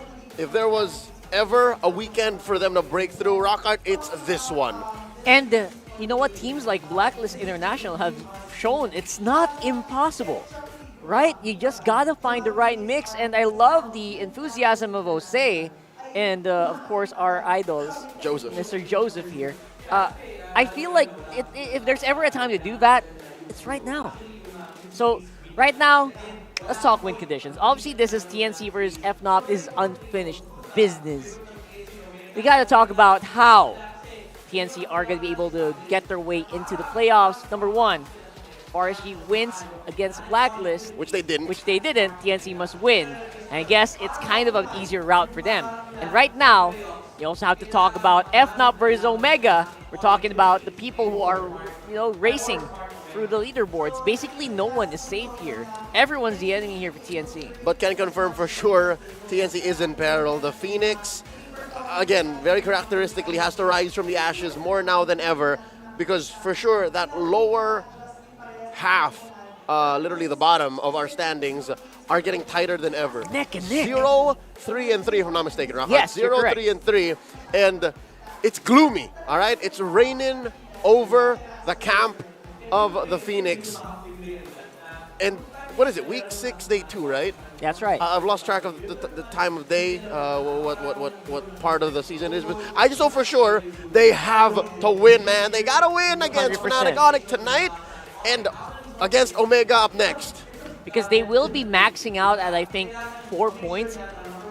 3 points right now. 4 points right now. Just barely. And 3 points if they still lose this match. So, again, it's kind of a neck and neck here between the Magician and the Bag of Tricks here for the mid lane here. Sorry, for the Roam. That's right. Well, he was once a mid laner. Talking about Escalera leading the Phoenix Army into battle against Brusco or Spider Miles. Question We saw mark? Spider Miles in action last week, and boy, he did well. He kicked all sorts of butt on a Minotaur, and the meta changed, but Spider Miles always so reliable. So now that Escalera is with TNC, formerly Fnatic Onic Philippines. That's right. No longer is he working with the likes of Super Friends or King Kong. He's now calling Lancy and Kaizen, his jungle and mid, respectively. What do, right? Because last time they met, they got swept. That's right. And last time they met, I think it was Super Princess Su Shin, who was the star of the show here. 2 games in a row against the mid lane of Aurora for Hatred. That was a really different time, obviously, right? Su Shin, bit of a change here this Euro. But also, it was a change for TNC. It's a very different lineup for them. They're rocking here Hatred instead of Lancy, and you still have Kozen and Kaizen. So there's something that changed, but if there's anything that has to change, let me tell you now, it's not in the draft, not in the metagame. The patch is here. That's already a given, 1.9.20. But right. I'll tell you now, Rockhart, TNC's mindset, TNC's communications and synergy, they're intangibles. I think that's what makes a difference, because you watch them in game, they know what they're doing. They can win. It's just some way, somehow, it just slips. And that's something that we can definitely say for some teams previously, like for Blacklist, but now they've cemented, they've fixed that. And TNC, it's your turn, man. I don't know if you guys think so as well. Let us know in the online comments, online poll rather, and as well as the comments, whether or not you think TNC can win against the Super Fam here, FNOP or TNC on the comments. And I also want to know if you have any reasons that you want to let us know. I think it's fair. Let's simplify it. Number 1, who wins? And then number 2, likely, this is a question to ask, what does TNC need to fix? Big question. Right? Big question. All of the analysts Please. in the comment section, in the chat, everywhere. This is your chance. I asked for it. I'm going to look for it. Tag me. We're going to read those comments, all right? At RockHeartGG, tag me. Not me. At Leo. At Leo Gaming. Right now, all right, so we're going to go here, and our predictions are most likely going to be FNOP for this one. I said FNOP. Yeah, I said FNOP, man. It's It so breaks hard. my heart. It breaks my heart, but I said FNOP. It's, the stats don't lie, numbers can't really lie here. Wait. We can say that we predicted FNOP, but Rockhart, you know, this is the weekend of upsets. This is the weekend of unpredictability. That's true. I'm already 3 down on my predictions. The forecast is in ruins. Like, Hey, you got Blacklist. If I got this, no, I didn't. I said RSG. Earlier? I said RSG. Oh my goodness. So all if right. I get this one wrong, the next match wrong, tomorrow wrong, it's over. I'm doing like 9 million push-ups. So, what do you think, so? What do you think? Oh, today here I'm saying FNOP. You got FNOP for this one. But again, it's I don't know. I feel like I'm rolling in a stretcher next week. My upper body doesn't work anymore. You know what? It will not be. I would not be surprised if I see some TNC fans right now. Oh yeah, no. Honestly. The Phoenix Army side, which sure. is in this case, I think the blue side, they've come in droves. They know that this is a very important match for their team. And who knows, right? In those darkest of times, in the times where everything just doesn't seem to make sense, maybe that's the time where someone's going to step up here for TNC Pro Team. You never really know, right? And I wonder if you share our sentiments or you think Fnatic Onic could come out with a 2-0. I want to know why. Comment right there, because right now, our teams are starting to walk up on the stage. It's TNC Pro Team and Fnatic Onic Philippines walking up right behind us.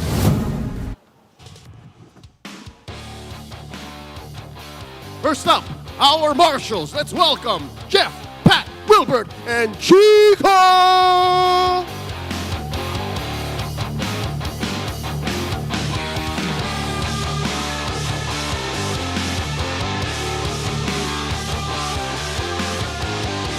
Making their way to the stage, the Wolfpack is on the prowl. They're back for another week to flex their determination and their never say die attitude. Let's give it up for TNC Pro Team!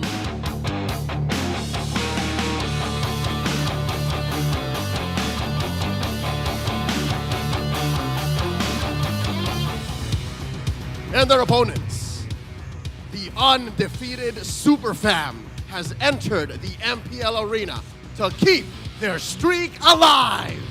Sonics, let me hear you for Fnatic Onic Philippines!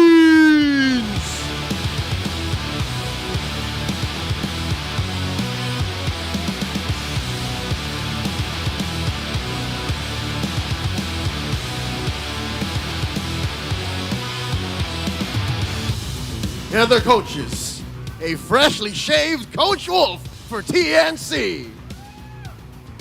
And the ever-dashing Coach Why Not for Fnatic Onic Philippines.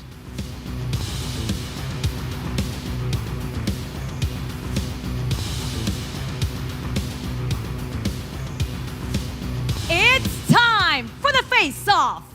Brusco, Escalera, step forward.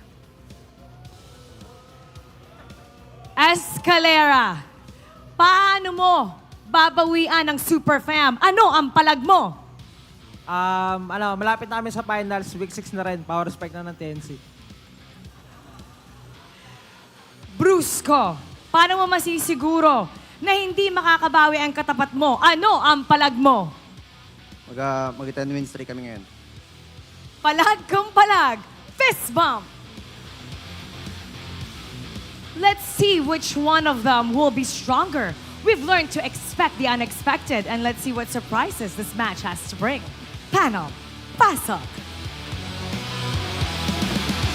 I love the fact that there can be expectations that will be, kind of surprised here, but flipped upside down. Knowing Why Not, it's very hard to get this guy by surprise, man. Yeah. But we have TNC Pro Team. They're gonna sure as hell try. Escalera facing down his former squad. He knows what it's like, Rockhart, to wear those colors, to wear those jerseys, to work with these athletes, and he's gonna need every bag, every trick in the bag. There you go, up his sleeves. That's right. To go up against a super fam to maybe end their streak. But you know what surprises me? What?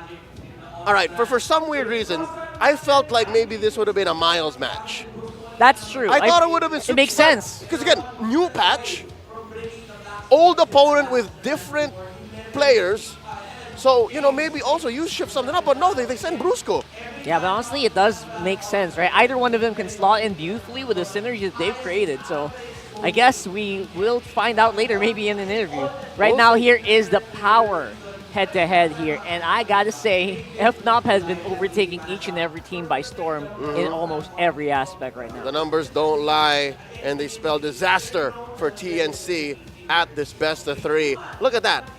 TNC is inside Fnatic Onic's stats. If there's anything that they beat them at or come close to, is kill participation. So that means TNC, again, I told you, there's nothing wrong with them gameplay-wise. There's not much wrong with them when it comes down to the fundamentals, but some way, somehow, something happens like mid-game to late game that just slips up for them. The game just disappears. That's right. I mean, they can definitely set up an early to mid, but the late game is somewhat still rocky for the Phoenix Army here. And I think that, you know what, that's something that you can probably address with just more games. Because at this point, early and mid can easily be like strategized. Most teams really do that, right? And that's where the keys to victory come into play. TNC have to use their early game advantage, their mid-duo, their mid-trio, to pull off the greatest magic trick of all time, end the streak, defeat the super fam. All this while, all these things I'm telling you about Escalera and Fnatic Onic, dude, it works the same way. That's right. Coach Tony knows what it's like to work with the Magic Man. And that's in their identity. Now, TNC, they've worked with Escalera way longer, though. That's right. Escalera's been with TNC like, what, 1 or 2 seasons? He started with TNC. And I gotta say, maybe some of that DNA definitely might eke out a little bit there, you know, but TNC's identity is still definitely something that we're all looking for right now. Not just in the heroes, but definitely in the way they play. And their identity, sadly, is becoming that team that is having a hard time. Great early game and hard time closing up. A huge part of their identity, I'd say 2 things. Number 1, very aggressive early on. They know how to take control of the game. Yeah. They can win early from like 1 to 8 to 9 minutes. They know that for sure. And they have solid fundamentals. Great coaching staff, great players, stats-wise, head-to-head. Even their gold laner, Kozen. Say what you will about TNC's performance. He's number 2 in average damage per minute all across the league. That's right. And last week, I think he was number 1 last week. See? So stats really don't lie here. Kozen is good. And look, they pick blue side. Side. They're home, so they pick blue. You're just much better off on blue. Still, even with the new patch, you gotta have that first pick advantage. And with this new patch, I really wonder, do they have something else hidden in the bag for TNC? And for FNOP, how's your sustainability? How is your, what do you call this? How is your stability in terms of just handling the draft here? So we'll see that as we load up into the drafting phase here for this game. Talking about stability, Rockhart, you're looking at an all-star coaching staff, not just for TNC, but already aforementioned Coach Tony, man. Coach Tony, he goes all the way back. Coach Hayes. Coach Hayes. Coach Hayes goes all the way back. Oh my TNC goodness. opening up the Hayabusa. Why not, right? Banning out the, why not? Not the coach. Yes. Why not pick the Hayabusa? Hay is so good right now. This does open up the Nolan. Hand it over the King Kong. But they did ban the Ling Kong. The Ling Kong. There it is. See, I told y'all. So what does this leave out to? For instance, Louis Specialist too. And maybe they can pick that up here. I don't know if... I don't doubt that TNC is capable of it, but I feel like they might just leave it out for later. Justice in the world. That's a very early Cho, this man. This has got to be one of the earliest Chos all season.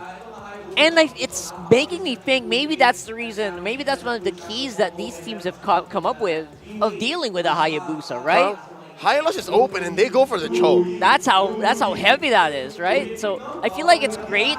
And most teams are starting to deal with, you know what, if they pick up Hayabusa, let's try to lock it down on Kajo. That's what I was thinking about here. But the Cho is not a slouch at all for this one. And Brusco out here trying to reintroduce himself as a Cho god. Well, I don't doubt him, man. Homie's looking at a 10-0 win streak after this match if they win. And there's the low yi, denied for sure, and the Arlo. All right. All right, I love the flex, by the way. We've seen this a blue, lot. it's a pretty good flex. Oh, no, Stills. Oh, wait. This can also be a flex for FNOP. Side lane Joe. Side lane Joe, that's a thing. There's the Eve. All right. Here we go. 4th Eve of the whole season. 4th Eve of the whole season, out of 3 teams. Prior seen by RSG, FCAP, TLPH, now FNOP. For sure it's real. God. For sure it's real. There's something here. There's really something here with this Eve, man. What do you guys think? Why do you think the Eve is so good here? Please let us know in the comments as well. Reminds me, we've got to start reading some of that. Go check in. While this is happening. Check in on our friends in MPL, MLBB Sports. True story. You have to let Why Not cook. Wolf would be a testament to this. We've tasted his cooking, man. We tasted his beef stew, his bulalo. The back bulalo. in season 5. We visited then the Geek Fam boot camp. Coach Why Not was then their coach. He cooked us bulalo. That's right. So he knows how to cook, man. He knows how to cook. He knows how to let a draft happen. Let it simmer. Goodness. All There's right. a Tig. All right, so here with this one, the Tigreal definitely shook up a lot of games earlier today and yesterday. But Wonder Ban the Moskov. banned the Moskov. I think we're lacking a huge gold laner that might be the Moskov key here. And the Harith. Kelra definitely, well, he's going to be able to play one or the other. That's right. It's just a matter of what you're willing to leave out for. Yeah, so that's the option of TNC. What are they more comfortable dealing with here? There's the Harriet, so he might pick up the Moskov. Okay, so I have a comment here. They say the Eve, it's for them to deny the hard tanks with no mobility. All right, from Aomi, that makes sense. Uh-oh, they read into that. There seems to be a pick a Bruin after the patch. Alice actually got a buff. Alice got buffed in the recent patch. Her mana is now all the more efficient. That's a lot of homework being done here by TNC. I like it.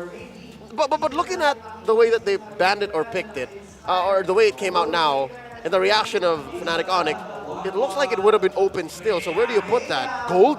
Would it have been a gold? I think that's gold. 100% gold for me. What is this? Are we I back? doubt it on the jungle. It used to be good on jungle before. Are we back in 2021? What's going on? Yeah, but now I feel like it might have been an Alice gold. All right, still gold laners up. The Moskov is open. Moskov seems to be the pick here, right? The Ruby. It's oh, a Ruby of gold course. lane.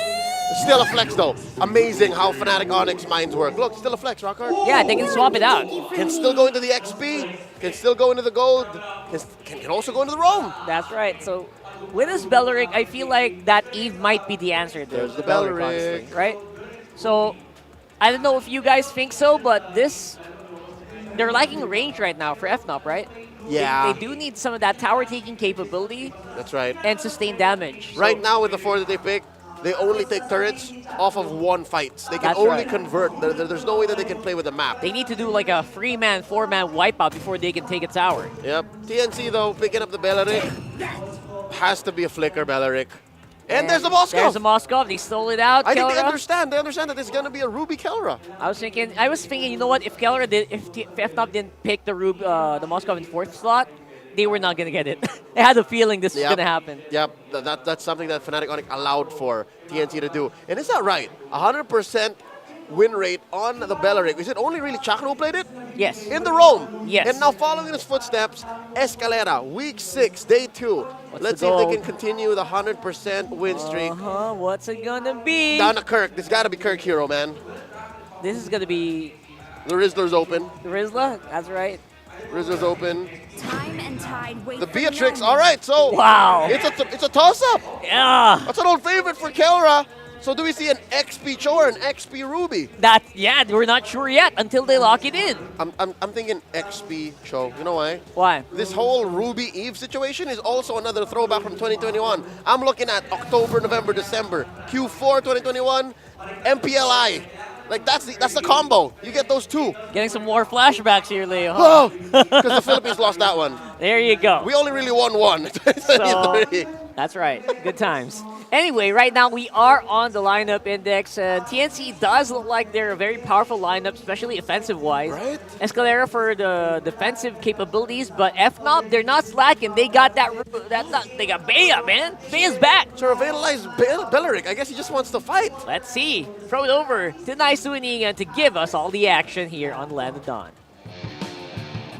And welcome back, we will. Bea's back. Like Rockhart said, welcome once again. It's me, Naisu, joined with Ingan, and we're bringing you a game number 1. It's match number 2 for today here, week 6, day 2. Things are falling into place, and right now, again, the story here, Fnatic Onic Philippines, just undefeated against the winless TNC right now, trying to get that point. And again, I know it's quite the obstacle ahead of TNC, but they already get a flicker out. Forces the flicker out, but the shadow coming in from Kaizen to draw the first blood. And it was Escalera who picked up the first blood. Well, I was all going to go into this, what if things happen like this and it's another upset that we see for week 6? That would be great. I mean, you can still see a team like TNC with the way the points are if they just win everything. It would be a very interesting wait for the playoffs to see the last 4 teams lock in the slots here. But right now for Fnatic Onic Philippines and with the lineup that they brought to this game, I love the mix-up. I love that we also have some heroes still showing up, popping up. The Cho pick was picked up early on, like the panels mentioned, and that could be a crucial component to making things work. And I love to see the Belleric pop up again. Was it last week we saw this debut? I think it was week 4. Week 4. Week 4 when Shakno, it was Omega. That's right. Who actually released it, paired up with Luyi. Yep. So the package is going to be Escalera later on for those unusual Wrath of Dryad setups coming in from this Belleric. Send them on in, and that's what they're going to do. Not only that, but also playing around the fact that, when we talk about TNC and Coach Wolf over there, we've seen different versions, I feel like, of TNC throughout the season up to this point, and we've also seen them where they're riding on their own momentum, and when I say that, I mean within a all-along diversion. Oh, but Super Friends manages to flicker out. Now it's Kirk's time to out-sustain TNC. Okay. All right, hold on.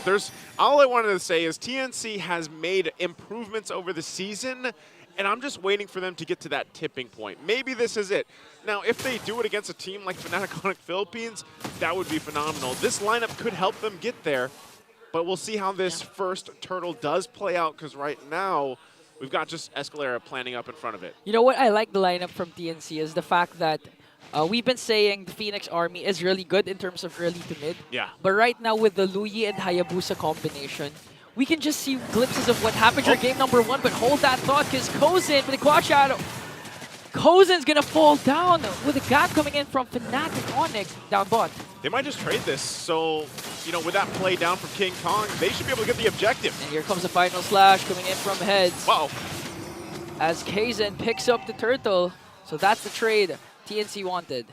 Oh, that's a trade right now, too. Lancey takes a ton of hits. And this is, man, you know what? With that, with the change that we saw from Nolan, he's going to pop up nearly every single game, every series right now.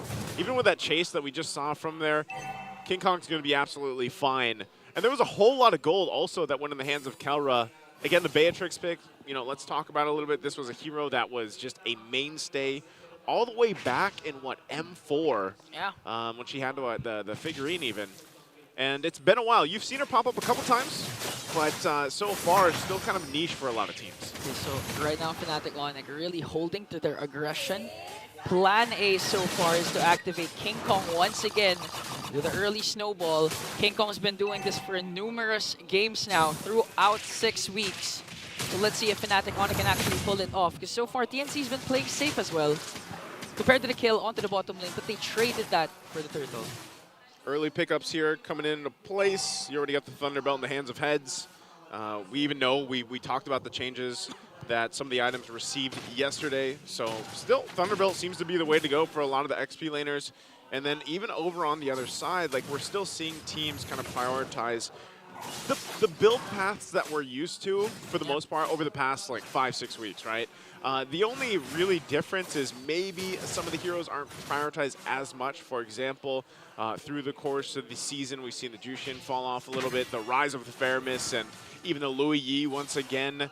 And even maybe I would say Roger. Roger's not the hot pick anymore that we were used to. We were so used to Roger being picked first pick onto the blue side or a trade to the red side. This time, things are different. We are seeing the rise of Hayabusa. So far in 3 games, there has been 3 Hayabusa games for today. And why not when you're Plus trying to ride up Louis. momentum? Exactly, Louis Yi as well. Oh, look at this turtle. It's already going to be fought for. Okay, with the zone from Brusco, he's going to kick Kaizen over there. Now TNC wants to go for the trade as Fnatic Onic tries to play it safe, flexing the recalls. Look at that. Man, you know, I'm biased towards TLPH recall, but looking at Super Prince's recall, the Thunder, it's so nice, the lightning. You know what? I wish I was like Burrito. Burrito, our Filipino caster over there. I think he got all of them, didn't he? Didn't he get all the emotes? It was Hans. Oh, it was Hans. Hans got all the emotes. I wish I had that many diamonds. Yeah, same. If I don't give it away. Is your favorite TLPH also? Yeah. TLPH? You know what? I'm pretty sure it's also your favorite Nice too. Is it because of the flex? You want a reminder? No, I don't. Yeah, check my social media later. I'm gonna post a reminder. I think everybody will pass on that, myself included. Well, right now, FNOP is just building a lead, man. This is probably one of the games where it's like low action. Yeah. It's all macro.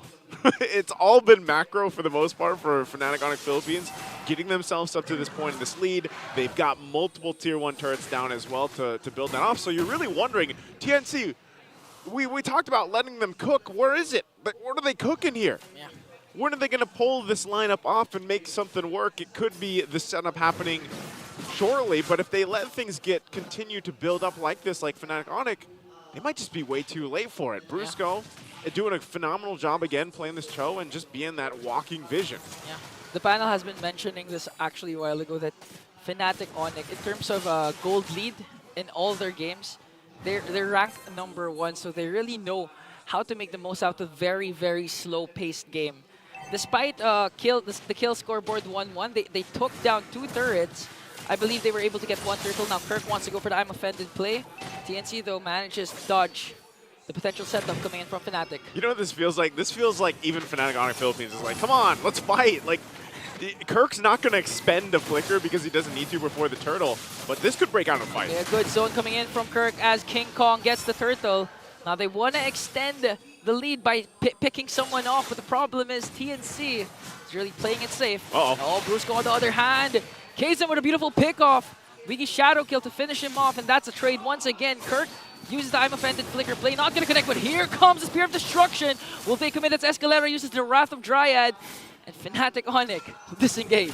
See what I mean? It's just a lot of like poke and then back off, poke and then back off, and I feel like Fnatic Onic is in a position to actually go full force in a fight. It's just TNC, maybe they're thinking, you know, we're not ready for this. We don't actually want to fight this yet. Not going to land that final slash either from heads here. So it's more or less of the same. And at some point here, Ingon, that's the thing. TNC's not going to have a choice. They're going to have to go in to force something. Kirk's going to find pull. Okay, Kirk trying to force it though. Wiggy Shadow Kill once again. He used the Retribution just to bring him down as well. Brusco trying to save at the moment by trying to get a kick. But that diversion play. Diversion too. Okay. Super Prince knows. Yeah, he knows. So he knows. That's the thing. At least TNC is able to get some on the board. But where is this moment for them to like get that damage department going? There's a lot of options here. You know, it's whether it's Lancey, whether it's Kaizen. He hasn't died yet either. Lancey as well. Kaizen has been farming up ever since he did go down earlier on in the gold lane. So at this point, it's just buying time. TNC, they focused so much on the early game before previously in the weeks that they played up that, you know, they might just be playing the long game in this one. Yeah, it actually favors their lineup in terms of macro later on. Again, the Hayabusa quad shadow plus the diversion. They can try to build up slow pushes whenever major objectives are there. But here comes the conceal. Brusco with the kick. It's going to go on to Escalera. They're going to burst him down right away as Super Friends cast the real world manipulation. Heads manages to catch every single bullet coming in from Kelra as Fnatic on it. picks up 2. They pick up 2, and now they're going to try to get this tier 1 turret. Kazin goes in, walks into a shot, does some damage to Kelro, but he is fine, and this is all part of the plan to go and get this objective. They made a good play right before they decided to grab the Lord here. So Fnatic Onic Philippines just going through the motions, the foundation, and the timings that they need here. TNC will have no other option than to get ready for the defense.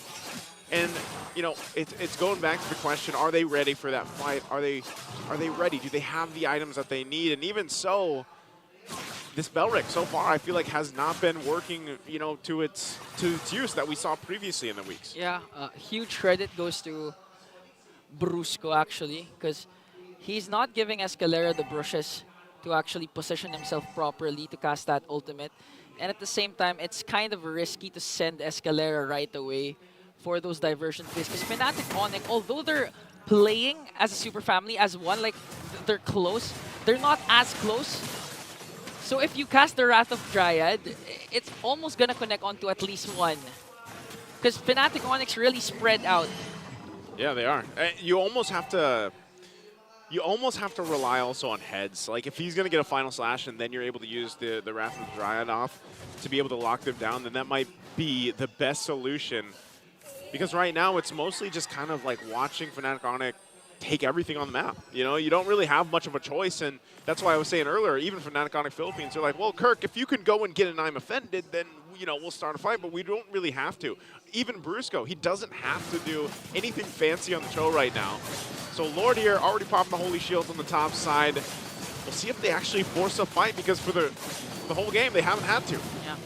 Kirk, Brusco has the flicker, although Brusco expended his conceal. Will they try to force something here? I think not. They're just going to wait it out. 70 seconds before the second Lord comes. And this is actually the moment wherein you want to make a play if you're a Lu Yi. If you're for just Hail Mary diversion, is that what we're talking about? Yeah, maybe. As long as there's no Lord yet, you have inhibitor turrets. If you can try to secure a buff, go for a Hail Mary play as much as possible. Because eventually, once Fnatic Onic does secure that second Lord, you know Kirk's going to cook something. He's going to go in with the I'm offended play. And even if he misses, there's always the follow-up coming in from Brusco. And when all else fails, Super Friends has been casting that real-world manipulation to perfection. And that's the problem, because even if you go in for a diversion, like, let's say you happen to get one from Fnatic Onic Philippines, you're just going to get collapsed on, especially with the real-world manipulation there. And you can see just how confident they'll play around the lead they have. You know, this is massive at this point. Earlier on, it was between the gold lane and the jungles alone, they had a gap in those respective roles, like 2,000 plus gold. Yeah. Diversion's going to be used to go ahead and send Kozin up top because, again, just trying to push some in. They don't have any turrets, mind you, for up to this point, almost 13 minutes. TNC really at this moment, they have to kind of just play on the super defense, like as defensive as you can, finally getting the objective here on the top lane. Yeah, as much as possible, try to get those turrets from the opposite lane as they try to get one. And Fnatic Onic once again secures an uncontested Lord. And this time, you know Fnatic Onic, with the lead that they established, and looking at Kelra's items, oh, it's going to be enough to burst down even Escalera. One I'm offended play from Kirk, or even a pick-off, a good Wave the Dragon from Brusco might end this. And that's a scary thing, again. Like I said, TNC can wait to hopefully punish a forced entry from Fnatic Onic Philippines, which is going to happen off this Lord, mind you. The only problem is you're so outgunned, even with Lancey picking up a Divine Glaive, like it doesn't really help the whole case of just what's waiting from this lineup, from this arsenal of Fnatic Onic Philippines. So the waves are going to be pushing in here, and they're going to have to kind of buckle in and get ready if they want to actually withstand this push at the 14-minute mark nearly, as Brusco just faces off, stares him down. Lord's going to go down pretty quickly with this mid-wave pushing in. Patience game from TNC. They cast a diversion. They're going to send Escalera, but Kirk manages to catch him off guard. Wrath of Dryad will be casted, but the damage from Fnatic Onic is just too much as Escalera will fall down. Now they still have a setup coming in from Brusco plus the flicker. TNC manages to clear out the minions, but that was an effort though from the Phoenix army. It was just that the damage from Kelra was too much, and the follow-up from TNC It's not there yet. Okay, they don't have Escalera for another 10 seconds. And this wave pushing in mid, if Fnatic Onic wanted to, they could actually force this and just try to get the base turret. Escalera will be up. That might be all they get. Oh, here comes the kick and flicker from Brusco. They're going to catch heads off guard as the killing spree will be picked up by King Kong. Kaizen tries to go for Super Prince, but a weak Shadow Kill. Here comes the Spear of Destruction onto Kelra. Kelra uses the... Oh! Outplayed by 3 members of Fnatic Onic. That was an effort, though, from Kozen. Almost, but it's not going to be enough to bring down 1 member of the Sonics. It's not going to be enough, and now the mid turret worked on it, taken down. 3 members left alive. And here comes the push from Fnatic. Kirk flickers in. A knock-up once again from Brusco onto Escalera. It's just Lancy and Kaizen left. They're going to manage to clear out the minions and try to salvage the last inhibitor turret that they have. They're still going to respect, even with the lead they have, they're still going to respect the damage. Oh, Kirk! Kirk manages to escape the weaky Shadow Kill, but he's going to fall down in the hands of Lancy, and that's a pickup you want if you're TNC. Even with a massive lead, Fnatic Onic Philippines will not be able to end the game off of that one. The threat potential of the Luoyi obviously still there. You would be surprised at how much damage you're able to pump out. And Kaizen was up too, so they only get the 2 base turrets down. Lord is up though. So they're going to do the same thing. Whoa, they're going to send Diversion! Diversion onto Brusco. This time it's going to connect.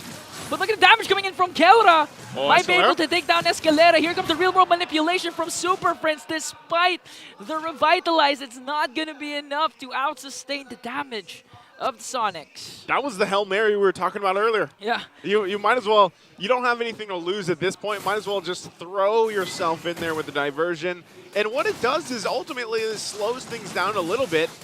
TNC might still be playing around the fact that, hey, let's just go for it. Okay, Kirk, cast time prevented, heads as well.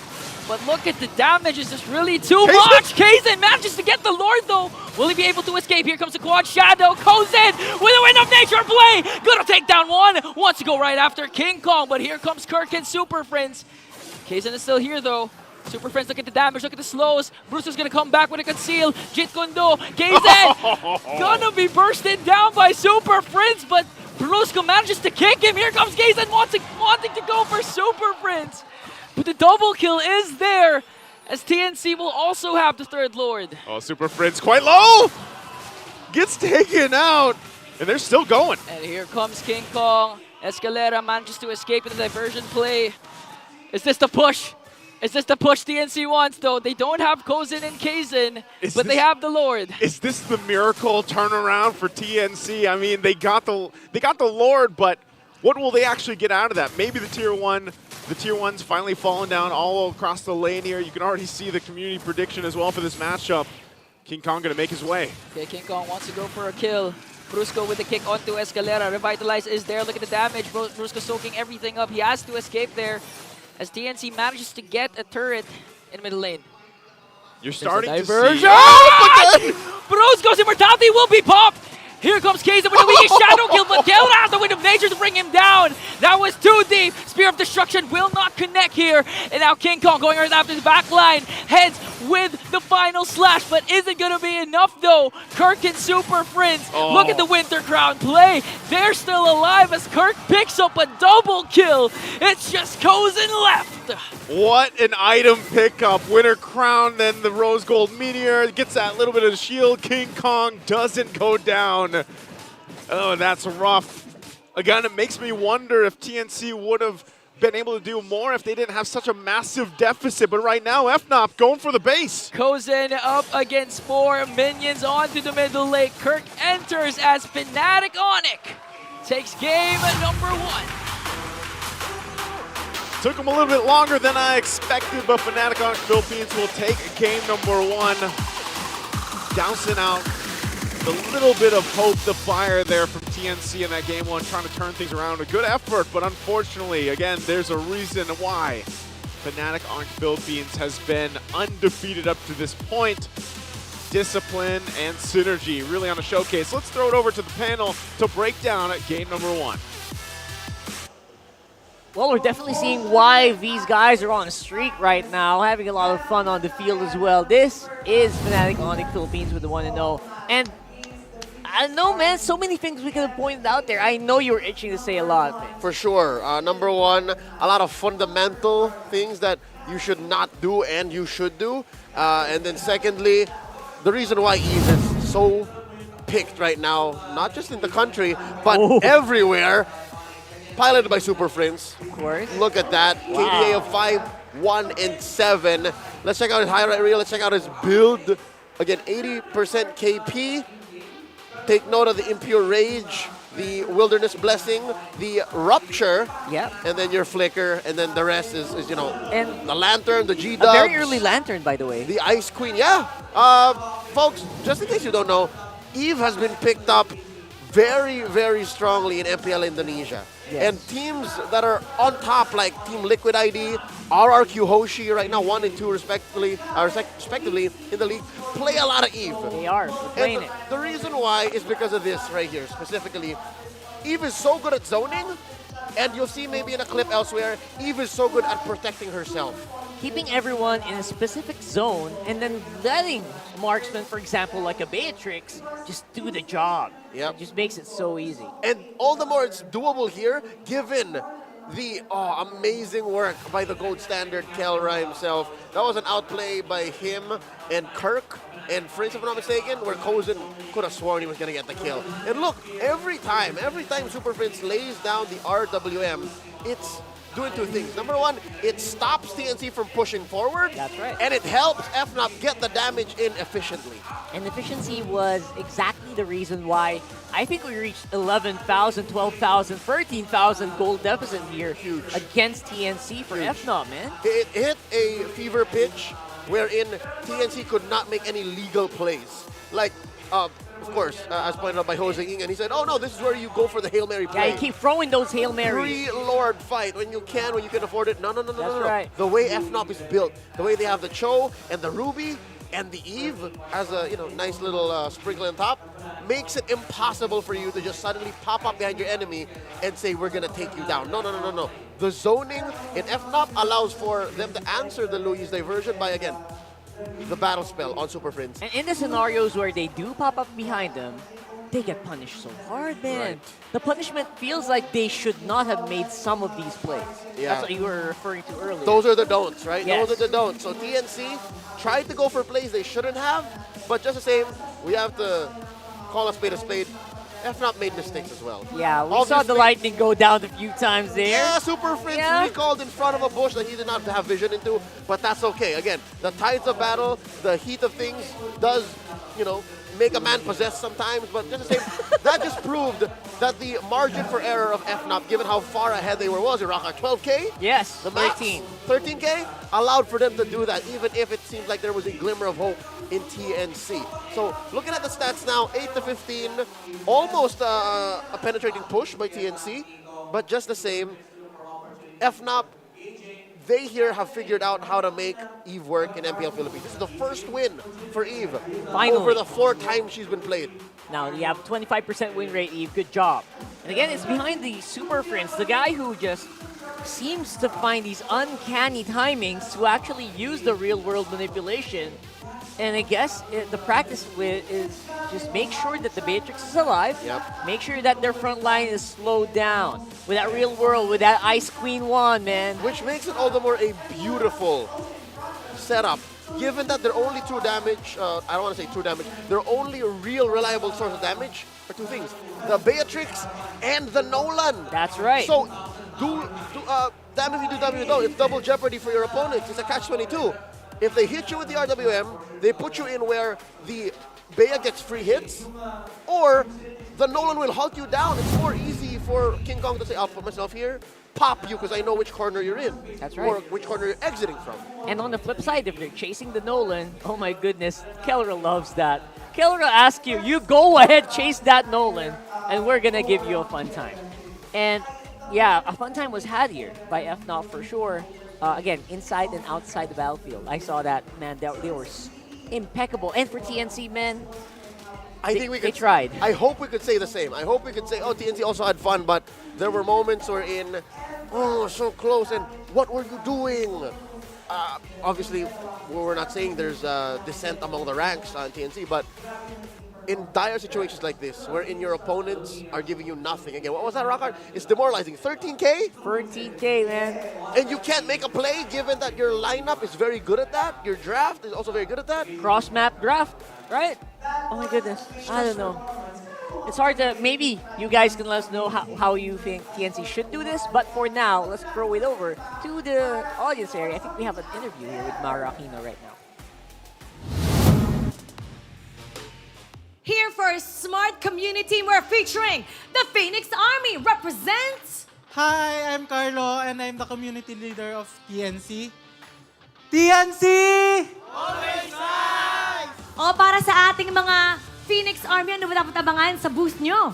At kapag nanood dito sa MPL Arena, what's up? Sa booth po namin, meron po kaming mga merch na Merch! jacket. Yes! Meron din po kami ng hoodie. May bagong May swero, ang lanyards. ganda nito.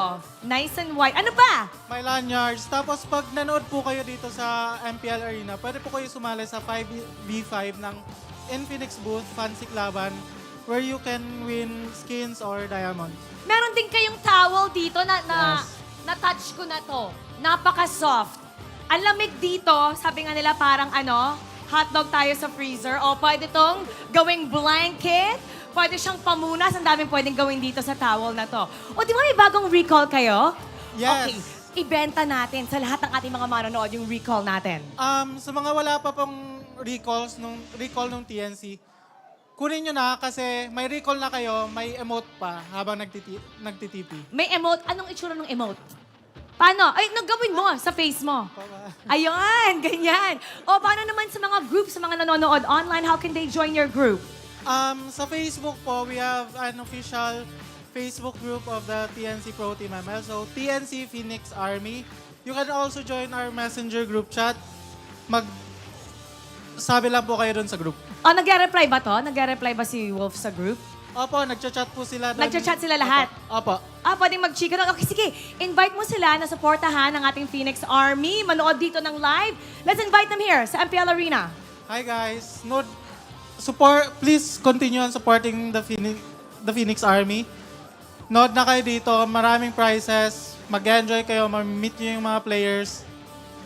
That's all. At saka may Fancy Laban, di ba? Yes, may Fancy Laban. Fancy Laban, pwede kayong sumali doon. May tanong ako. Bakit nag-shave si Wolf? Alam mo ba? Hindi po pero gumwapo. Gumwapo. Feeling mo, kayo din ba? Feeling niyo ba gumwapo si Wolf na wala na ang kanyang facial hair?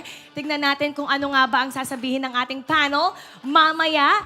So, sa pansiklaban natin ngayon, di ba? Sino ba pwedeng sumali sa ating pansiklaban? Sa pansiklaban, any of the fans, pwede kayo sumali. Any? Any. As long as fan kayo nung team, tapos, buo lang kayo ng 5-man, palista kayo sa Infinix booth, maglaro na kayo. Ang saya, anong makukuha doon? They can win skins or diamonds. Skins! So, we love diamonds and skins. Win or lose, may prize sila na skins or diamonds. Paano ba makukuha to? Kasi nakikita ko yung iba meron. Parang may gusto kong iwagayway to buong game. Paano?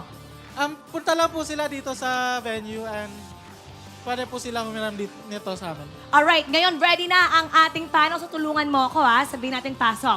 Alright, 3, 2, 1. Panel, pasok. And we're going in. That feels like a very different Wolf. Almost feels like he's from a different era. Wait, that was Wolf? That was Wolf. No, I'm just kidding. Yeah, it is Wolf. That's a much younger looking Wolf, but just the same, if you've seen him that way, you know that things have changed.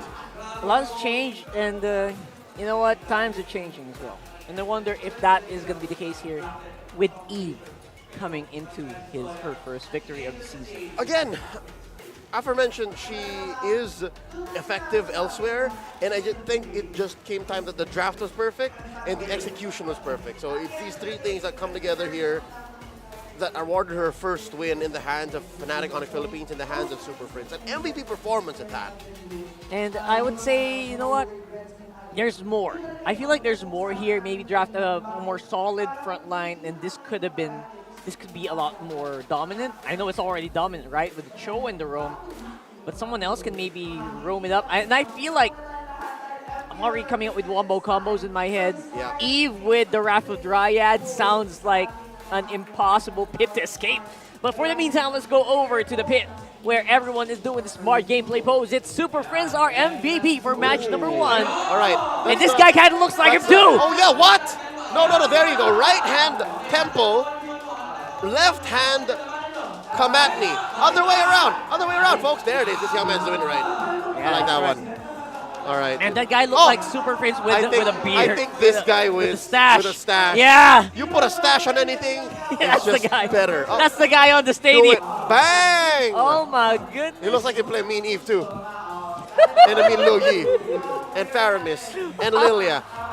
How is our cameraman picking up on these variants of our players, that's man? a true Filipino sniper. That's a true Filipino sniper. We got the. I'm just kidding. The best Agents, chill. don't. It's chill. OHEB. We know it's OHEB. All right. All right. Chill. All right. But this young man, he's a dead ringer for Super Friends. I think he wins.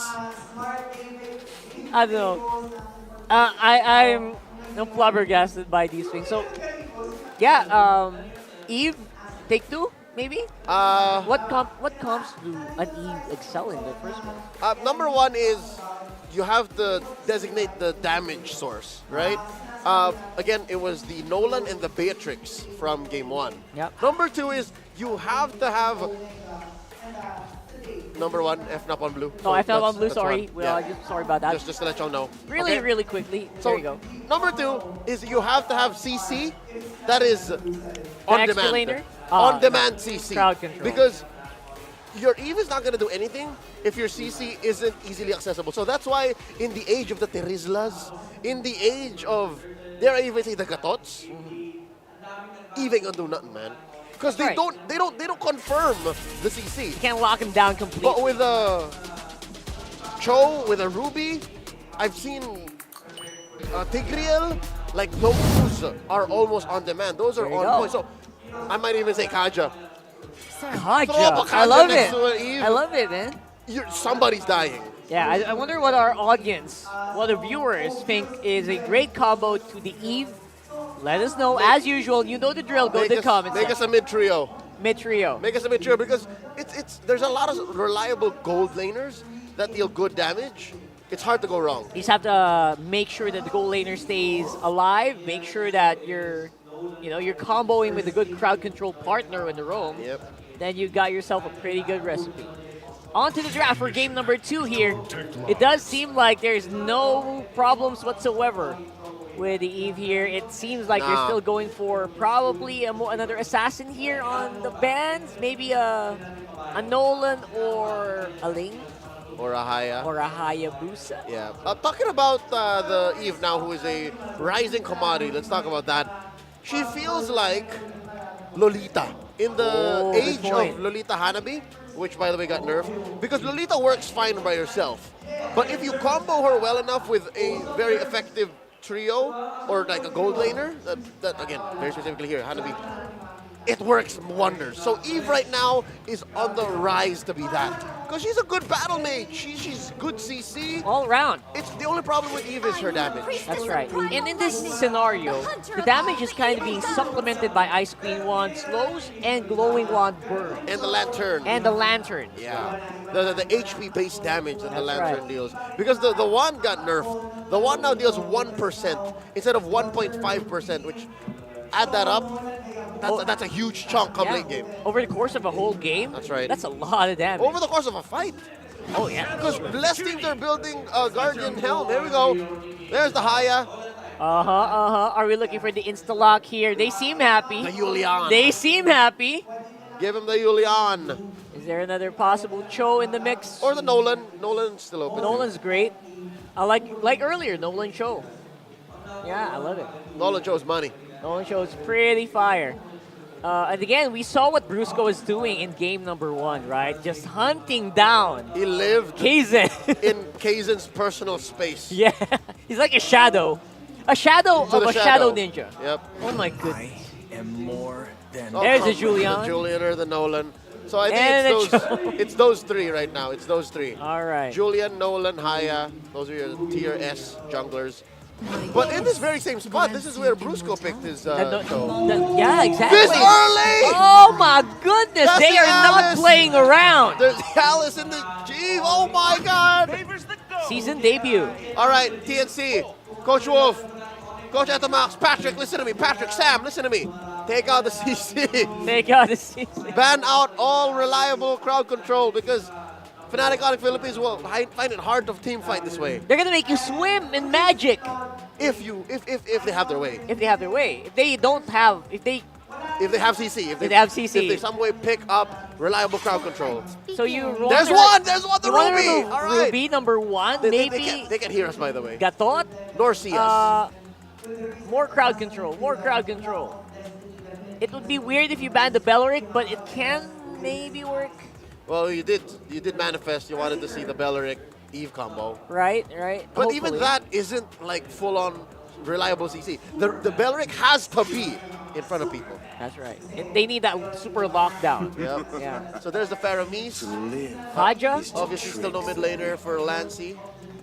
Kaja's great against Cho. What I tell you, bro, the Kanja, Kanja Tig. Kanja Tig is still good here. It's great. Hey, young man. Hey, we are focus. watching world-class athletes. You better focus. Is that an RG? Put it down. Does feel like an RG. Let him report you. I'm just kidding. Don't do that. Don't do that. No, they just want to make sure they're warmed up. You gotta know the skill. He's trying to finish up Carl before the game begins. What is that? What hero is that? I can't tell. I can't tell from this. Is he a jungler right now? He's dashing in. It sounds like an Arnold. Shave buff, Coach Wolf. Is it though? Is it though? That's a good one. I'm sorry. Like I'm not trying to doubt Wolf, but I'm just saying. It's not, the results. We're talking about the results. There's another solid point of CC. The Grok. It's better than the Kaja because Kaja is single point. Yeah, exactly. The Grok exactly. wild charge, you can hit like 3 or 4. You can't lock down every CC, right? Yeah. There's so much CC in the game. There's always going to be just one guy available for Brusco to play. And now I don't doubt it that this is going to be an uphill battle, man. This is going to be an uphill battle. In the draft alone, like Fnatic Onic have to finish what they started. I wouldn't be surprised if TNC let through the Tigreal, pick it up slot 4, throw the Cho in the heads. XP. Heads. Right? Hands. Heads, yeah. There you go. There's a Vex. So they're choking out Lancy. What's left for Lancy here? Aurora? But they got to Tig here. This is Tig now. Mid-Julian maybe? Oh, Valentina. Valentina first, so they're letting all of these CC through.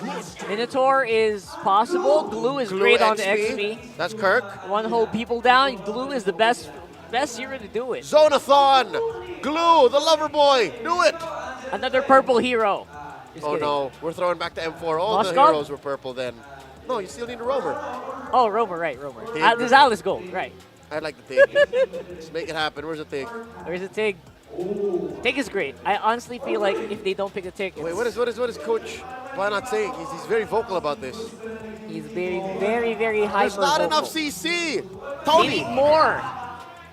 Tony, listen. There's the I told Tig, you. bro. Very, very good. Rockhart, I'm not 100% here, but it might be enough. Might be enough. I would have wished the glue was something else, but what I feel like they're doing here is active zoning. Like if I split over here in this quarter, you're bound to move over there. Better to hit the implosion, better to hit the RWM. That's right. It's a lot of magic damage. We just Hayabusa basically tearing up these towers. Clean up. But it could work. If they win the team fight, this looks really, really good. And if you know what? If they're going to group up together, picking up the Terizla is not a bad option as well. Yeah, TNC, they're playing a very mobile, very agile setup here. Like, they don't have to fully commit to likes of an implosion on RWM. They can recalibrate where they go with the penalty zone, like penalty flicker into a better position for heads. He's very good at that. But seeing what we saw in game 1, man, and with the Alice coming through, which TNC originally banned out, this is FNOP is cooking, man. This is as good as they can get, man. For this one, this lineup, obviously, this is not proven yet here in the Philippines. In other regions, yes. And I hope and I wonder what's going to happen here for game number 2. Let's throw it over to our casters. Nice winning it. Jose.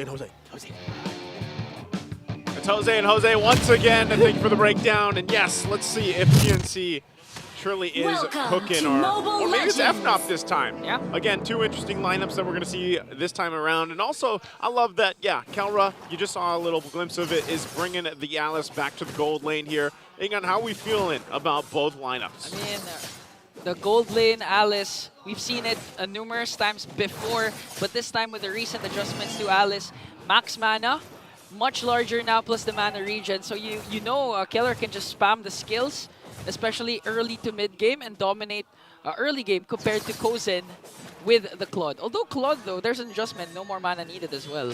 Yeah, no more mana needed, you know, and yeah, I was curious too, because I know you and I were hearing this, and I know the panel mentioned it, like, Coach Why Not was intense, you know, through the draft. So I wonder if we could, it would be great if we got a mic check during the draft. Obviously, we can't get that, but, and I'm wondering if that is what led to this lineup that we're going to see. Maybe it ends up working some wonders here.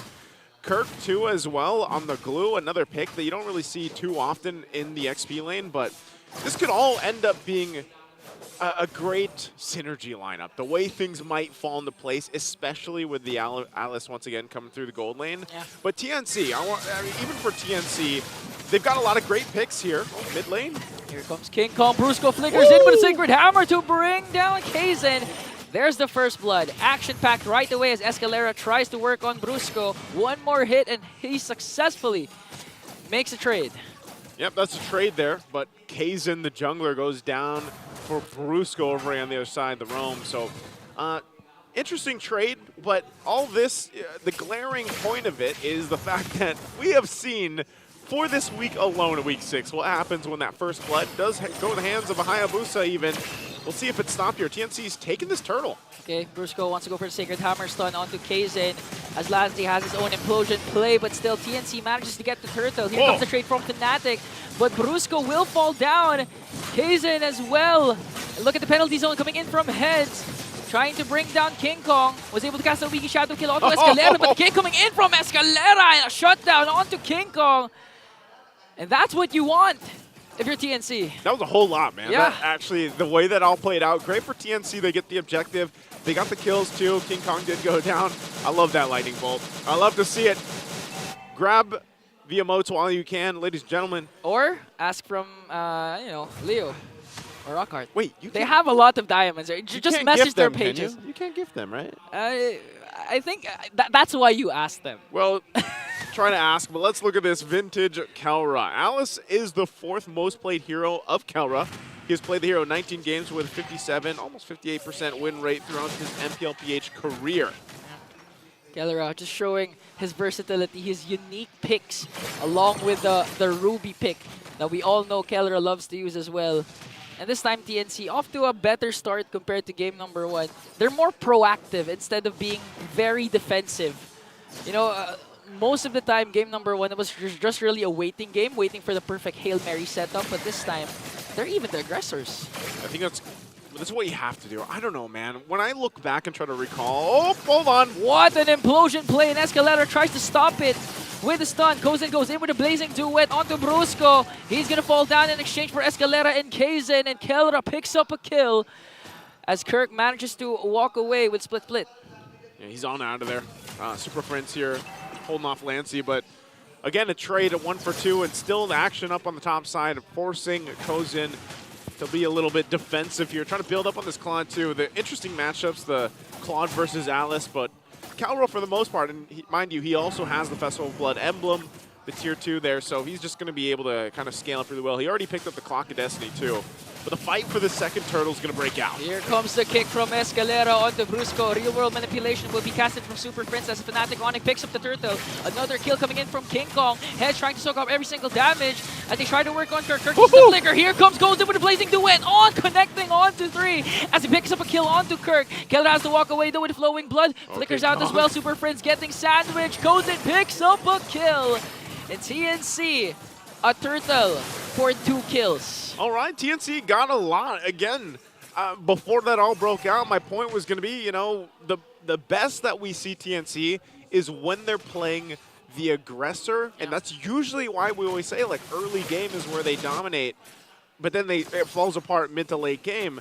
Now, I just feel like, in a lot of sense, they had to just learn to play with that aggression, and able to capitalize on some of those moves that they make and also be a little defensive in the way of how do they read the opponent, how are they moving across the map. Okay, here comes the counter play. Kaizen, 1-4-3, not off to a good start. As Keller works on heads, here comes the conceal from Brusco and Super Friends.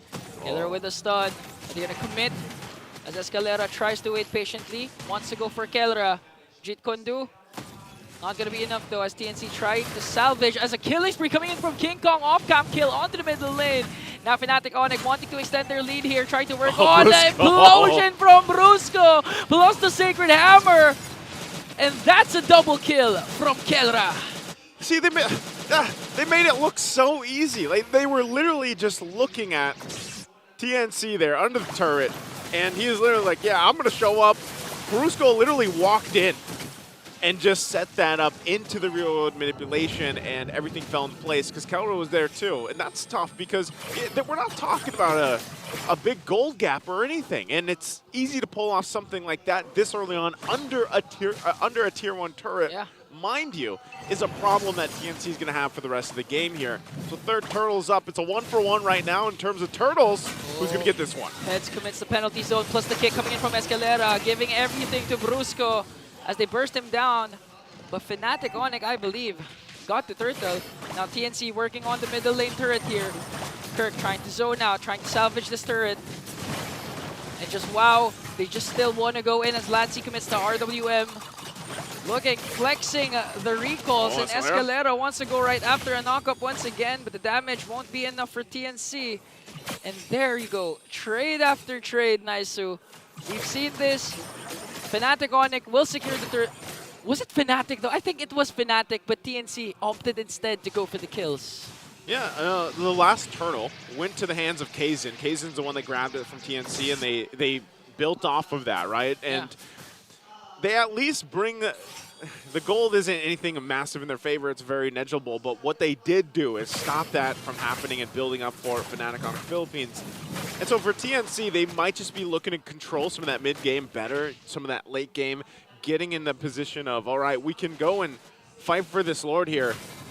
And it might be off pick-off potential from Escalera. That's what you're going to do with this Cho, but they jump in. Oh, penalty zone on to 2. And here comes the damage from TNC. Real world manipulation from Super Friends. Brusco with the flicker in. Kozen manages to escape there, but heads. Split. Is that on to? Look at the damage. Just still working on a Fnatic Onic here as TNC manages to get the turret. But here comes King Kong. Still has the Wiki Shadow kill. Escalera, all throughout the clash, is still alive. Yeah, I'm actually surprised he survived that, man. Like, just with a sliver of health, got away. But as we look at the items, maybe that tells a story here. You know, there's nothing, like even Kelra. Kelra's down in gold in comparison to Kozen, because Kozen, you know, he's got those couple kills, even though Kelra has 3 himself, but he's been farming like a madman. So he's 1,000 gold ahead. But then you have the flip side happening even for King Kong versus Kaizen. So that's why it's kind of like a seesaw, you know? You see this happening for both the sides where they're able to find pickoffs, but I just feel like Fnatic Onic Philippines, you look at the way they play this lineup, it's almost got to be calculated in synergy with Brusco, in synergy with Super Friends dropping the RWM. Yeah. And so for Kelra and King Kong, they have to be a little more calculated if they actually want to commit to a fight. And so that's what they're waiting for. Now as this Lord is up, that's where you see them commit for the objective. TNC, though, it's a lot easier for them to just go pick off potential, set things up with the penalty zone, and then scale up. Because remember, whenever you have a Claude here, you get that item power spike a lot sooner now because of the recent patch. And that's what they're going to start up with. Escalera already with the conceal. Okay, who's he going to pick off here? A stun. It's going to go on to Kirk as Kaizen manages to get the Lord. Here comes Split coming in from Kirk. Head still haven't committed the penalty zone. Oh, he did. But TNC, look at this. We've been saying if they're the aggressors, they're really controlling the game. And honestly, Escalera has literally been the engine. King Kong working on the jungle against 3 members. Does he have the quad shadow? Oh, no. Oh, no. He's going to get sandwiched here. We might see an outplay from King Kong. He's going to have to use it, possibly. Okay. Wiki shadow kill. But TNC's just waiting. Here's the quad shadow. Will he be able to escape, though? Delaying much time. Here comes the kick coming in from Escalera, and eventually they're going to burst down King Kong. Yeah, King Kong, I mean, I don't know if he was just trying to make a play, you know, by himself, all lonesome on the side of the jungle, but ultimately it's just a kill going to the hands of TNC. Lord still had to be worked on too. It's going up on the top side. So for Fnatic Onic Philippines, they're going to find themselves on the defense. And really, TNC can play into this. The momentum's in their favor. They're looking to play into the Lord, get these tier 2 turrets down, and then get to knocking on the base of Fnatic Onic Philippines. When I look at the lineup, that's the question is like, when does this lineup shine for Fnatic Onic Philippines? It's always when they get the synergy right with those ultimates from Brusco especially. So shields are already going to pop. TNC gets them a ton of gold in the exchange. King Kong? King Kong goes after Kaizen 1v1 between the jungles, but the quad shadow is there to escape. And now Escalera, we all know he's been cooking all throughout game number 2. One crucial pickoff from Escalera with the Way of the Dragon can actually end this game early on, because so far Kozin has been activated 3-0-3. Looking at the gold lead compared to Kelra, that's 2K up against an Alice. 2K, so I'm wondering, you know, like, was this Alice? It's great to see, but was it the best choice in terms of this match in this game number 2? Kelra obviously he hasn't died, you know, so you can't discredit that. He's close to building next item too. He's already got the 3 locked in, or he's got the 2 locked in. BOD also picked up by King Kong, waiting for that Holy Crystal. And I don't know, maybe that's the moment, but Escalera. Here comes the kick to burst down Brusco, plus the real world manipulations, all ultimate casted. Blazing Duet coming in from Kozin with the Winter Crown play, but here comes Kirk with a split, and a shutdown onto Kozin in exchange for Kirk. And if you're Fnatic Onic, that's favorable to your team. Wow. So very close, but also, like I was just saying, if Kelra had the Holy Crystal, I know he survived, but barely. King Kong's still here, mid-side. I mean, they lacked a little bit of the damage to cap things off.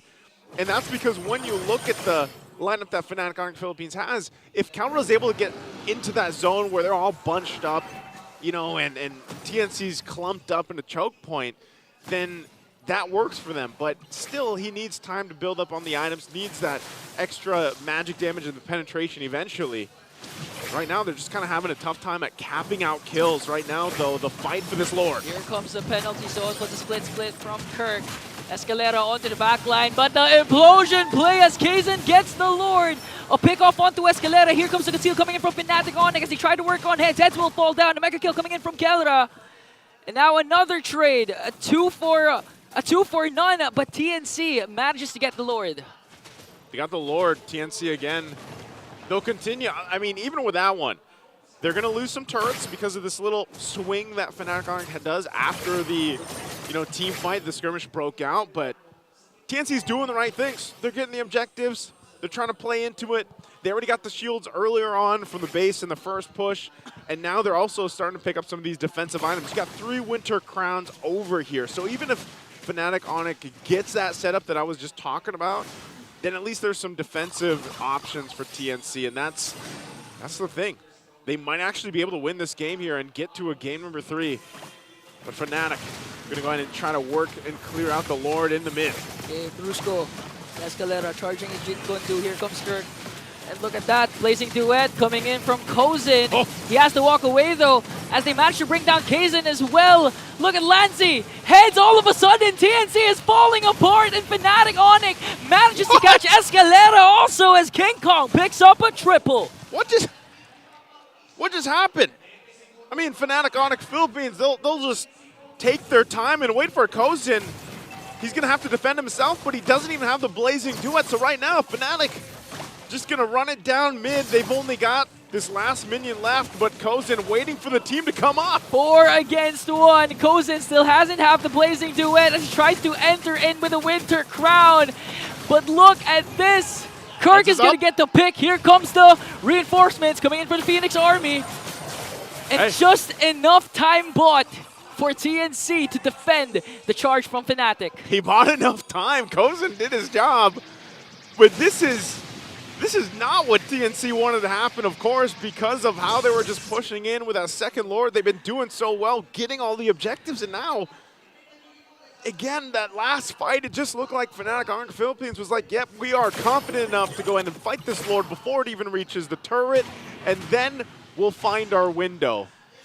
And TNC fell apart. You said it during the play-by-play. You know, I honestly want to see what happened during that cover. I'm pretty sure Kelra was a big part of it with the Flowing Blood Oda, a combination with his Alice. And now Fnatic Onic manages to burst down Inhibitor Turret in the middle lane. Despite TNC actually holding on to a gold lead previously before that clash, Fnatic Onic, once again, is just, you know, leading this game.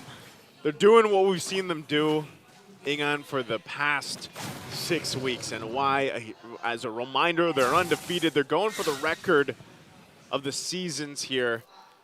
And if they end up turning this around and getting the sweep, they're 1 point closer to that, even though they've already locked in, obviously, the playoff spot. And for TNC, this is a situation they've been in through many times of the season, as they now have to fight for this Lord here with this huge swing in favor of Fnatic Onic Philippines. The way they approach this fight, even Escalera, he had to pick up the Immortality. He's got that now. But they got to line things up correctly. Also wondering, you know, Lancy, is he just going to get the RWM? Define Glaive also locked in for Kelra. He's all item locked at this point. There's the conceal. Escalera going to force him out. Oh, double man knockup for Escalera, plus the pickoff onto Brusco. But TNC is not going to commit. Escalera's Immortality will be popped, and Kelra onto the backline! Just manages to bring down and burst down Kaizen and Lancy as well. Goes in and heads, trying to escape. Conceal coming in from Fnatic, double kill coming in from Kelra. It's just heads left. A triple kill for Kelra. Escalera onto the middle lane. They have no minions, but unstoppable kill coming in from King Kong. Wow! Oh, man. That's a good showcase of the emote right now. I'll lock it in. The Thunderbolt here as they get ready to end the game and take this series in a sweep. 10-0. One of the strongest starts in MPL history. And Fnatic Onic doing it in style, managing to flex their recalls up against TNC. I don't know, man. After seeing that, full force lightning bolts, that's pretty close for me for the TLPH one, you know? Like, I might have to go grab that one, but again, Fnatic Onic Philippines, this is what we've been witnessing throughout the regular season, and I don't know what team is going to be able to stand up against them, because even when they bring up a lineup like this, and going back to what Coach Wynot was talking about during the draft, whatever he was saying and yelling at them, you know? He was so intense. He was so intense. He was so intense. It worked. They made it work, and it was a lineup that you are not going to see too often from different teams. And I almost feel like Fnatic Onic Philippines is almost like limit testing themselves. Like, what can we draft? What can we draft and come up with and make it work for our matches? So, all smiles for the Phoenix Army. We've been seeing glimpses of hope, glimpses of improvements, especially when, you know, Escalera leads the charge for the Phoenix Army. But unfortunately, it's still not their time to pick off their first match win up against Fnatic. Well, can't wait to hear what we get to have that breakdown, or whatever Mara gets. I'm sure she has questions as well about how all this played into part, because of what a performance from them. So she's already getting ready for the questions down there. That's going to be it for us for the series here. Me, Naisu, and Ingan. We're going to be throwing it over to the stage for the winner's interview with Fnatic Onic Philippines and Mara. Let's head on over. And the streak continues. Give it up once again for Fnatic Onic Philippines. 10 in a row, Brusco. Alam mo, naalala namin, weeks ago, sabi mo, in-expect mo itong streak na to. Hanggang ano? Hanggang ano ba to? Hanggang week 8? Ilan sa tingin mo ang sunod-sunod na win streak natin? Siguro, kaya naman po namin hanggang win streak hanggang week 8. Kaso, syempre malalakas rin po yung mga kalaban namin. Pero gagawin po rin namin yung best namin para magtuloy-tuloy yung win streak namin. So, pili tayo ng number. So, ngayon, nasa 10 kayo. Prediction. Up till when? Di ko po sure eh. Pag minsan po kasi yung mga pag sa second half na, yung mga kalaban namin parang nagiging palo na eh. Kaya siguro in-expect rin po namin na na Predict nga! Predict! Ay, predict. Predict tayo! Ano ba? O, nasa 10 tayo. Predict lang. Siguro hanggang 12-0. 12! Okay! 12. Ayaw niyong umabot ng 14 pataas para ma-break niyo yung longest? Feeling niya mababreak niya yan? Kaya naman po, kaso may final boss yung AP brand. Tignan po May natin. final boss. Final boss sa AP brand. King Kong, ikaw naman. So ngayon, playoff secured na kayo, hindi pa rin kayo natatalo. You have games like this one where nasisweep nyo yung inyong kalaban. So paano nyo ba ina-approach each game? Ito ba yung time na gusto nyong nag-experiment kayo? Feeling nyo ba relax kayo ngayon? Or is it still same as week 1? How do you approach it knowing na wala pang nakakatalo sa inyo? Sa opinion po namin, itong week po na to yung pinaka nag-struggle din po kami kasi ang dami na pong team na naka-adapt siguro ng mga ginagawa namin maganda. Kaya sa scrim medyo madaming nakadikit sa amin na team. So ito yung pinaka-challenging week so far. At saan kayo ba feeling nyo na mas mahihirapan ngayon moving forward? Prediction. Yung lahat po ng last na mga kalaban namin, feel ko po makadikit din po lahat. Parang mahirapan din po kami. Tignan natin how they're gonna perform. So far, it's 10-0. At ngayon, ang ating MVP, we're gonna be announcing it. Who do you think it is? May narinig ako na tama. Tama yung narinig ko. Who? Let's take a look at the screen. Calra! Calra, what do you want to say to the Sonics, your super family? Thank you sa, ulit. Yung sa pagpunta dito sa venue and shout sa inyo lahat. At sa mga sumusuporta sa amin and Mabango! tsaka, like nyo na yung page namin, yung pabango namin, DNY Fragrance sa Facebook page. Palaging mabango si Calra, naaamoy ko. At ngayon, meron tayong fan na mananalo ng 3,000 diamonds. Come on up! Hello! Look at this cute girl coming up here. Ay, sino pinoint mo? What's your name? Isa po. Isa. Isa, sino yung pinoint mo kanina? Who's your idol? Ang crush ko po talaga kasi sa Onic si King Kong. Pero nung nakita ko po kasi sa personal si Kirk, siya na po. Crush mo nung una si King Kong, pero nung nakita mo sa personal si Kirk, siya na. Okay, yan, katapat mo na si Kirk.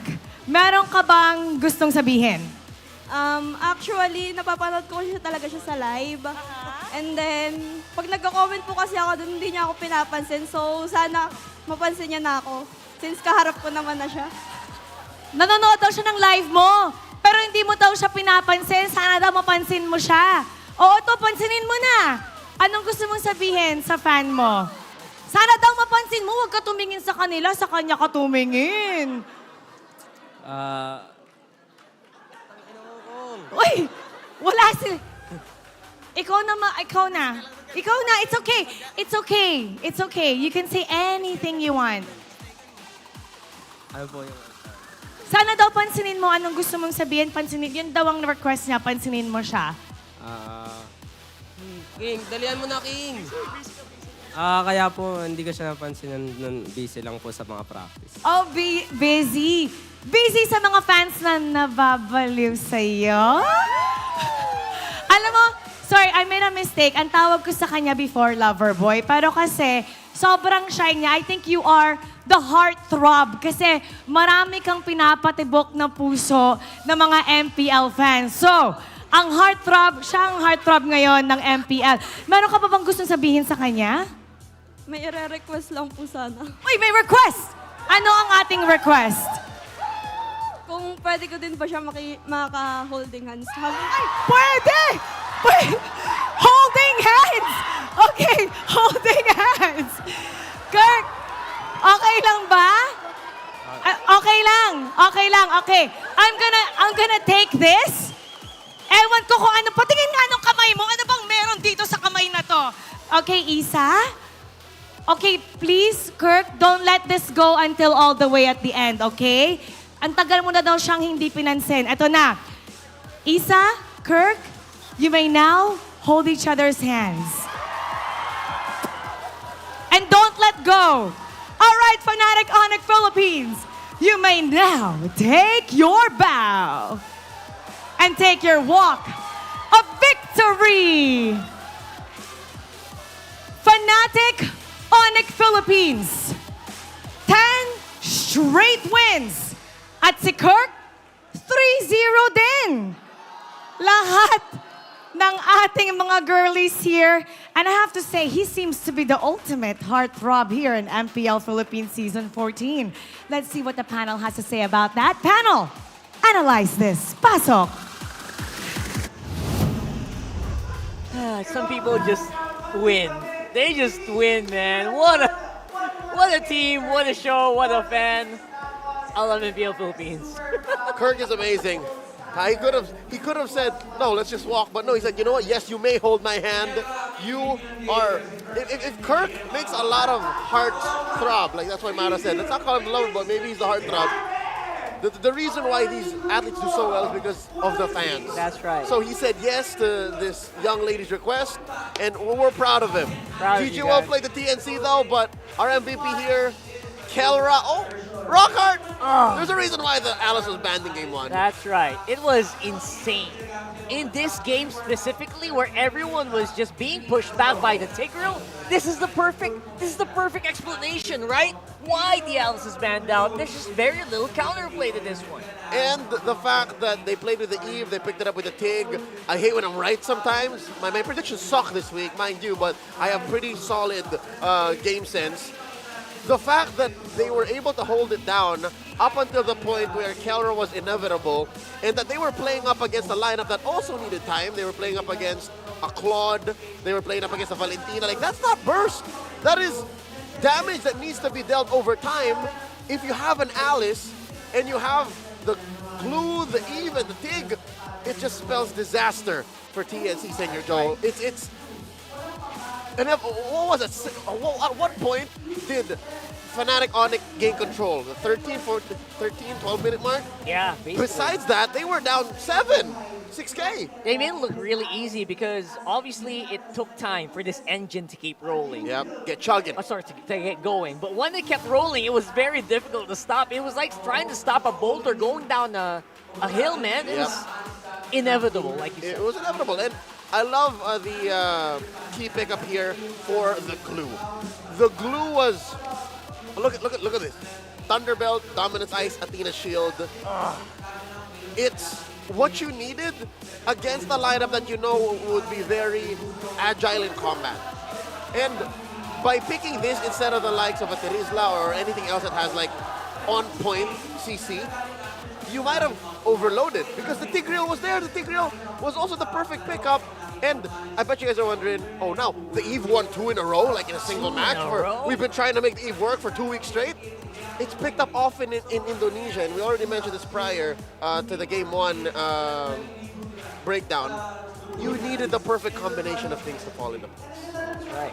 And somehow, somewhere, they found it, right? They picked it up. They knew what they were doing. You know, they knew that this needed time, and they made it work. And again, with a very purple lineup. I love how purple this can be. I wish Tigreal had a purple skin. He's chocolate. Ube is chocolate. That's perfect. Yeah. And Hayabusa's licorice. yeah, now what I'm thinking is what's the counterplay to a lineup like this, right? Like, I feel like it has great synergy altogether. The Glue can be kind of replaced either way with a few other heroes The Glue, as well. the Glue was a finesse pick. The Glue was what made it work for Fnatic Onyx playstyle specifically. But, all right, I was going to say, step by step, Rockhart, take it easy. Eve just started winning. But how do you defeat it? How do you counter it? Number one, you burst them out of their minds. Boom. It's a lineup that wants to pick the fights and set it up where they're comfortable.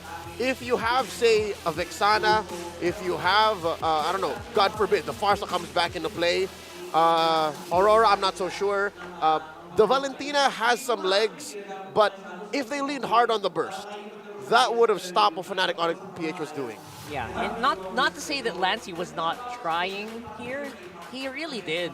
Like, I feel like he tried his very best to kind of counter set, which is what the Valentina can, the only thing that Valentina can do here. Yeah. Can't pick up the Alice, can't pick up the Tigreal. Which now brings up another interesting point in the dynamic between FNOP and TNC. TNC, sure, they're very mechanically sound. fundamentally, they know what they're doing, but they're also very reactive.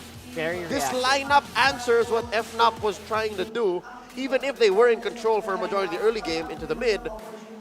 At the end of the day, it's still Fnatic Onic's game plan that came out on top. It was just like TNC trying to, like, you know, what do you call, how do you do that in boxing? Like, you're trying to just absorb the punches. Yeah, just parry. Just parry these things, and that's not really the best way to play, especially if you want to get ahead. That's right. If you're doing that, you're always on the defensive. At the end of the day, this whole Alice, Eve, Tigreal shenanigans ended up being like Manny Pacquiao's left. Like, you can't stop it. Like, you see it coming, you know it's going to come out one way or another. Third round, fifth round, 12th, it's going to come out. It's going to come out. It's going to happen, and that's what happened here. And when it comes, it hurts. My goodness. It was almost nigh unstoppable. And again, maybe that's something, or this is something that our teams here in the MPL Philippines can start planning as early as now. Respect the Eve. Yeah, because the playoffs is going to make splashes even before playoffs arrives. I take back all of the harsh things I said about Fuse Eve. That was, I guess that was... That night that they brought it out where they lost game 2, I take it back. It's real. It could have been. Could have been. Yeah, so folks at home, let us know. Like, what do you think of the Eve? If it's big, put it in the comments. Whoa. Put it in YouTube. Put it on Facebook. We got a comment from Facebook here. Like, legit, your comments will be read out. All right. Yeah. This is from Dylan Laxus. Dylan Lax says, why are the pro teams always picking up the Eve, even though it always loses? Yep. You haven't seen any effective Eves yet since M5. No! Even in M5 it was bad. Even in M5, in man. MSC it was bad. And 0% win rate Eve this season. Right, well, here, right? But was. not internationally. No, prior to today it was. It was. And then FNOP just said, you know what, we'll win twice. Whoever picks the Eve loses. Except if it's... Except if they win. Yeah, except if they win. So, Dylan Lax, we appreciate you. And we were of the same thought process, but now we have been awakened, all right? We have proof now. Super Friends comes in. You look back at MPL ID the past few weeks. They know how to play it. Play style-wise, I think, again, these all have to just come into play, and we try to break it down for you. There has to be reliable CC. There has to be reliable damage. Team fighting-wise, you got to put your opponents where you want them to be, and you're able to capitalize on the zoning potential of the RWM. Like, there it is. I broke it down for you. Just like every hero, you gotta give it time to ease into the hero pool of our players. Our pro players practice a lot. These are things that you really don't see. And maybe, just maybe, a few days was all it needed to get into the groove. Now it's here. Now it's here. Now it's part of the looks metagame. Really, really good. Deal with it. And for you guys who want to win 90,000 diamonds, go over to the MPL Arena, post your live experience on Facebook and TikTok with the hashtag MPL14 live experience. That's the one right there. And you can get a chance to win 90,000 diamonds. That's not like spread out, man. That's just, I think that's just one guy or girl. So make sure to make it publicly posted and tag the official pages of MPL Philippines. There you go. What would you do with 90K? I would buy that recall ×5 for the whole squad. I would buy all recalls. Just all the MPL. All the recalls. All the MPL recalls. Like the ones that they come out with today. Like this batch. This is fire. That came out just a couple of days ago. So good. I like the Geek Fam one. Hey. I like the Evos one. I like the Liquid one. There, who doesn't, I like who the doesn't AP want Bren that? one. I like the Onic one. The Onic one was a sleeper. Like, I'm gonna get the Onic I was one right now. surprised. I did not expect it was that good. I have nothing close to 90K, but I'm gonna spend all that to get the. They're the Thunder Gods right now. That's them. Oh my god. That's them. And this is the recall for both ID and PH. That's right. So you're supporting two teams. What a treat, what a treat. And right now, speaking of a treat, we got another one for you. It's happening later on, so don't go anywhere. We have match number 3 coming up soon. This is TLPH versus Smart Omega. More recalls coming your way in just a few moments.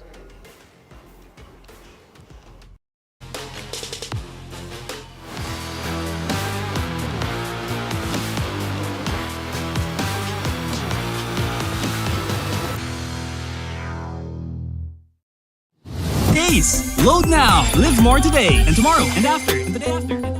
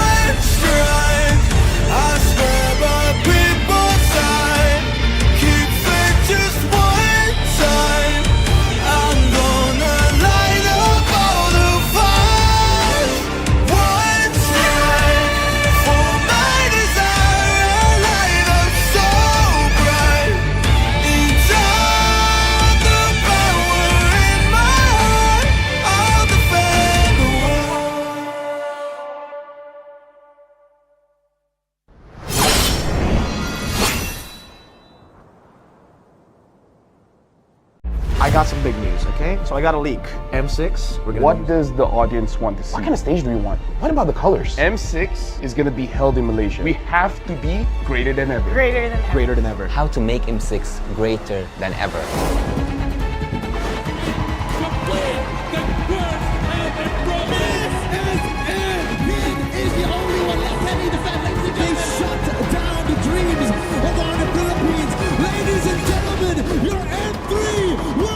Winning the game, getting the checkmate, setting everything up. The course breakers, the two-time world champions.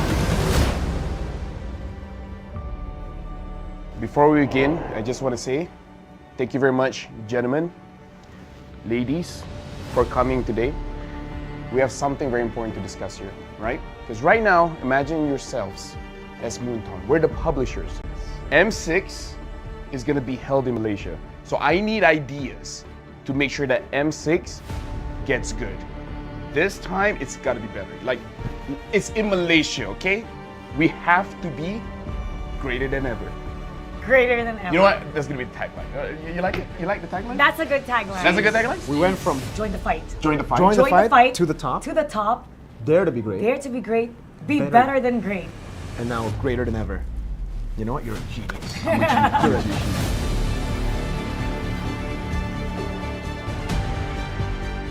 Let's talk about what does the audience want to see, right? What do you guys think the audience wants to see? More teams. More teams? How many are we talking? I don't know, but more regions, more teams. How does 16 sound like to you?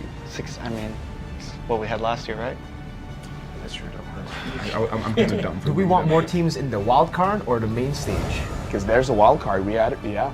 I'm okay with the 2 slots for the wild card. 2 slots? And then 8 in the Yeah, wild card. 2 slots for wild So card, total for sure. 24. Because I'm a believer that the wild card is a legit part of the tournament. I agree. Do they actually want smart stuff? Non-PH versus PH finals, I guess. Non-PH, yeah. Non-PH, Oh, non-PH. We got that in M5 though. What specific region do you want in the finals? North America. Wow. That one is a bit. I don't know about that one.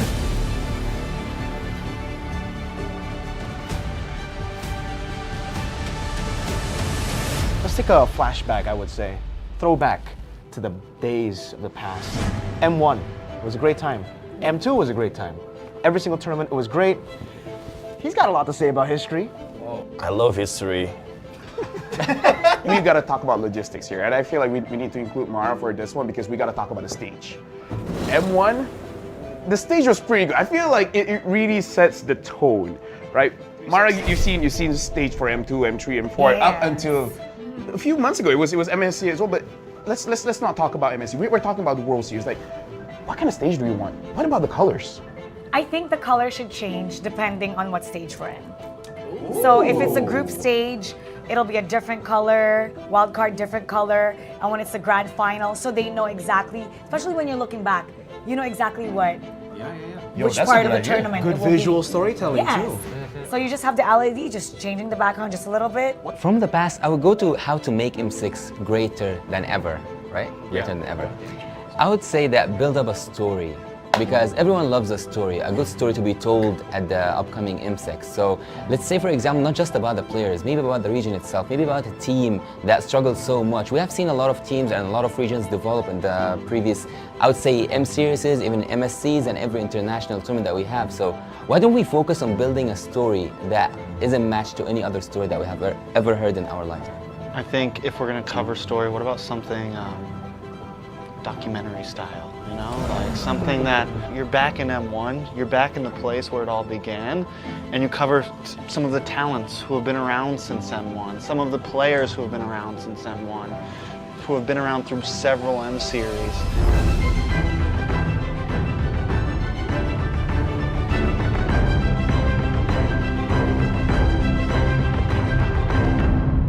I want to talk about music video.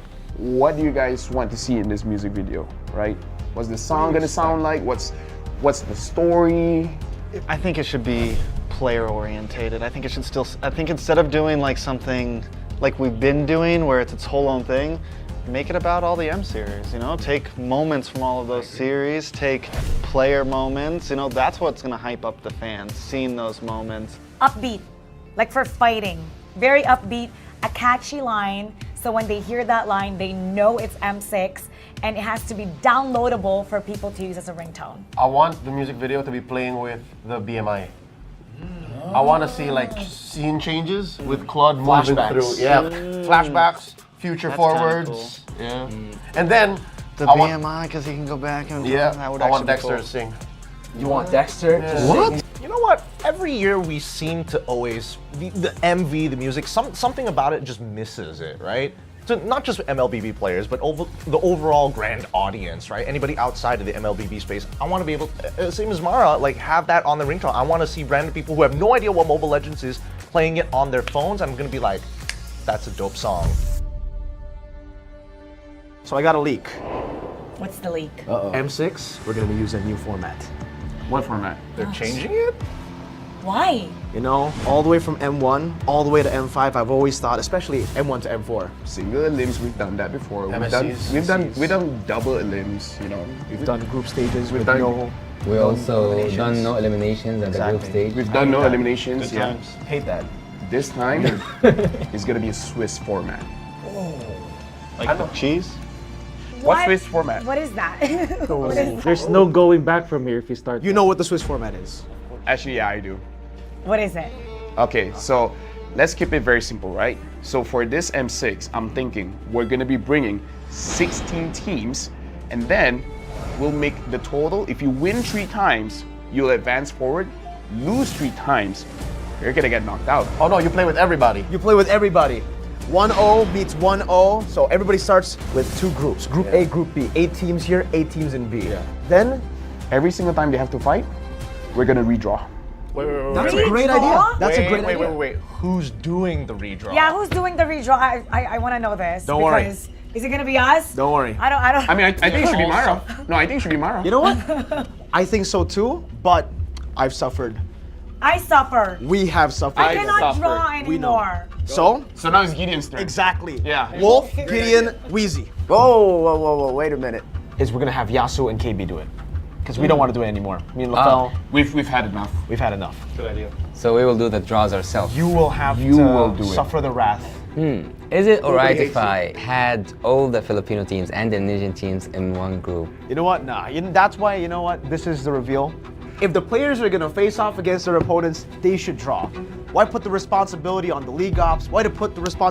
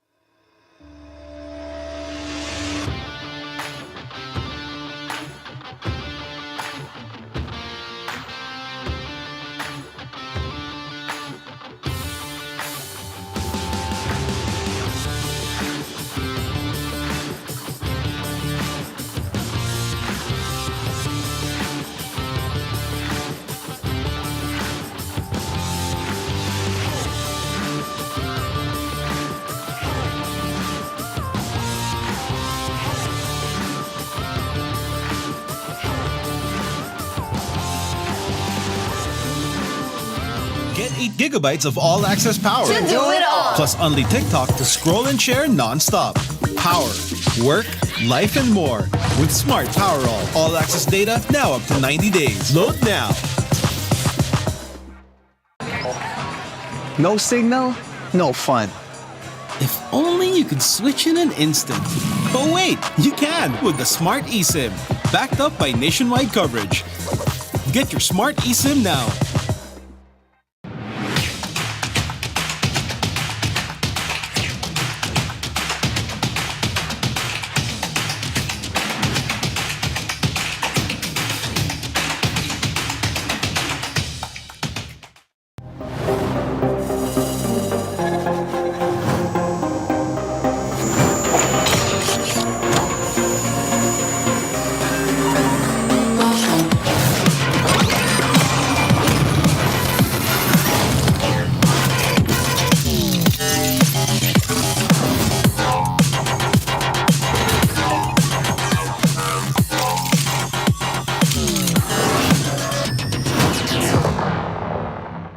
I got some big news, okay? So I got a leak.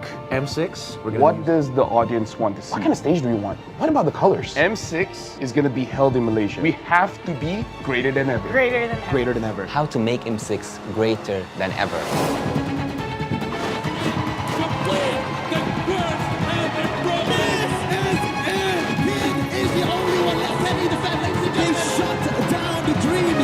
Responsibility of talents. They should be the ones to decide their own fate. Okay, let's decide this. Mar, what do you think about that? Players? I think the players, that's perfect. Perfect. So, well, they can't say it's biased. They can't say it's planned. Exactly. They know. Not stale. Yes, exactly. So it should be the players because, well, they're responsible for who they draw. Wait, We've had enough. They changed their minds right now. Just with you giving us that idea, I'm gonna cut you out. But actually, hold on. We need to hear what KB has to say because, you know, he's the professor here. So what do you think about the Swiss format? Like, what do you guys feel? Do you guys feel it's fine? Because if you guys say it's okay, we're gonna run with it. And if we say that it's not okay, you're gonna also run with it. If only one of you says it's not okay, then we won't run with it. I'm okay. Because you know what? We can't predict any team. Even in the group stage, you know who you facing on. Yeah. You have 3 teams as an enemy. But in Swiss round, you can't predict tomorrow what's going on tomorrow. What if we lose? Every round. So yeah, technically, groups are a thing of the past. Because you know what the discussion is, right? Whenever somebody makes it out of groups, oh, it was an easy group. Exactly. They weren't ready for that group. So now, I like it. You get to find out who really is deserving of making it. It's time to talk about the strategy for the teams. No, I mean like for they think for Swiss format, yeah. No, okay, we're locked in, right? It's gonna be Swiss format. Okay. We've seen teams talk about, oh, best of 2 is a different kind of strategy, right? Best of 1, completely different strategy. So now Swiss format, like Gideon, Steph, Lizzie, like, what do you guys think is gonna be the strategy when we're going for a Swiss format for this time? Just win. That's simply what the format is asking of you, right? It's saying, hey, the faster you win, the better the more times you win, the easier it is to make it over to the next stage. That's the whole point of the format, to kind of weed them out. Let's think about this, right? Because you're gonna play way more games in this format. Am I correct? Right? In the group stage. Playing more games. Imagine the first one, you're already showing everything you've got. Isn't that like, you know? I mean, I think it's cool that the teams will be facing teams with the same record. Yeah. So I think it'll be even competition. So you'll see the teams scale the later we get in the Swiss format. I'm more curious about pre-preparation, right? I don't know about you, Wolf, but for me, at least with the format that we had before this, you kind of know who's your next opponent. You can pre-prepare for it and honestly have a working strategy. But I think with the Swiss format, it's just every single draw, you're like, I just hope I do well. But at the same time, like you said, it really shows us who's the best team actually, who actually deserves the upper bracket. Because if we only have like 16 teams, let's just say that 8 teams make it to the upper bracket or the lower bracket. It's always been like the upper bracket teams have a shorter way to the finals. Like you only have to win 3 series actually if you're from the upper bracket. But you can only get rewarded of that if you survive the grueling Swiss format. Okay, now I can see that maybe we're not as close as friends because the way that I'm thinking is way different. What is the way you're thinking? There's 2 games, so that after this you're fighting all the easy teams. Maybe. Right. Think about it. The people that lose to, yeah, I mean. It's all great until a Filipino team gets beaten twice and have the same strategy. Now, that won't happen though. Like, imagine, if Malaysia we just lose 2 times, then we can eventually fight NA. Don't mind. Oh wait, no. This is where I draw the line.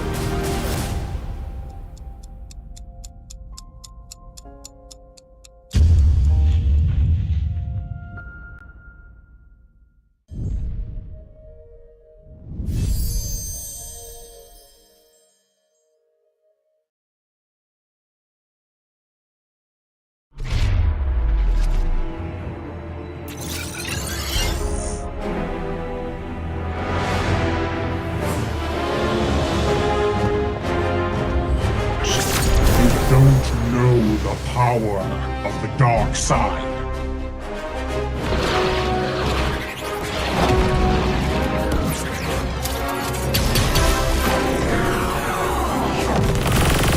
Target on the move. Prepare to engage.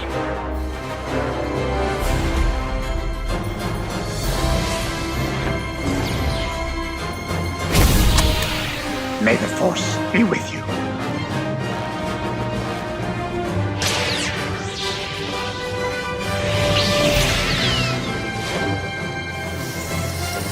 I will do what I must.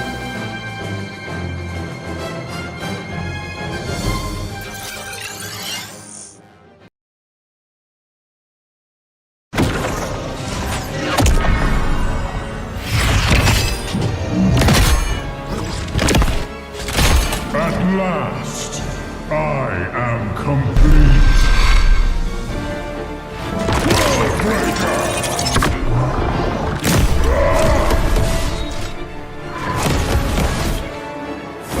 Come in fairness.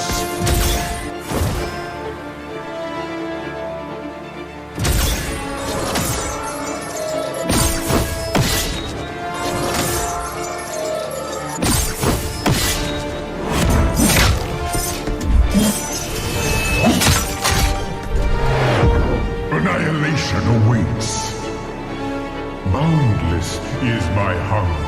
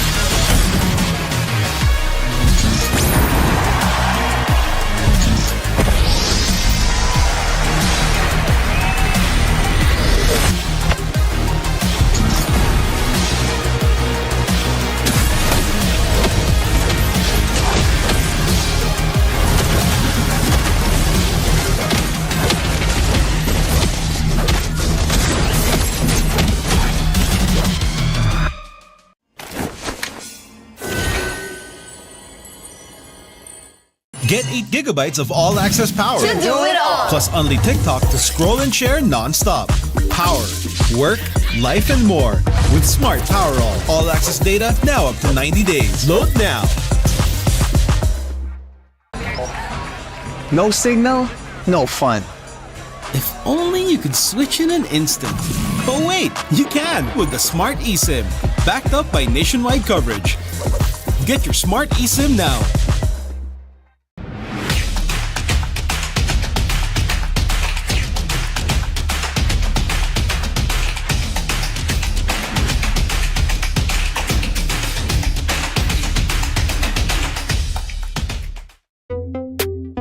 Tuloy-tuloy live selling, tuloy-tuloy content, tuloy-tuloy gaming. With new Smart All Access 99. May 9 gig ka, now for 15 days. Load now, live more today, and tomorrow, and after, and the day after.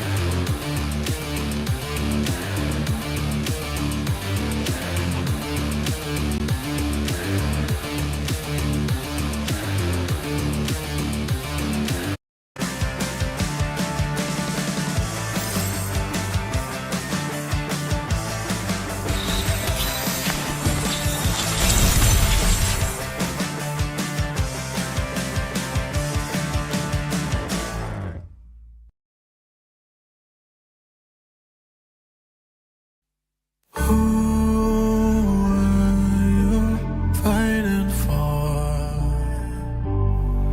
No one would ever know your name. Who were you waiting for? No one would be there to save you. You would be alone when hope was gathering together with the sun. Even though your back's to the wall, one strike, go cut.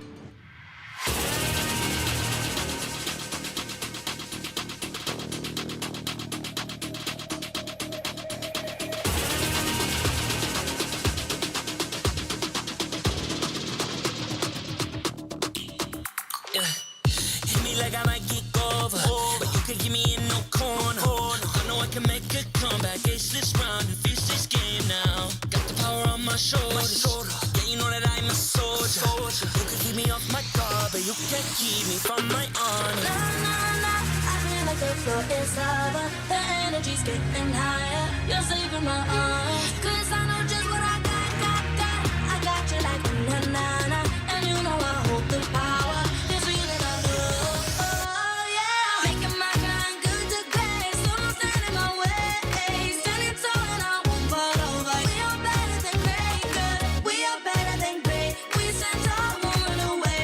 We are fun, nothing gon' change. Great, we are better than great, great.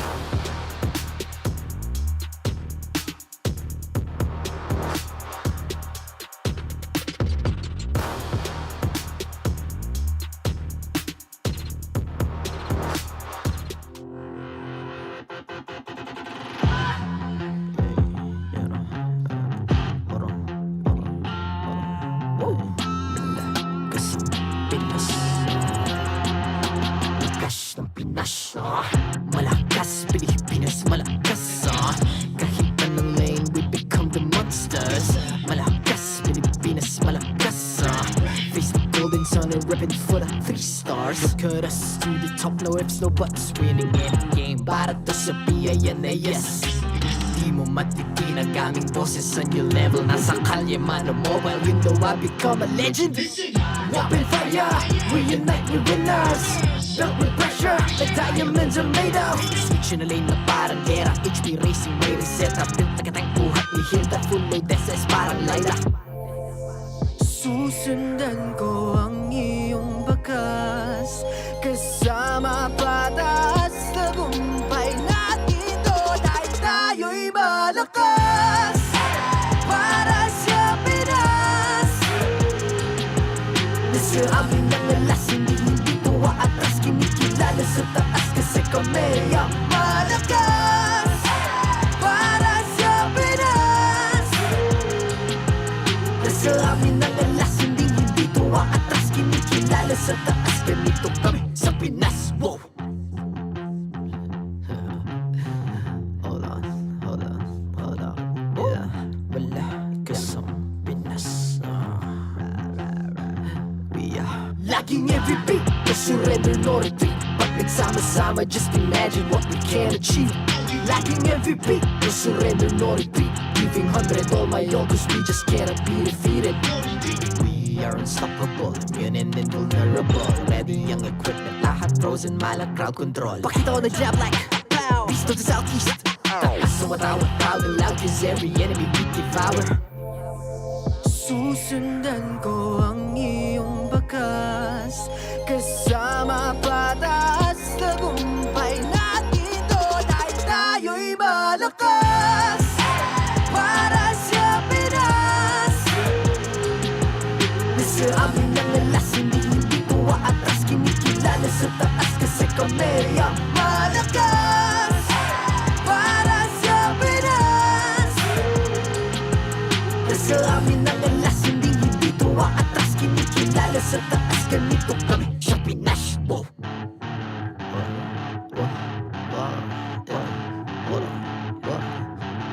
Malakas, Pilipinas, malakas. Kahit anong lane, we become the monsters. Malakas, Pilipinas. days and I'm repping for the 3 stars.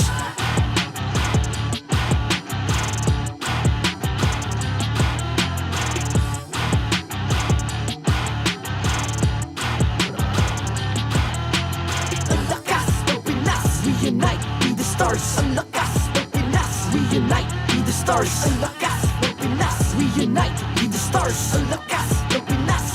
We the stars. Ang lakas ng Pinas. Reunite, be the stars. Ang lakas ng Pinas. Reunite, be the stars. Ang lakas ng Pinas. Reunite, be the stars. Ang lakas ng Pinas.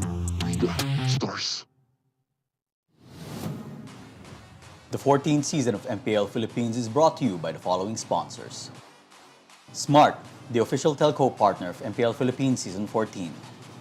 The official tournament phone of MPL Philippines, Infinix GT20 Pro. Official suppliers, EMC Asia and Index Salon. Experience the MPL-PH Season 14 action live at Green Sun, Makati City. Grab your tickets now via official MPL-PH website. Don't miss any MPL action by following our official Facebook and subscribing to our YouTube channel. Follow MPL-PH on TikTok for more content. And to ensure the equality and fairness of our games, MPL Philippines is also monitored and supervised by the Games and Amusements Board. Lakas ng Pinas!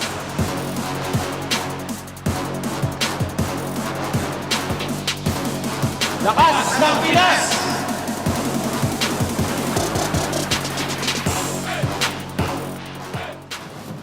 Patay na to eh. Kaya. Pwede tower ah. Tower. Ah, Yurian. Ilahin ko ngayon, ilahin ko. Nice one. Walang. Clock yun, mamatay. Yeah, balik. Clock triangle. Iyan na. Puro mid. Shadow. Sa kita din. Gina. Ladies and gentlemen, welcome back to the English desk here for the last match, the highlighted match of day number 2 here, week 6. Again, I'm Naisu, joined here on desk with Ingan. And, you know, forget the mic check. Did you guys see that emote? Wow, the recalls. emote, the recalls. Yeah, Burrito was actually saying that if you're alone using it, it's mid, but if you're 5-man using it at the same time, wow. Think about the whole team. Think if your opponents had it too. Yeah. You know what? But yes, last match, if you guys missed it, you've seen it right there. FNOP, they extended the winning streak now at 10-0. They're getting near the record, of course, for the league. And it's looking pretty good for them, man. Fnatic Onic Philippines 10-0, like I mentioned. Falcons AP Bren still there at the 7 points. Both those teams have locked in their spot for the playoffs. Yeah, and of course, Aurora, MLBB, Smart, Omega, TLPH, RSG Philippines, Blacklist, and TNC Pro Team still have a lot to climb, still have a lot to do to secure their playoff spot. And if I'm correct, if Smart Omega wins this, they're going to secure a playoff spot today. If they win this, yeah, I believe so. And, you know, maybe our panel will talk about that more as well, because today's been full. Actually, this week 6 has been full of just number crunching on who's going to be able to get to the playoffs or not. And with the way things are going, you know, since the upsets yesterday, and then now, of course, we have here where it's just all sweeps. You know, dominance. Dominance for the most part. But this one, this would be the series, and then I'm like, hey, this has to be 3 games. Same. 3 games, exciting back and forth. I don't even know what's going to happen between these 2 teams because both of these teams really need this win in order to up their standings and up their chances of securing the playoff spot. They do, and both these teams have showed us phenomenal things so far, but we'll see who comes out on top today. But first, again, we're going to have the panel break this down for you guys. So let's go on and throw it over to Rockhart and Leo. Good day, it is Rockhart alongside Leo. Right here, giving you the game, the action, and all the drama here in the Infinix game Tambayan. Not so much of the drama, maybe a little bit earlier with Kirk, you know. I can do drama. Breaking some hearts. What, sorry? I can do drama. You can do drama. Yeah, there's a lot of drama in this matchup. Again, the story, the history between Team Liquid Philippines and Smart Omega. Again, the fact that if Smart Omega wins, they secure a playoff spot. Rockhart, last season, Season 13, was the very first season in the history of the franchise that they did not make it into the playoffs. And Smart Omega is a storied franchise. And it did feel like that kind of just dug into Smart Omega. Like, guys, we can't let this happen again. This is not who we are. And look at them now, just winning a lot of games. And again, just like Leo said, so close to playoffs berth right now. So right now, and of course, this is going to be TLPH versus Omega, Team Liquid Philippines, who has had quite a rough start. Gonna fight against the nightmare from the barangay. Oh my goodness, it's Andoryu. Andoryu is a breakout star. Usually when I say breakout, I look at it from a week to week, like breakout hero, breakout player. But Andoryu has been painting Season 14 green. Look at how well he's performing. #1 kills all across the league. Like literally #1. Count everything. He's on top. Look at how much damage share he's dealt. Total kills per game.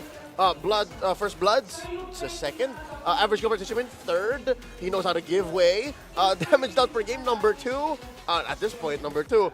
But Rockhart, Andoryu, this is the best Andoryu we've seen. Definitely. I think this is Andoryu Prime. And considering he just recently transferred from MPL through his MDL career, it's actually super impressive. Like, not many people have a start this good, save for a few highlight players, maybe like Chakno when he started, right? And lo and behold, they're teammates now. So. And that explains why exactly he is a nightmare to Liquid Philippines. Right now, we have a big question. What is happening with the cavalry? All right, that's what this translates from. Anong nangyayari sa the cavalry? What's happening with the cavalry? Because if y'all don't remember, there was a 2-series streak wherein they played with Zyda. First match looked all well and dandy. They actually beat Smart Omega in that last outing. And then after that, another one, they lost, switched in for Carl, still didn't pull it. So something's definitely shaking. Something's happening in the camp of the cavalry. What is that? And I don't know, it just feels like, what is this? I don't think it's an experimentation. Zyda's a proven commodity already. For sure. But right now, yesterday with Carl TZ returning, people thought, you know what, this might be the old Liquid. But something is still amiss. It was a sweeperoonie. Sweeperoonie. Didn't expect that. I was ready for a free game there. They got beat down by Aurora, short to say. And Aurora was playing with new stuff too. Like they were bringing up, what was that? The Rafaela export? The Rafaela, man. The Rafaela export on the turnaround. So very impressive. But here is the one that Leo was talking about here. Their first outing, TLPH made it look pretty darn good. Yep, this was week 4, day 3, so not too far off. And Liquid wiped the floor with the barangay. JP and Sanford hailed as the MVPs of those games. And all right, to be honest, it is now a long shot from week 4, despite it being just like 2 weeks ago, because it's a new patch. It feels like it's a whole month when you're thinking about what kind of heroes could make an appearance, what kind of heroes are getting prioritized right now. I know you guys watched what happened earlier, right? Oh, yeah. What was your favorite hero pick earlier? Eve is a thing. Honestly, the Eve was going to tear it up. Alice is a thing. Alice, right? So many. The Roger falling off. Neither of those are here. Look, Roger is picked up by Benny here, and then Ling, back-to-back games on Zyda. He swept them. Zask as well for Sanji. This was Jome's all Moscow weekend. That's right. Non-stop. Ever since then, the meta has to have changed, and Coach Snap, Coach Lembot, Coach Stronger, they should have gotten on top of it. Yes. So, again, more than just the 3 games we're expecting, maybe the results should change too. Because again, if there's ever a time, Rockhart, that the barangay should take advantage, it's now. That's when right. There's, again, that looming question is, what's happening to the cavalry?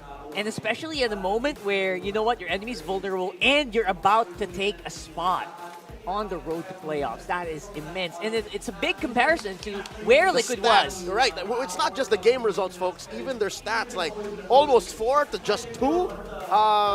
The average damage dealt, taking a 50k hit. It's huge. 0% Lord control rate? Is that right? Apparently. That doesn't sound right. Second half, by the way. Second half. Because they got swept twice. Rockhart, consider this. Omega, if they win here once again, they secure the playoff spot. They're going to secure before the defending champions. No way. That's saying something. That's what the downslide is. That's what the backslide is for Liquid. Right. And we have been calling them the Titans for a while now, for a few weeks now. They did show they are. They still are. But somehow it doesn't feel that way, especially against Smart Omega, who can really take you by surprise. At this point, Smart Omega's excellence is not a surprise. They've trusted the process for long enough. It's been a tough 6 months, 9 Long months. road, man. It's a long road for Smart Omega. Again, they missed out on last season's playoffs. Right there, but walking behind. there it is. But this time, is it too much to ask for Liquid to climb that way too? Yeah, I think Liquid. I don't know if you guys agree in the comments. You guys watching at home, please let us know. Is this Team Liquid's rise? Is this the time for them to redeem themselves? Or will Omega lock it in for the first time? Doing it before the current champions. What is happening? It's a test of champions, Rockhart. I mean, can you really be called a champion's champion if you can't dig yourself out of a rut? That's true. This is quite the deep rut TLPH is in. That's part of the reason why Champion is so good. They're able to deal with situations like these. Us personally, I feel like it's still going to be TLPH. There's still a good chance TLPH can do it. I know you're going to be a true blue barangay until the end. No, here's the true thing. Green barangays. Yeah, I know, but here's the thing. Here's the thing, Rockhart. Given what's happened yesterday, I erased all of my memories of my predictions. Really? I erased the forecast from my head.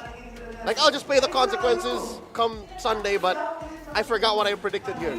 But now, let me tell you, I think I'm kind of siding with the barangay. Yeah, I feel like the barangay does. I was telling a lot of people coming into here, said, you know what, this is game free, so strap yourselves in. All right. And Omega actually has a good chance here. So technically sound. They're so fundamentally ready, like on a roll-per-roll basis. Yeah. While the cavalry is kind of in shambles, so you know, if you're asking me, logically speaking, I'll say barangay. And if you ask, like, is it one day really enough to reset after that one? Last night. It's almost possible. But if you guys want to do a recall, or you want to reset your HP bars, you recall with style, guys. Use the MPLBH team recalls available now, and you can do that. Yeah, right. So you can do a lot of fun stuff. They were Thunder Gods earlier on. I don't know what you guys think, who's the best recall, but here comes the team intros, walking into the stage here in the MPL arena.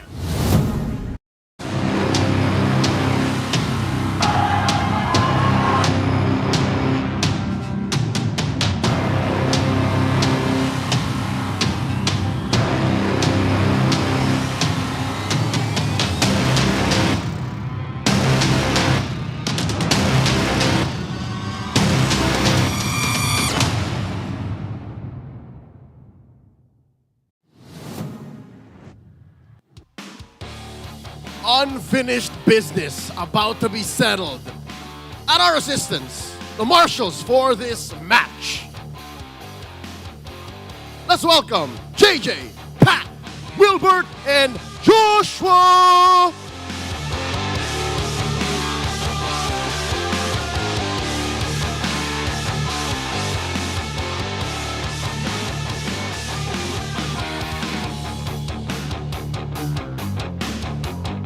First up, making their way on stage. Yesterday was just another lesson. It's time to rebuild and reset anew for redemption. One half of the Titans of MLBB bounce back. It's Team Liquid Philippines.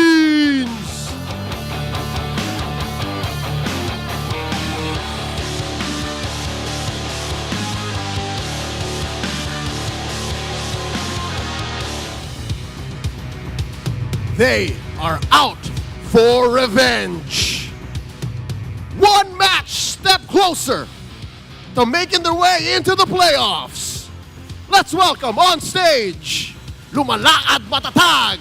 They are Barangay Smart Omega!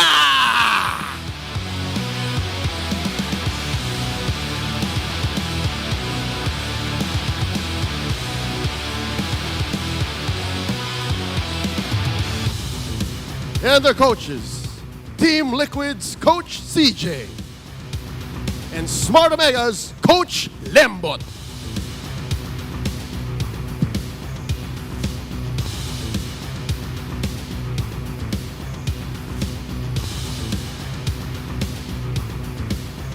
It's time for the face-off. Chaknu, JP, step forward. Chaknu, paano mo babawian ang cavalry? Ano ang palag mo?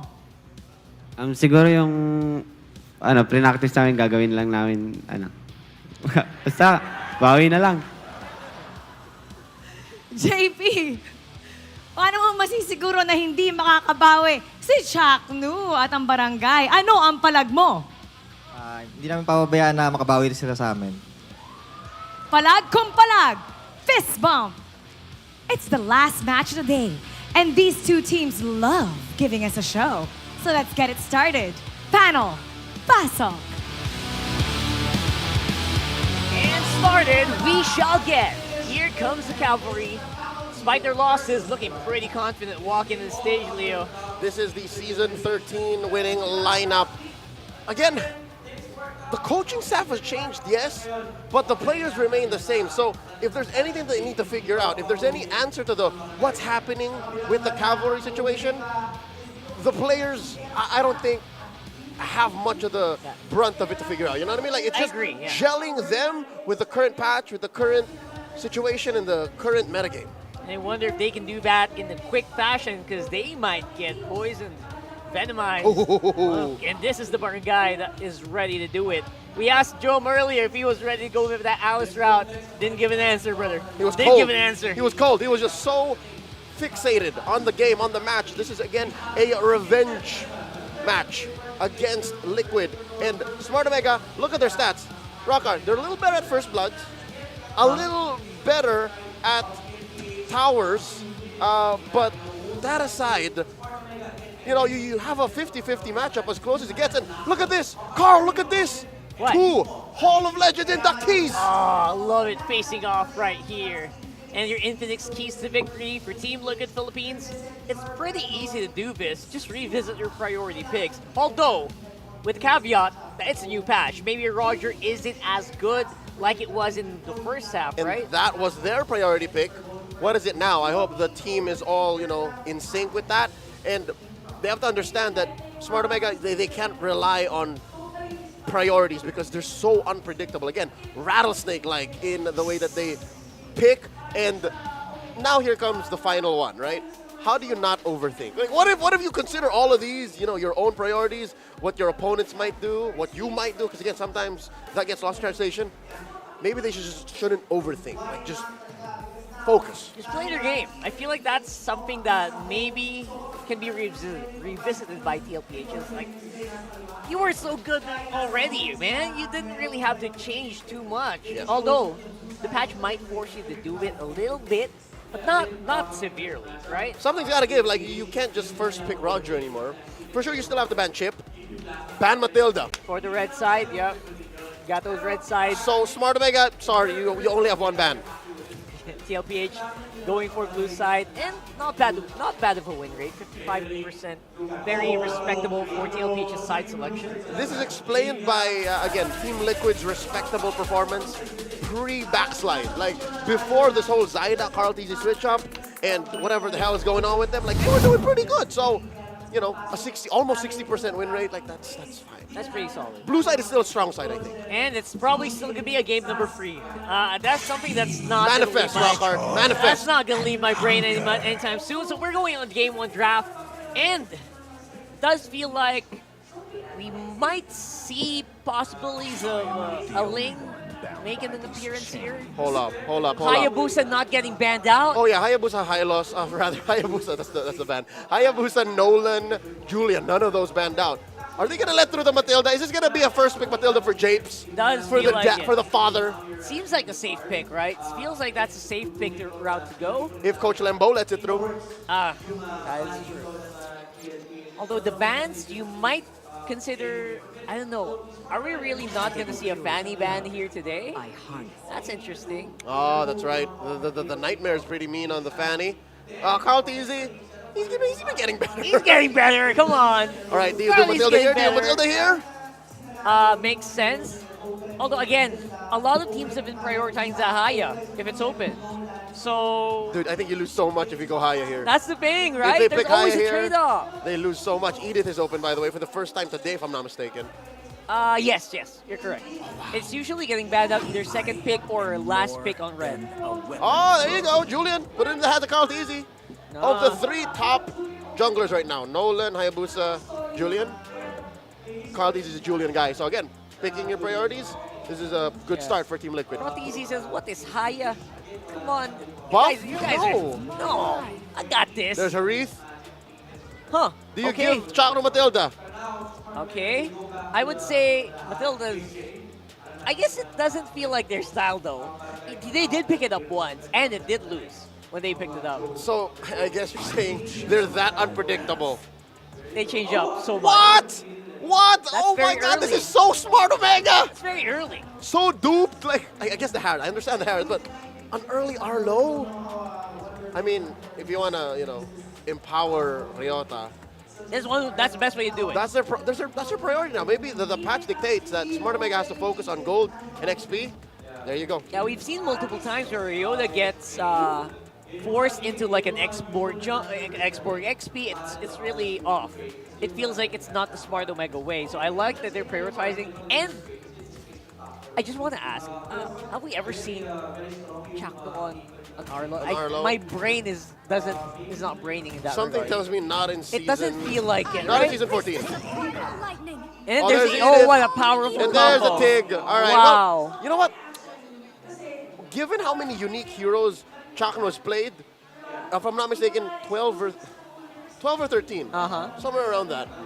He might have actually done that. It should be there, He might have right? at least played once. I'm gonna have Bring up to the go stats. back Let me- into that one. Let me dig it up. Right, because I feel like that's something that a lot of people would flex between XP and Roam, but I don't think I see it get flexed in in Smart Omega. There's Vex. I like the Vex. I was kind of expecting something similar, maybe a Valentina. Valentina's banned. Oh, sorry, they banned it. Yeah. Alright. Interesting. So the Vex kind of blocks out any chance of them playing the Eve. And the big wombo combo also kind of just removes it a little bit. I mean, the Eternal Guard kind of slows down the combo here of TLPH. Doesn't necessarily stop it though. So if if ever there's a way to do it, this could be it. Hayabusa getting banned out feels like it's still the right play. So creative. Yeah, there's still no pick for Andoryu. So definitely something to take care of. Block out the Nightmare. Solution, don't sleep. That's right. Oh my god, that's a great one. Don't sleep on his picks. Maybe get some of those, what's the opposite of a sleeping pill? Get some Coffee. caffeine. Coffee, right? Might be it. So we'll see. All Obviously, Andoryu has had a field day on multiple heroes. I would not be surprised to see a Ling here somewhere. Would not be surprised by a lot of jungle picks, to be honest. Oh, yeah. I mean, Hayabusa has been one of his go-to before it got buffed or adjusted, quote-unquote adjusted. But I still feel like it's a buff. Other than that, they might be able to lock out that jungle role. But does he have the history of Fanny? Andoryu? Yeah, he does, right? He does. And talking about history, I've looked it up. Chakra has not played an Arlot. No Arlot, right? No Arlot in Oh season my 14. goodness, what is happening? Yep. He's played the likes of Edith and Gatot, Belleric. Kufra. No Arlot. So he would rather play a Kufra than an Arlot in some scenarios. Yep. Andoryu currently ranked number 3 in KDAs amongst all junglers, with DK and Carl TZ following in 4th and 5th. So now there's the Matilda finally. I think Omega was just trying to, finesse it in, like, maybe. It'll be great for the Harith. Still waters run deep. So there is the There's Ling. the Ling, talked about, and... So Ling now kind of feels like an A-tier jungler. Yes. You got the 3, Nolan, Julian, Haya, and then Ling kind of falls next up. That's a good point. Didn't see Nolan. Ling and Fanny. And the Fanny. Yep. So A tier is not bad, especially if you have been known to use it very well. All the way to his MDL days. He linked the heck out of those days. Aurora and... They still need a gold laner. laner. Benny, what you got, Benny? Lunox. Claude's still out. Claude's safe. great. Yeah, Claude's great. No Moskov. You won't Ruby here. You can't Ruby, you can't No. Roger. Roger, maybe. Just for the dual But capability. I'm not against. I wouldn't go for it.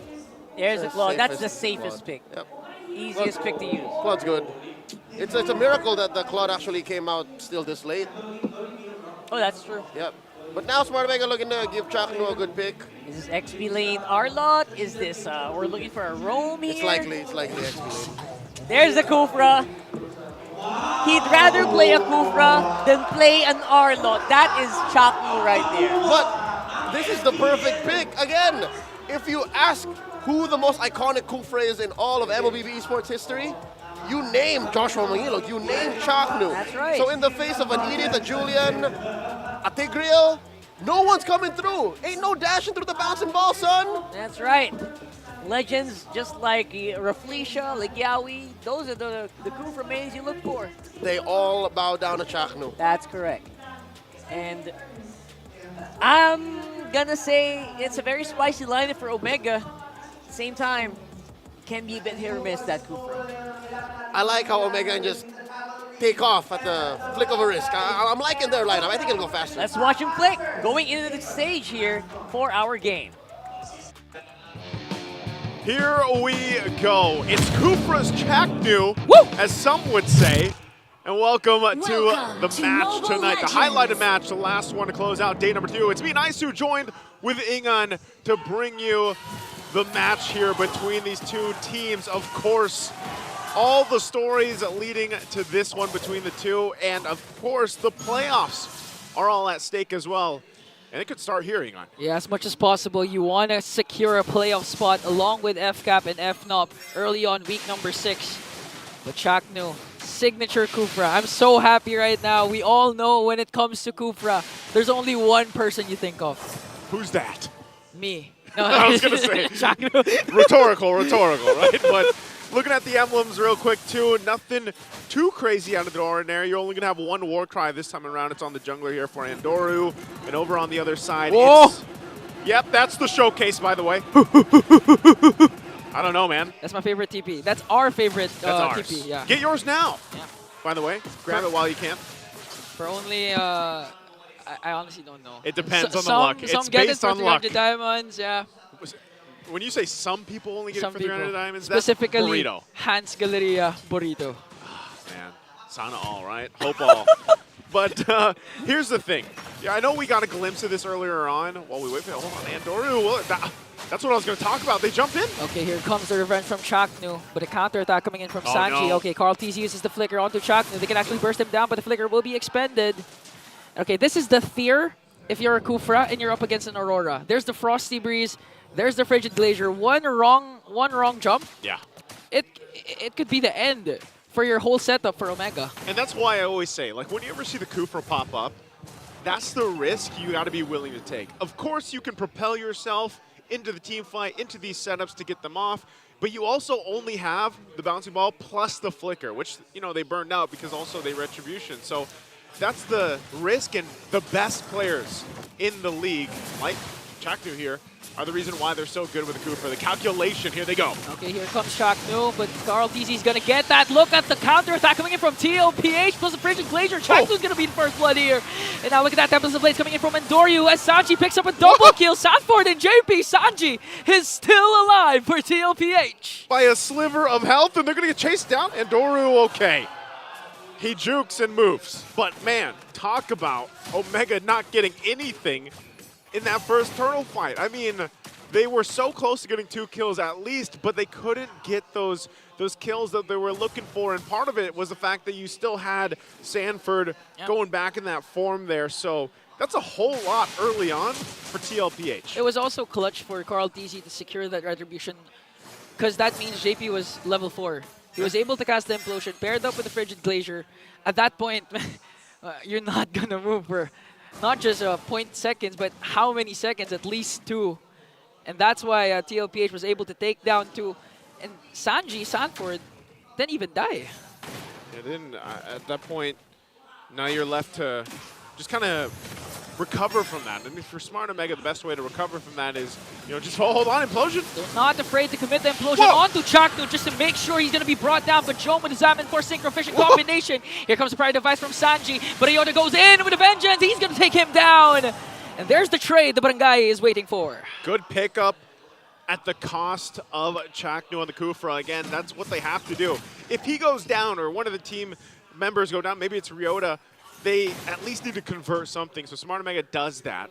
And at the same time, you know, it goes over to Ryota. But look, the thing is, you've got a couple Purifies. You have a couple options if you're Smart Omega. But ultimately, it's that. You already mentioned the last team fight. it was so tough to play against an Implosion plus the Frigid Glacier combination. So Smart Omega, even though they're playing off the bat of Chaknu going in and calling that, hey, here's the setup, you still have to be pretty disciplined on how you approach it because you can just get locked down if you're all going to follow in.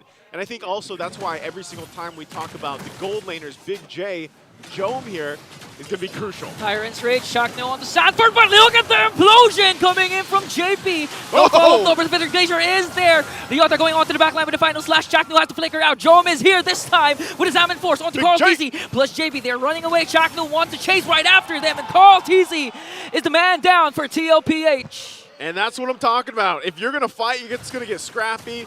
You at least convert something, whether it's an objective, whether it's a kills, and you can see it happening here for Benny Cutie right now, getting a ton of gold off of that, just left alone to his own some in the bottom lane. But just on the flip side, it's going to be switched up. And here we had Vintage earlier on, and now it's Vintage Chak Mamba. Vintage was Kelra earlier. So Kufra is his most played hero of Chaknu. He's played the hero in 53 games with a 62.26% win rate throughout his MPL-PH career. And that is massive. That kind of win rate in a competitive professional level is so impressive. Even in RG, even if you smurf, that's hard to do. Yeah. But Chaknu makes it easy. I mean, one of the iconic moments of Chaknu's Kufra, who could forget one of the longest games in MPL history. I believe it was longer than a full-length basketball game. And Chaknu was the one who ended with a Miracle Tyrant's Rage Flicker combination. And who knows, he might replicate it for this game. That's the threat. Anytime that you have a Kufra in play, and then mind you, it's Chaknu, you've always got to watch out, you know, because the setups can be happening from any angle, anywhere. And he does a really good job at utilizing the conceal. Like we saw just now, he's going to get repositioned. He'll do that throughout the game. And that's the crucial thing, especially when the flicker is available. So TLPH knows this. And again, that's why I think even the Aurora pick was such a great pickup in the draft that they brought to the table, because they can always kind of lock down if they need to, slow down and work around with the kits that they have.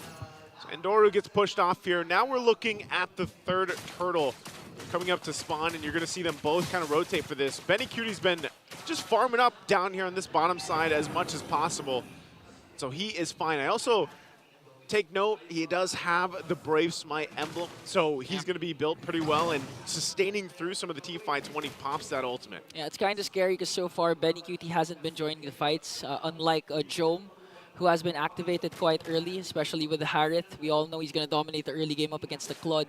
But when the timer for TLPH comes, here comes the clash. Wow. Okay, Eternal God, Curse Blast will be casted there. Akutsil, who's going to set up first. It's going to be a retribution battle between the two junglers. Chaknu charging in Titan's Revenge, but Ukir gets the turtle. Now they want to go right after Sanford, though. Is this a disengage for Omega? Implosion from JP! Plus the Blazing Duet! Frigid Glacier combination. Tempest of Blades will have to cast it because Endoryu trying to go right after JP. That's one trade for Omega in exchange for two. Ukir gets the turtle. Yeah, the 1-for-2 trade. JP goes down, but 2 picked up. But the turtle, yeah, Ukir, I think that's the second time now that he's been able to cap it out, even though the retributions were used, but still. So objectively, Smart Omega will get it.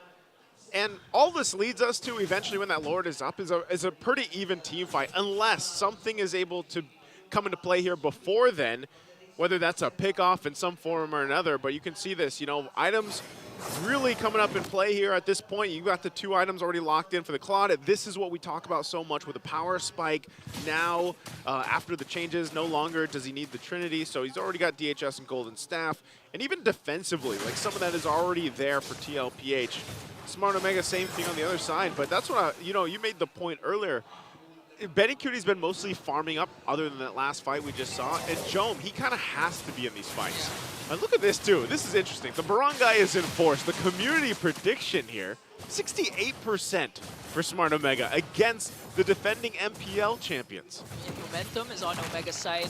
The past performances that they've been displaying, we really can't blame the community. And if Jome continues to play like this at this level, along with Endoryu, you know, this could be a sweep for Omega, but right now Chaknu catches someone off guard. Gonna be bursted down. Carl TZ manages to escape. Okay, so that was 2 ultimates committed for Omega. Will TLPH have a go signal because Ryota goes in with a final slash? Frigid Glacier will be committed there by Sanji. A lot of ultimates casted right before the Lord spawns. Yeah, a whole lot being used already, but this is going to be a tier 2 going down as Endoru pushes that turret down. They know that. They have the information. They blitz the Lord. Carl TZ gets the Lord. Now Jome has to answer right back. Implosion coming in from JP. Match to catch to Benny Cutie. The Bagio goes in right after the backline with a blazing duet, but JP and Sanford will fall down. Woo! Here comes the attack coming in from Endoru. The Nightmare manages to catch two. Looking for Benny Cutie with a Finch Poise. He still has the Divine Sword, but in the middle lane, they're not done with Sanji. Gonna commit the Tyrant's Rage. Jome is there as well as Endoru. The Pride of Ice is there, but Sanji manages to flicker out. Only 2 casualties for TLPH, and I don't even know who got the Lord. Well, I'll tell you who got the Lord. Who? TLPH did. So they blitzed it after we were paying attention to Endoru push that tier 2 in the top. And so they got the Lord, but they also lost a couple bodies. And so more so, TLPH does come out ahead of that exchange. They're going to be able to push in with this, hopefully get these next tier 1s down, especially in the mid, and make a play from there. Right now, Smart Omega's got to be on the defense, and they're trying to clear out and manage these waves being pushed in.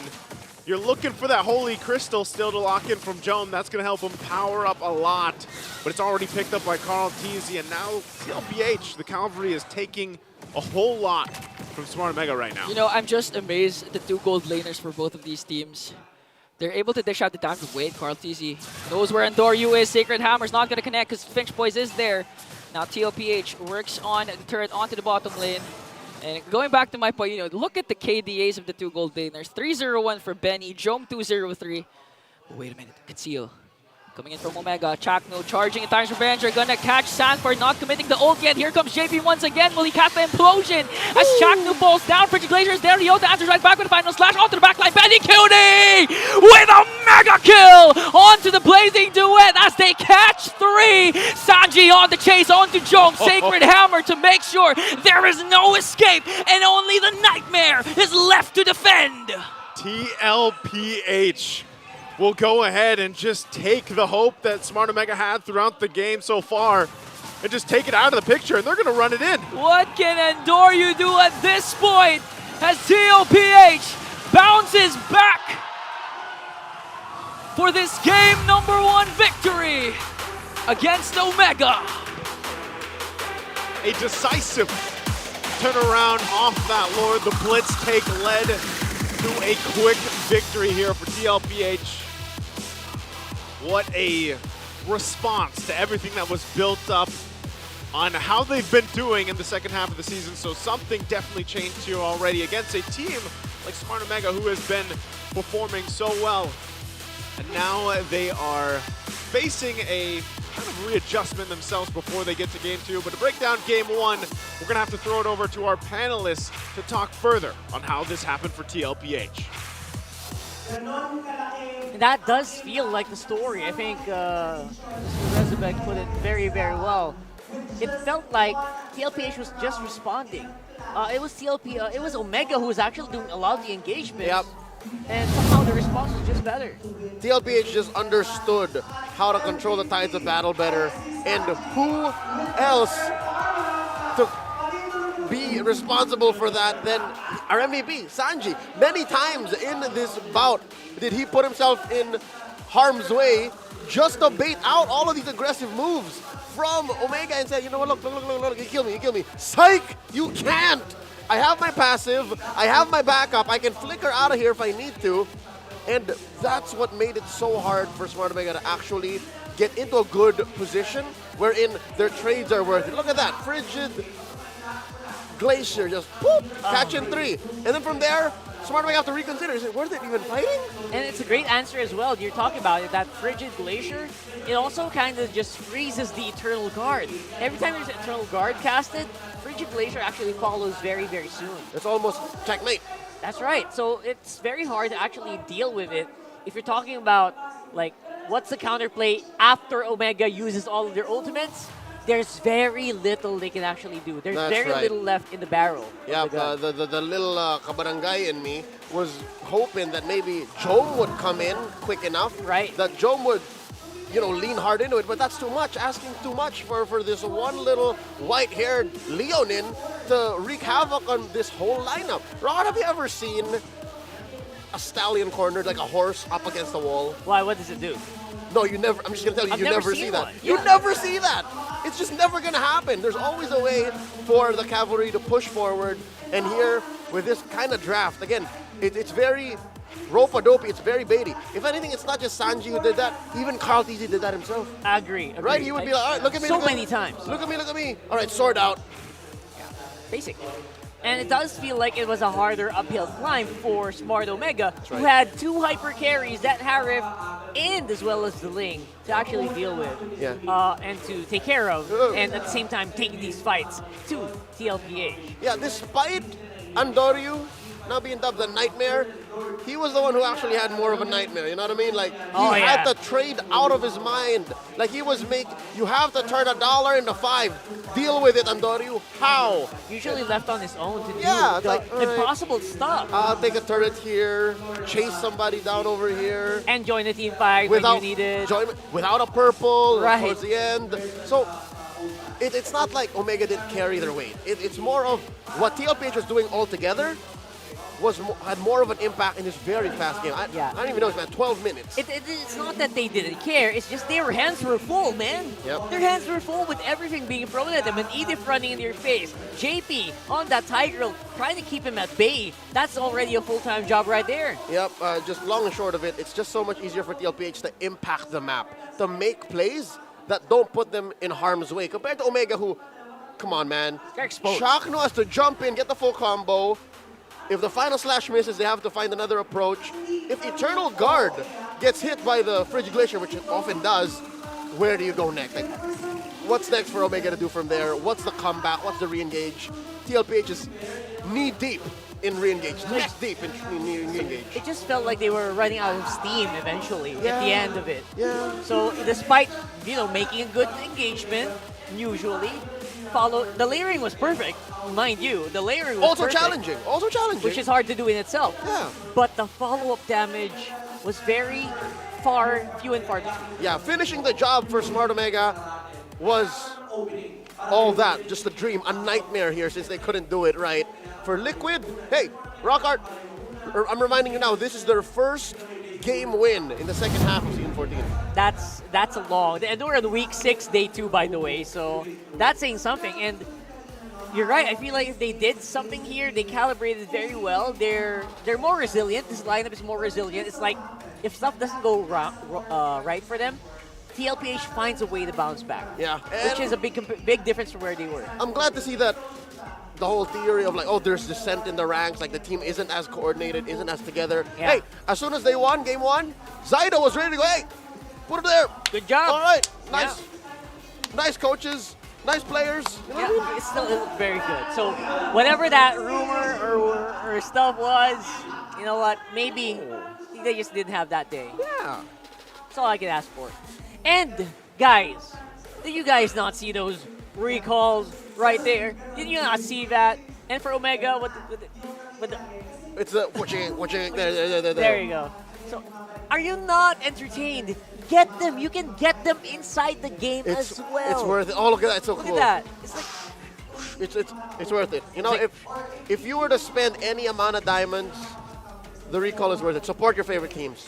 Yes, please. Maximum of 1,900 to 2,000. You got this. You got this. You got this, man. So going over to Mara, I think she's going to talk to someone, not me, someone else, right there on the screen. May mga bisita tayo ngayon sa MPL Arena. Kasama natin ang Battle Trips! Alright, represents! Charles Feliciano from Muntun Student Leaders Philippines.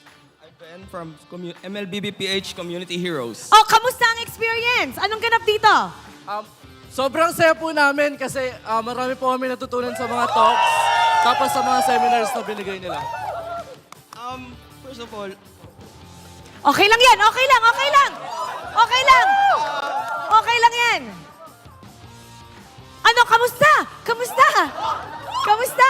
Nag-enjoy ka? sobrang saya mo kasi talaga.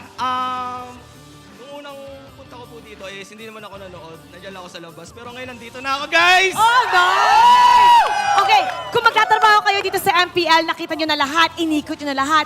What do you want to be? Ikaw muna. Production po. Kasi Prod? may experience na po ako sa pagiging league operations dahil isa Ay. po ang esports organizer. Nag-a-apply! Okay, ikaw. What do you want to be? I'm currently in production po, supervisor. Siguro gusto ko maging caster. Oh, caster? Caster! Katulad nino! Sample! Oh. Yun nga po. Kaya ako gusto maging caster kasi... Sabi ko, sample! Ayun nga po, wait lang po. Kaya ako po gusto maging caster kasi nga po,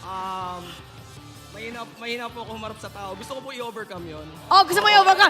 I-overcome natin ngayon. Kunyari, ganap ang laban ngayon. Okay, Smart Omega versus TLPH. Go! Pwede pong introduction na lang. Oh, sige, go. Intro. Game. TLPH versus Omega. Sino ang mauuna? Oh, okay, pwede na! Okay, paano ba mag-join sa Battle Chess? Paano mag-join? Ano lang po, tignan po nila yung Muntun Student Leaders Philippines and like and follow na din po sila sa mga postings namin. Kasi andun po yung registration sa Battle Trips. Oh, ito, energy Invite mo sila na manood ngayon at mag-join sa Battle Trips like a caster. We invite you to join MLBB-PH Community Heroes and the MSL page in Facebook. Join lang kayo guys, sobrang saya dito. Open for all pa pala next week. Battle trips natin, libre! Okay, ipapato na natin sa panel. Lahat tayo sabihin natin pasok. Panel, pasok! Always follow your dreams. Anyone has what it takes to be a caster. More power to you, Ven. More power. To you. Good luck, brother. All right, so that is Battle Trips. It's free. That's the best part about it. I wish there was Battle Trips when I was in school. So if only Battle Trips was around like 2 years ago, then I would have been able to join, you know? I agree. We just graduated, if you guys are... Oh, you did that? We just graduated. I've been out of school for like 3 years. Oh, I thought we were batchmates. When did you graduate? I sworn that 2020, last year. Class of 2023, ladies and gentlemen. Anyway, yeah, going back. Regardless of that. Let's put aside this totally true story. That is true. We're going to have to rethink how Aurora actually slots into these lineups. Aurora the hero, by the way. Yeah, the hero, not the team. It feels so good in these specific scenarios, but sometimes it does fall off, doesn't it? It's been a while since we last saw a great Aurora. You know what I mean? Like, the great... we often see Zask's, Jushin, given her new adjustment. Faramis, breakout heroes, returning heroes. Eve now, Lilia, for a while when Ukir was playing it with the Rattlesnake lineup. But an Aurora is just so good. Vixana's more in demand now. That's true. But an Aurora that is good, provides unmatched CC. Like, she's the #1 CC burst mage now. That's right. So interestingly enough, the counter CC, the damage is real. But you know what's real? The support from people watching in Barangay San Bartolome Multipurpose Hall for their watch party in Smart Omega. The cavalry has arrived. It's a whole barangay versus the barangay. All of y'all watching from Barangay San Bartolome. Barangayception. In the multi-purpose hall. If you're at home and you're nearby, what's up? That's pretty amazing. Hello. Where is San Bartolome? It's like nearby Metro Manila. Yeah. Or are they like...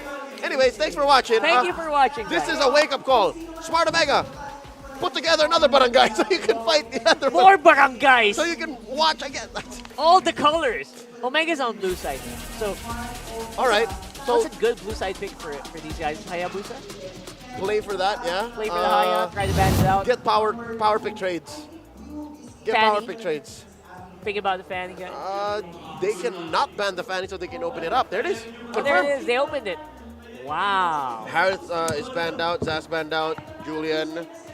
Fovius taken out by Liquid. Hylos as well. And Chip.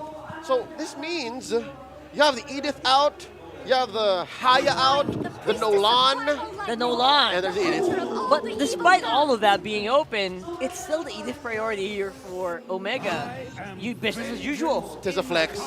There's the Moscow. First like picked it. up by Liquid. They can't Julian this early.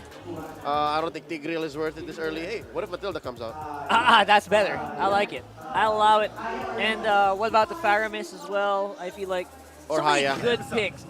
It does feel like the Haya. There Haya. it is. Okay. Wow, 2 cores already picked up for Liquid. That's amazing. That's all their cards on the table now. Oh no, look at this, Andorio. Coach Snap, what do I do? They took my Haya. It feels like those are the heroes he was thinking about playing. Listen up, son. He got rattled a little bit. Nolan is still out there. It's The so Ling is good. still The out there. Ling is good. The Fanny is still out there. But not against the Moscow. A Tigreal rarely is, again, I feel like the Tigreal just has a hard time catching Hayabusa overall in this metagame. But what you can do is at least make the Hayabusa's landing weird. As soon as he drops from the shadow kill. Or layer with the Eternal Guard. Yep. Yeah, that's This pretty is good. solid CC. Like, this is more than the doctor recommends. Like, these 3. Yeah.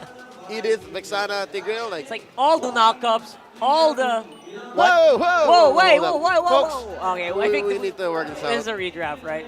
That's Yep. I got Take it easy. All right. The Haya did jump over, so this is that's definitely this is a little hiccup we need to and get the over with. Hayabusa. Again, what's the way that the Haya deal that other teams dealt with the Hayabusa? Cho. Or clump up. Clump it up. Yeah, that's why Join Matilda. together. That's why the Matilda's been in a high demand recently. All right, if I'm not mistaken, there's a Lo Yi that got picked up. There you go. Sanji's Lo Yi, and there you go. So There's the real picks right behind. Edith, Vex, Tig for the first half of Barangay Smart Omega. Okay. Feels just about right. Just Still about no right. junglers though for The Lo Yi. Ondoryu. And they're gonna start attacking him too. Look at this rock hard the Fanny. Actually, I was thinking maybe you should just let the Fanny through. Ban Ling, But yeah, ban ban Nolan. Ling. At the same, it's a lot riskier to run the Fanny here, to be honest. So I feel Yeah. like I would have let the Fanny through. That would have been a safer pick. Yeah, but somehow they just don't want to get overwhelmed maybe in the early game. I know the Lo Yi is very vulnerable to Yeah. Fanny, right? Oh, but also, it's harder to catch a Fanny with a Moscow. Like, sure, you can. I've seen it, yeah. Yeah, seen it. it's more predictable where the Ling goes. And the Link can definitely has more flexibility on like where he wants to go on the map, more uptime as well. This is one more. comparatively. This is one more jungle ban. You think it's still Gotta gonna be. be a jungle ban for TLPH? Gotta be. I don't blame him. It's Bane. They're D&D. It's a triple S jungle ban. All right. You have your Nolans, Hayas, and Julians. Then you have the Bane on top of that. Only the best of the best can play the Bane. You know what I mean? I will take it from the master. I will take it from the guy who probably plays a few thousand games of Bane. I'll take it from you, brother. Check it out. There's the show. The KDA comparison, the stat comparison between Sanji and Ukir. Dude, Ukir just overshadows Sanji right now. That's how much of a struggle it's been for Liquid. And I guess Smart Omega's just been winningest. Yeah. I don't know if that's an adjective. They're winningest, man. They are 2 games away from securing that playoff spot, but they could be third. Like, imagine that, the potential to be the third already that soon. Just to lock it in, right? That's already like a big achievement in and of itself. Way All right. ahead of a lot of other teams. There's Here's Alice. the Alice. You asked Job. That's why he wasn't. That's why he just smirked at us. That's why he just laughed and was like, "Oh, just wait." And we have been waiting for this. But wait, what goes into the jungle? There's a Nolan. Okay, this is solid. Like, the only real thing that's missing from Omega is true damage. That's true. They have CC. They have inevitability. They got scaling. They got burst. When I give the word. And the Khalid, of course. Of course, leave it to TLPH to throw a curveball. 40. What? Leave TLPH to leave a curve This it is up to us. Is this a date? This has got to be a debut. I think it is. Okay. I would definitely remember a Khalid coming out. I've been waiting for it to appear. You know why I'm not so sure anymore? Why? It's because the meta has been wide open since we started Season 14. Oh, yeah, it's been insane. It's been insane. Debut picks left and right, so I'm not even sure, like, this is the first time we've seen it this season. But hey, let him cook. Coach CJ, Coach Tyre, Tic Tac. It's all you. It's Alice versus the Khalid here, making an appearance for both of these teams for, I think, the first time in the season. Let's see if it's going to make a big difference. It's a spicy lineup, not going to lie. I think it. I wonder what Jose and Jose think. Jose. Well, I'll tell you guys what we think. I love the meta too. I know Jose number 2 over here. Wait, agrees why I'm with me. number 2? Because I'm number 1. I'm older than you. Okay, fine. You know what? That's how the hierarchy works here on the desk right now, Egon. Welcome to game number 2. Look at the pressure already in the jungle. They're very aggressive right away. Burst Blood Sanford picks it up as JP manages to escape, but Ukir with the kill, but it's going to go on to Chaknu. So that's just a jungler for a rover. New strats. Let's. I mean, we don't see that often. Hey, it's not just a blitz draft; it's also blitz rotation for the first blood kill. Wow. Yeah. TLPH. I think TLPH has a party to attend to later. that's how you make it work. And mind you, that one on Sanford, he got that kill. So as you know, the panelists were talking about, we don't see the Khalid pop up often. Now it's here, and then you get an early kill. You build up, you snowball off of it, especially in that match with the XP lane. And Carl's still going for it. They're not even done. The Curse Blast was there from Ukir though. Not for yet. There he gets it. Okay, JP might fall down here. Carl TC picks up another onto Chaknu, but Andoryu's not even done onto Carl. Wow, is this Brawl? This is Brawl. Honestly, I feel like they're trying to make a statement here. Now Sanford goes in. Okay, Desert Sandstorm onto Andoryu. Trying to delay his jungle. Wow. Unfortunately, he's not level 4 yet. If he did, maybe. But look at the trip he took. That's through the river. Like he's on sand through the river, technically. One of the perks of having a Khalid really fast rotation along with a JP Cho. I mean, this is the most aggressive JP I've ever seen. But there's the Sacred Hammer coming in from Chaknu. Okay. So I think the game will slow down for now. Hey, I'm not complaining, man. You know, we have so many games where in the first 2 minutes, it's there might be an attempt here or there, but this is everywhere. Even in the gold lane, when you would expect these two teams will just go for their gold, try to get the wait. What happened there? My goodness. Okay, so Joe manages to escape against Benny Cutie, but here comes JP once again. A CLPH picks up the first turtle. And not even done. Chaknu trying to hide here. Okay, here comes the kick coming in from JP. They want to burst down Ryota. Ryota manages to escape. And here comes Andoryu this time. Sanford has to use the flicker. Chaknu with a Sacred Hammer. They're going to catch Sanford. Is he going to be alive though? He's going to fall down in the hands of Andoryu. I mean, think about how much pressure this is just on the purple buff. So with everything happening, I'm wondering if this is just going to be the pace that the Cavalry decides to lead throughout this game already. Predict game number 2. If that's what they want to do, then it's a good change of pace. Diversion's going to be used. And then there they go. They send them down bot, but still nothing to take here just yet. Chaknu, though, not even level 4, unfortunately for him. So the pacing is what they're trying to keep up with right now. JP will get spotted out, pushed out of that. And they'll have to just deal with the fast rotations coming out from TLPH. Okay, this time Chaknu can enjoy the clashes. He's level 4. Flicker is available. JP with a kick once again, wanting to burst down Chaknu. A lot of skills expended. They're not even afraid to just burst down any member of Omega.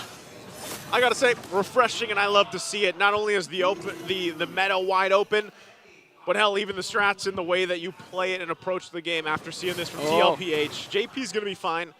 And Doru, though, he does have that pressure there, and every time, again, when they have that fracture, now that the fracture has the 30% slow on it, that's part of what can make this Nolan so deadly. But right now, we're going to wait for this turtle to come up. Some of the items fall into place. First items being locked in here for most of the players. And as they set up here on the top side, just trying to get things set up for this turtle. Second one in the game.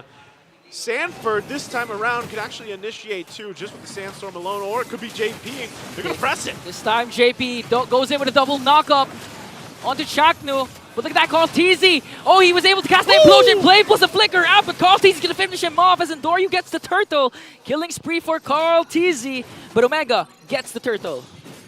I don't know, man. This is taking me. Whoa! Oh! Whoa! Whoa! Wow! Benny. You know, yeah, but hey, it's a good thing Jome was an Alice in that sense, and he had a flicker. He predicted where the flowing blood will be casted. Spear of Destruction is going to connect. But although it didn't transition to a kill, that's still a lot. It takes a lot of skill, a lot of prediction, a lot of smarts, game sense to pull that off. Imagine if it was late game. That would be the highlight of the whole week. Yeah, and taking a look at this again, the Queen of Blood returns. Prior to FNOP Kelmer's Alice pick earlier today, the last time Alice was picked, I missed it. Season 11. Season 11. I can't read so fast, man. You know, I'm a slow reader. Come on.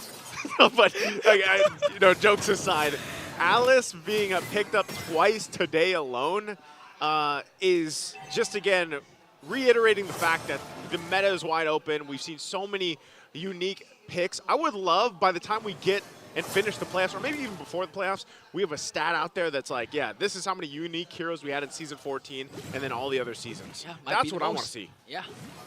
And now Omega working as one unit, 5-man rotation onto the middle lane. At this point, it looks like a brawl game. Both teams just really fast-paced rotation, not letting anything go for free. For the first 2-3 minutes, all the buffs of Andoryu were contested. Man, just look at this too. Like, they want to go ahead and just plant Sanford there for now. See if they can pick something up to deal with, or if someone makes their way down there, showcasing again these emotes. BennyQt does pick up the DHS now, and just in the mid lane, it's Smart Omega trying to do pretty much the same thing. So they're mirroring off each other. JP though. Okay. Be fine, you know, Sanford's just around the corner, and this turtle is for the taking as Smart Omega gets in position. Okay, it's going to be a 5-on-4 though, as Jome is on top, as Omega trying to survey the scene. Will they go for a trade? Carl TZ picks up the final turtle. Look how fast Sanford's moving around too. That's the thing. You know, you rotate so quickly. Dare I say, this reminds me of the old saying, the Echo Express. Echo Express. But this is the cavalry stampede gallop. Well, I guess only a single horse gallop. Okay, Whoa! JP. Okay, that was too much, JP. That was too deep this time. You're not just gonna keep doing that all throughout. I mean, Chaknu has the implosion, didn't even cast it. Ukir with the deadly grasp, just try and terrify him. Look at the damage coming in from Sanji. The dispersion rotation was just too much for Ukir and Jove. I guess at that point too, you know, sometimes it's just like, hey, if someone does go down, that's fine. If it's JP, you know, his job really is just to get the pick off. Yeah. He didn't even, you know, he's either going to use the flicker aggressively or defensively, because they know that for the rest of the team, they have so many options. Sanford can go in, you can get out or get aggressive with the diversion alone. And that's why they continue to put the pressure on the jungle side, because they want to make Smart Omega as uncomfortable as possible. And again, it's all about the items. You know, you only got the DHS Corrosive Scythe right now for BennyQt, but that seems to be enough. Even then, the Hunter Strike and the BOD for Carl TZ, and every time we see the Hayabusa pop up so far, it has been a snowball effect. Okay, Carl knows. Good check. Good check, Carl, good check. That was good, that was clutch. Almost. And again, TLPH, you know that how to counter out the Nolan is to really put pressure, put aggression. You said this, make Andoryu really uncomfortable, even though he's the nightmare. He's the one having nightmares in his own jungle right now. Right now, he's got to rely on the team, you know, for the most part, to secure that for him, and also just kind of take care of this side, because at this point, when this Lord is up, you're going to see TLPH possibly go for a blitz again. I mean, they've been doing that the whole game. I'm wondering if they just approach us a little bit slower, or they're just trying not to give any possible moment. Oh, they are. Oh, here comes the double knockup from JP, plus the Way of the Dragon. Raging Sanford coming in from Sanford onto the backline, but JP's the one down first. In exchange for Iota, Sanford has to walk away as Chaknu wanting to go for the setup, and here comes Big J. Sanji might be able to escape here. Chaknu picks up Sanford, but here comes the Spear of Destruction. BennyQt, plus there's a diversion play. How many will he send off? Sanji is also there, and Dory's gonna fall down in the hands of Carl TZ. Sanford's not even done! 4 members of Omega are now down! There, he's literally flexing on him. Get yours now! Oh, in sync with Sanji, the San duo. Oh man! With the flex, and that's why for the community, I'm pretty sure the poll is collected. That's #1 right now, because number 1, you're literally flexing on the team. First TLPH recall, second Fnatic Onic recall. For me. Yeah. And I hope the I community agree. agrees. I agree. Man, I'm just saying, at this point, before all that broke out and before JP dove into the Tier 1 turret, I was going to say, you know, I feel like they're just not giving the barangay here, Smart Omega, a chance to think about what they want to do or how they're going to approach the fight. TLPH is just like, yeah, kick it in high gear mode. You know, we've got all the horsepower we need with the cavalry here. Literally, there's no gear less than 6 for TLPH. Yeah. It's all pedal to the metal. They're really playing at an aggressive, fast pace. Credit to JP, credit to Sanford, credit to the recalls, really flexing on Omega.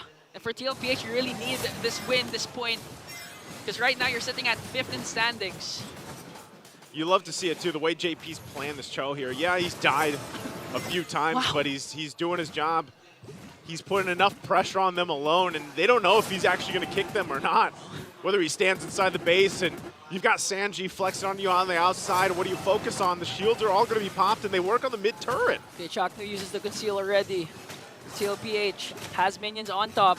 They lost the ones in the middle lane, as Omega was able to burst down the Lord without losing any inhibitors.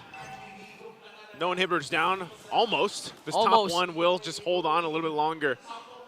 So for TLPH, 10,000 ahead and under the 12-minute mark too. That is how fast this game has gone, and it's scaled up.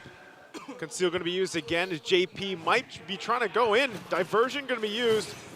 They go for the turret. Here comes the kick onto Ryota, but Chakno answers with an implosion. TLPH, though, on the attack right now. Wiki Shadow coming in from cross TC onto the backline, and Doryu's going to fall down. Chakno, Ryota as well. 3 all of a sudden are gone. It's just Jomin Ook here as they take down 2 inhibitors with them. Sanji flexing the recalls. They have minions onto the middle lane, plus the 5-man recall for TLPH. Will they be able to bring this game down to their favor? Spear of Destruction coming in from Benny Cutie as he brings down Jome. Only Ukir is left, and the Liquid Stampede will finally be alive once again. Quick, fast, and may I say, Express is back here. Again, TLPH comes in swinging in game 2. Smart Omega not getting a chance at all to breathe in this matchup. Man, TLPH, remember what we said, what the panel said, and everything else. We broke down how it's been for them in the second half of the regular season. Well, guess what? They had something to say about it. I think they got inspired by their own TPs. Because honestly, you can't flex your TPs if you're on the losing end. Might be. So TLPH made sure to dominate game 1 and game number 2 in a very fast game. Man, we've seen 2 5-man recalls so far. 1 for Fnatic, now 1 for Liquid PH.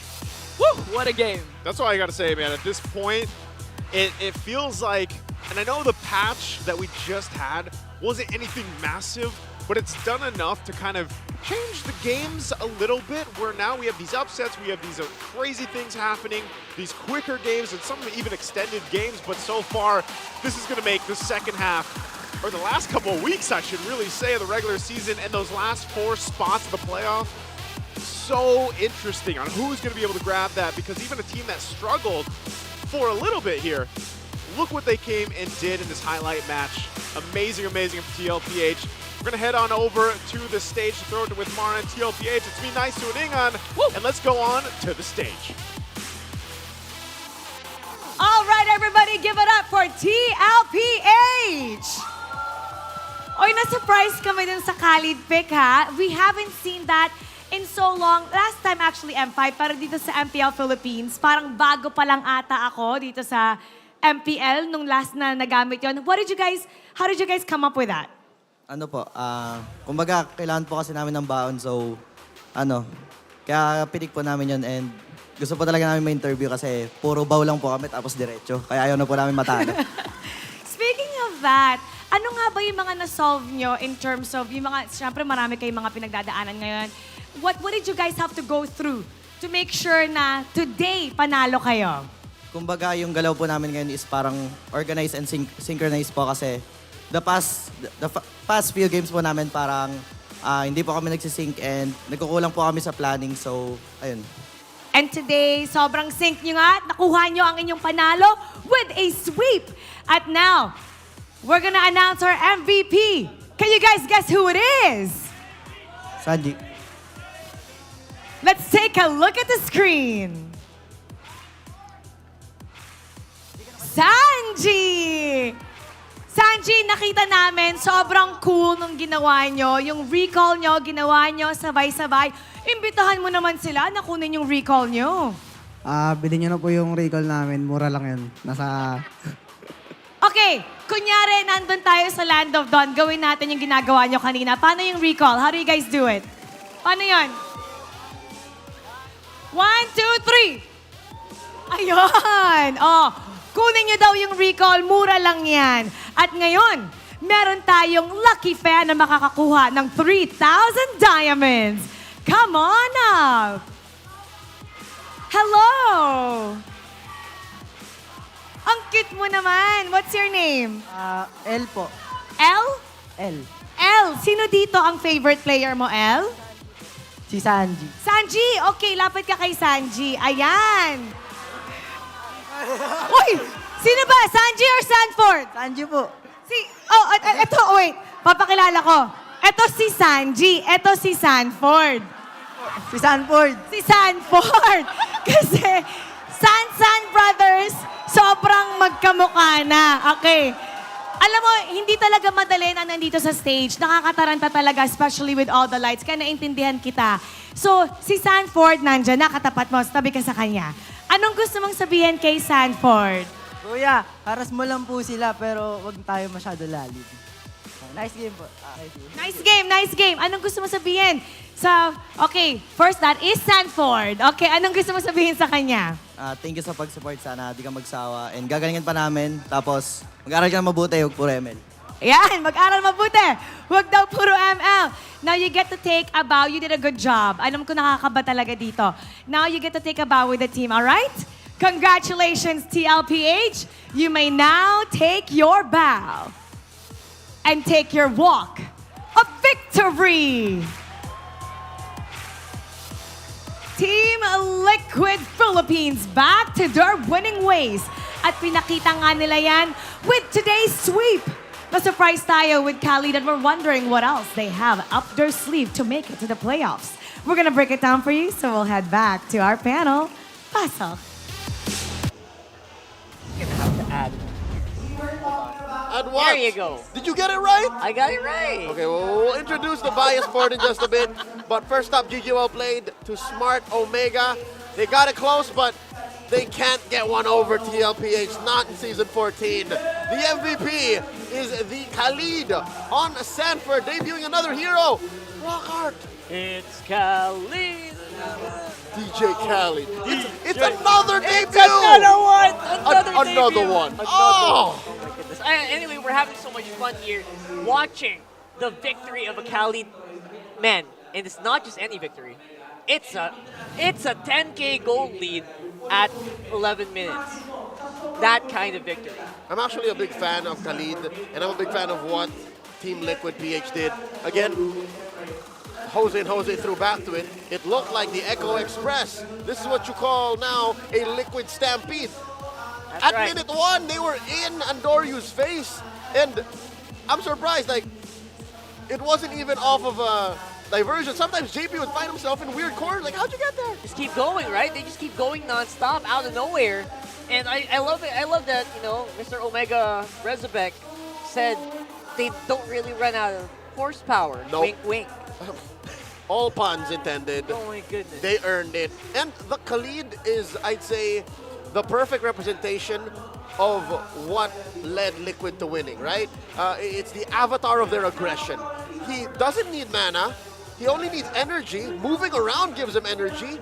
If he's low, he can just, you know, quick sand guard, get back into the action not more than 5 seconds later, and then pow, pow, pow, which is interesting because he deals so much damage. Where is it from? He fully built defense. That's right. And it's all that he needed. Actually, it doesn't feel like he does need the damage. He just needs to be in front, get the attention of the enemy, and then Sanji Carl Teasy and Benny Cutie can go ham. And he did the trick. He was able to dive these under turret attacks pretty flawlessly because of that as well. And survive the onslaught, making sure that there's going to be someone who's left there to push. Yep, looking at their emblems, mind you, this is something that you need to remember. It's still tank emblem, and then just so they have a little bit of extra damage, Thrill. Very early game-centric, the way Team Liquid looked at the game. And can you, Rockhart, explain this to me. Gold laner, taking the most damage. The sandbag was Jome. I don't know how to explain that aside from Alice. Yeah, he was an That's Alice, all, so yeah. he would blood flow straight into the middle of combat. Take everything. Take everything. Yeah. Dish it out to some extent. But look, he had 0 kill participation. None of those engagements, none of the times that he was actually up front dealing damage or taking it, either way, led to kills. So we're going to have to question the amount of impact that an Alice can do if it's behind early on. It's not so easy to tell that an Alice will get you the win. It's not as a win button Not clear cut. Yeah. as a Moskov, as an old Roger, as a Harif. Yeah, sorry. Sorry, Roger. The new in hotness ain't that hot. Not him. Yeah. Look, he's taken more damage than even JP or Sanford. That's true. Poor Big J. Oh my goodness, man. So Big J, maybe another day. Yep. For now, it is definitely the time to shine here for the Cavalry. Benny Cutie having some fun with some of these Sphere Destructions. And I think that Carl Teasy has, it's pretty smooth as well. Oh, I yeah. would say Oh, yeah. I will allow him a lot more freedom. And his assassin meter is slowly rising. Yeah. Right? If his target is to become a good assassin, this is one of the steps to do it. Yeah, we should have never doubted the GOAT himself. He took a break, but at the end of the day, he is still the heart and soul of Team Liquid PH, in my opinion. Maybe even the heart and soul of this whole game we play. Maybe he's the oversoul. He's the shaman. He's a what do you call that? Yeah, No, he's not the a shaman. oversoul. He's oversoul. There you He's go. Oversoul in Shaman King. If you guys watch Shaman King, there's Omega. What's up, Omega? His middle name is Omega, by the way. That's true. That's true. Which is a heartbreak for the barangay, but then again, it's not new for the barangay to go through tough times like this. Yeah. They missed out on playoffs last season. What's more difficult to deal with than that? Got a few to do, but here is TLPH on how they actually got that from Omega right here on the Tapos ba? Tapos. Hold the maling. Tapos na. Tower lang. Tower. Wait lang. Tower lang, guys. Installing. Nice, pre. Hero nga. To. Liga na. Hero. Nice. Ito. Double. Sino backdoorin yung top? Ay, hindi. Tower na, guys. Before pa lang. That was before. Amazing. I was waiting for the call for the TP guys. Yeah, TP. do we TP now? That was outside the base. Outside the base, But yeah. speaking of outside the base, in their first game, that first game victory, even when they were outside of the inhibitor, they know if it's endable. They would call, is it over? Okay, come in and then, all right, hero first. Let's kill the hero first. Yep. And then let's end. Tower. That's what their comms were like. So if you're going to go into RG and your mic's on, try talking like that. Like, get into comms and say, is it endable?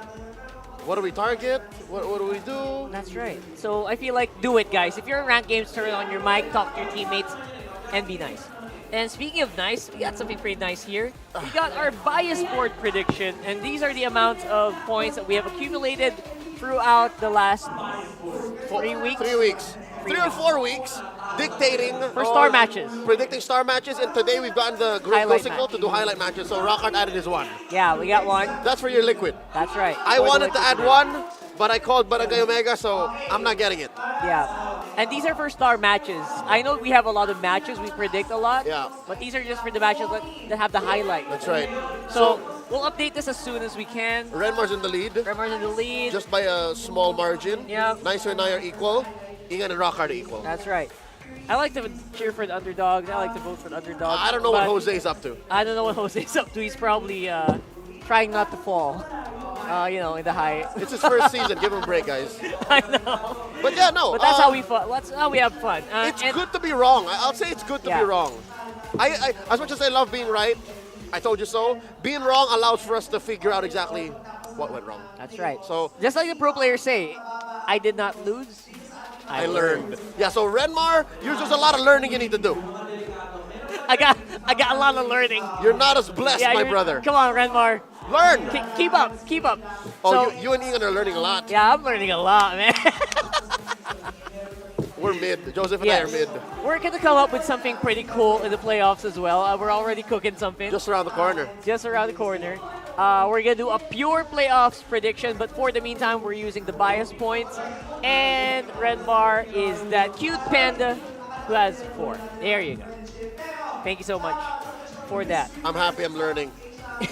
You're learning in the middle of the pack. Yeah, and I'm glad that this does not reflect what the forecast does, because my forecast is really bad right now. That's different, right? That's a whole different story. Something else. You'll have to follow him when he does go live. Don't ask me for recalls, please. And become an official MPLPH restreamer, guys. We got streamers from Southeast Asia, from MENA, South Asia, and all the way up across the pond, North America. You want to be part of the action, just scan that. And here are the standings, guys.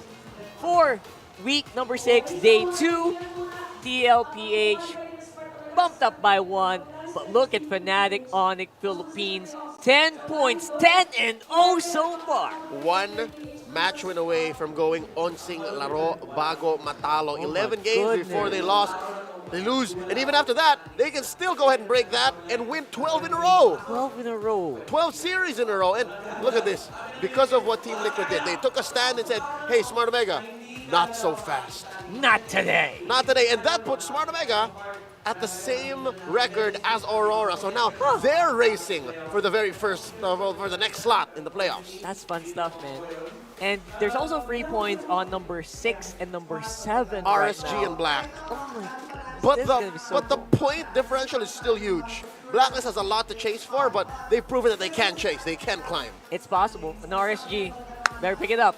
Just like our Fnatic Laban players who seem to be picking up some points as well. Especially for some of the teams that you don't expect. Like right here, the RSG Raiders are actually ahead. Look at that. By quite a while. Hey, here's your big 3 for Fnatic Laban. Raiders, Bees, and the Phoenix Army. There you go. Come on, Barangay and Auroras, catch up! Gotta catch up. Obviously, these are the players that come over to the venue. That's These right. are the fans, rather. They're They come outside. over to the venue. They play outside while waiting. They have their own high-stakes matchup. They have casters and everything. They have their own Lights, setup. a stage. That's right. Come on down. It's amazing. They got a lot of fun. They get so much fun, a lot more than us, because they get to go everywhere. They get to talk to other people.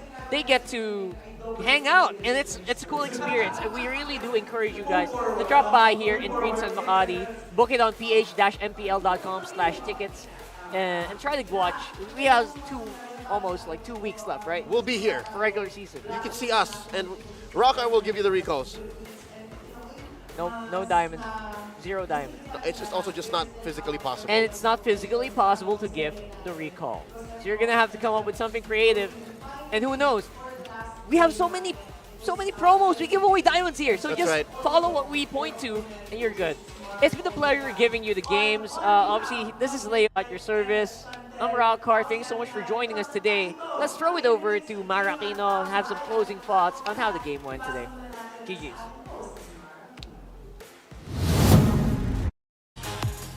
I told you to expect the unexpected. And here we are with teams continuously climbing up the ladder to enter the playoffs.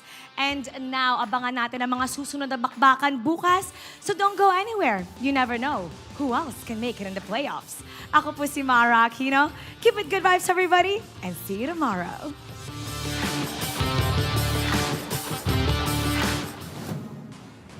The 14th season of MPL Philippines is brought to you by the following sponsors. Smart, the official telco partner of MPL Philippines Season 14. The official tournament phone of MPL Philippines, Infinix GT20 Pro. Official suppliers, EMC Asia and Index Salon. Experience the MPLPH Season 14 action live at Greensun, Makati City. Grab your tickets now via official MPLPH website. Don't miss any MPL action by following our official Facebook and subscribing to our YouTube channel. Follow MPLPH on TikTok for more content. And to ensure the equality and fairness of our games, MPL Philippines is also monitored and supervised by the Games and Amusements Board.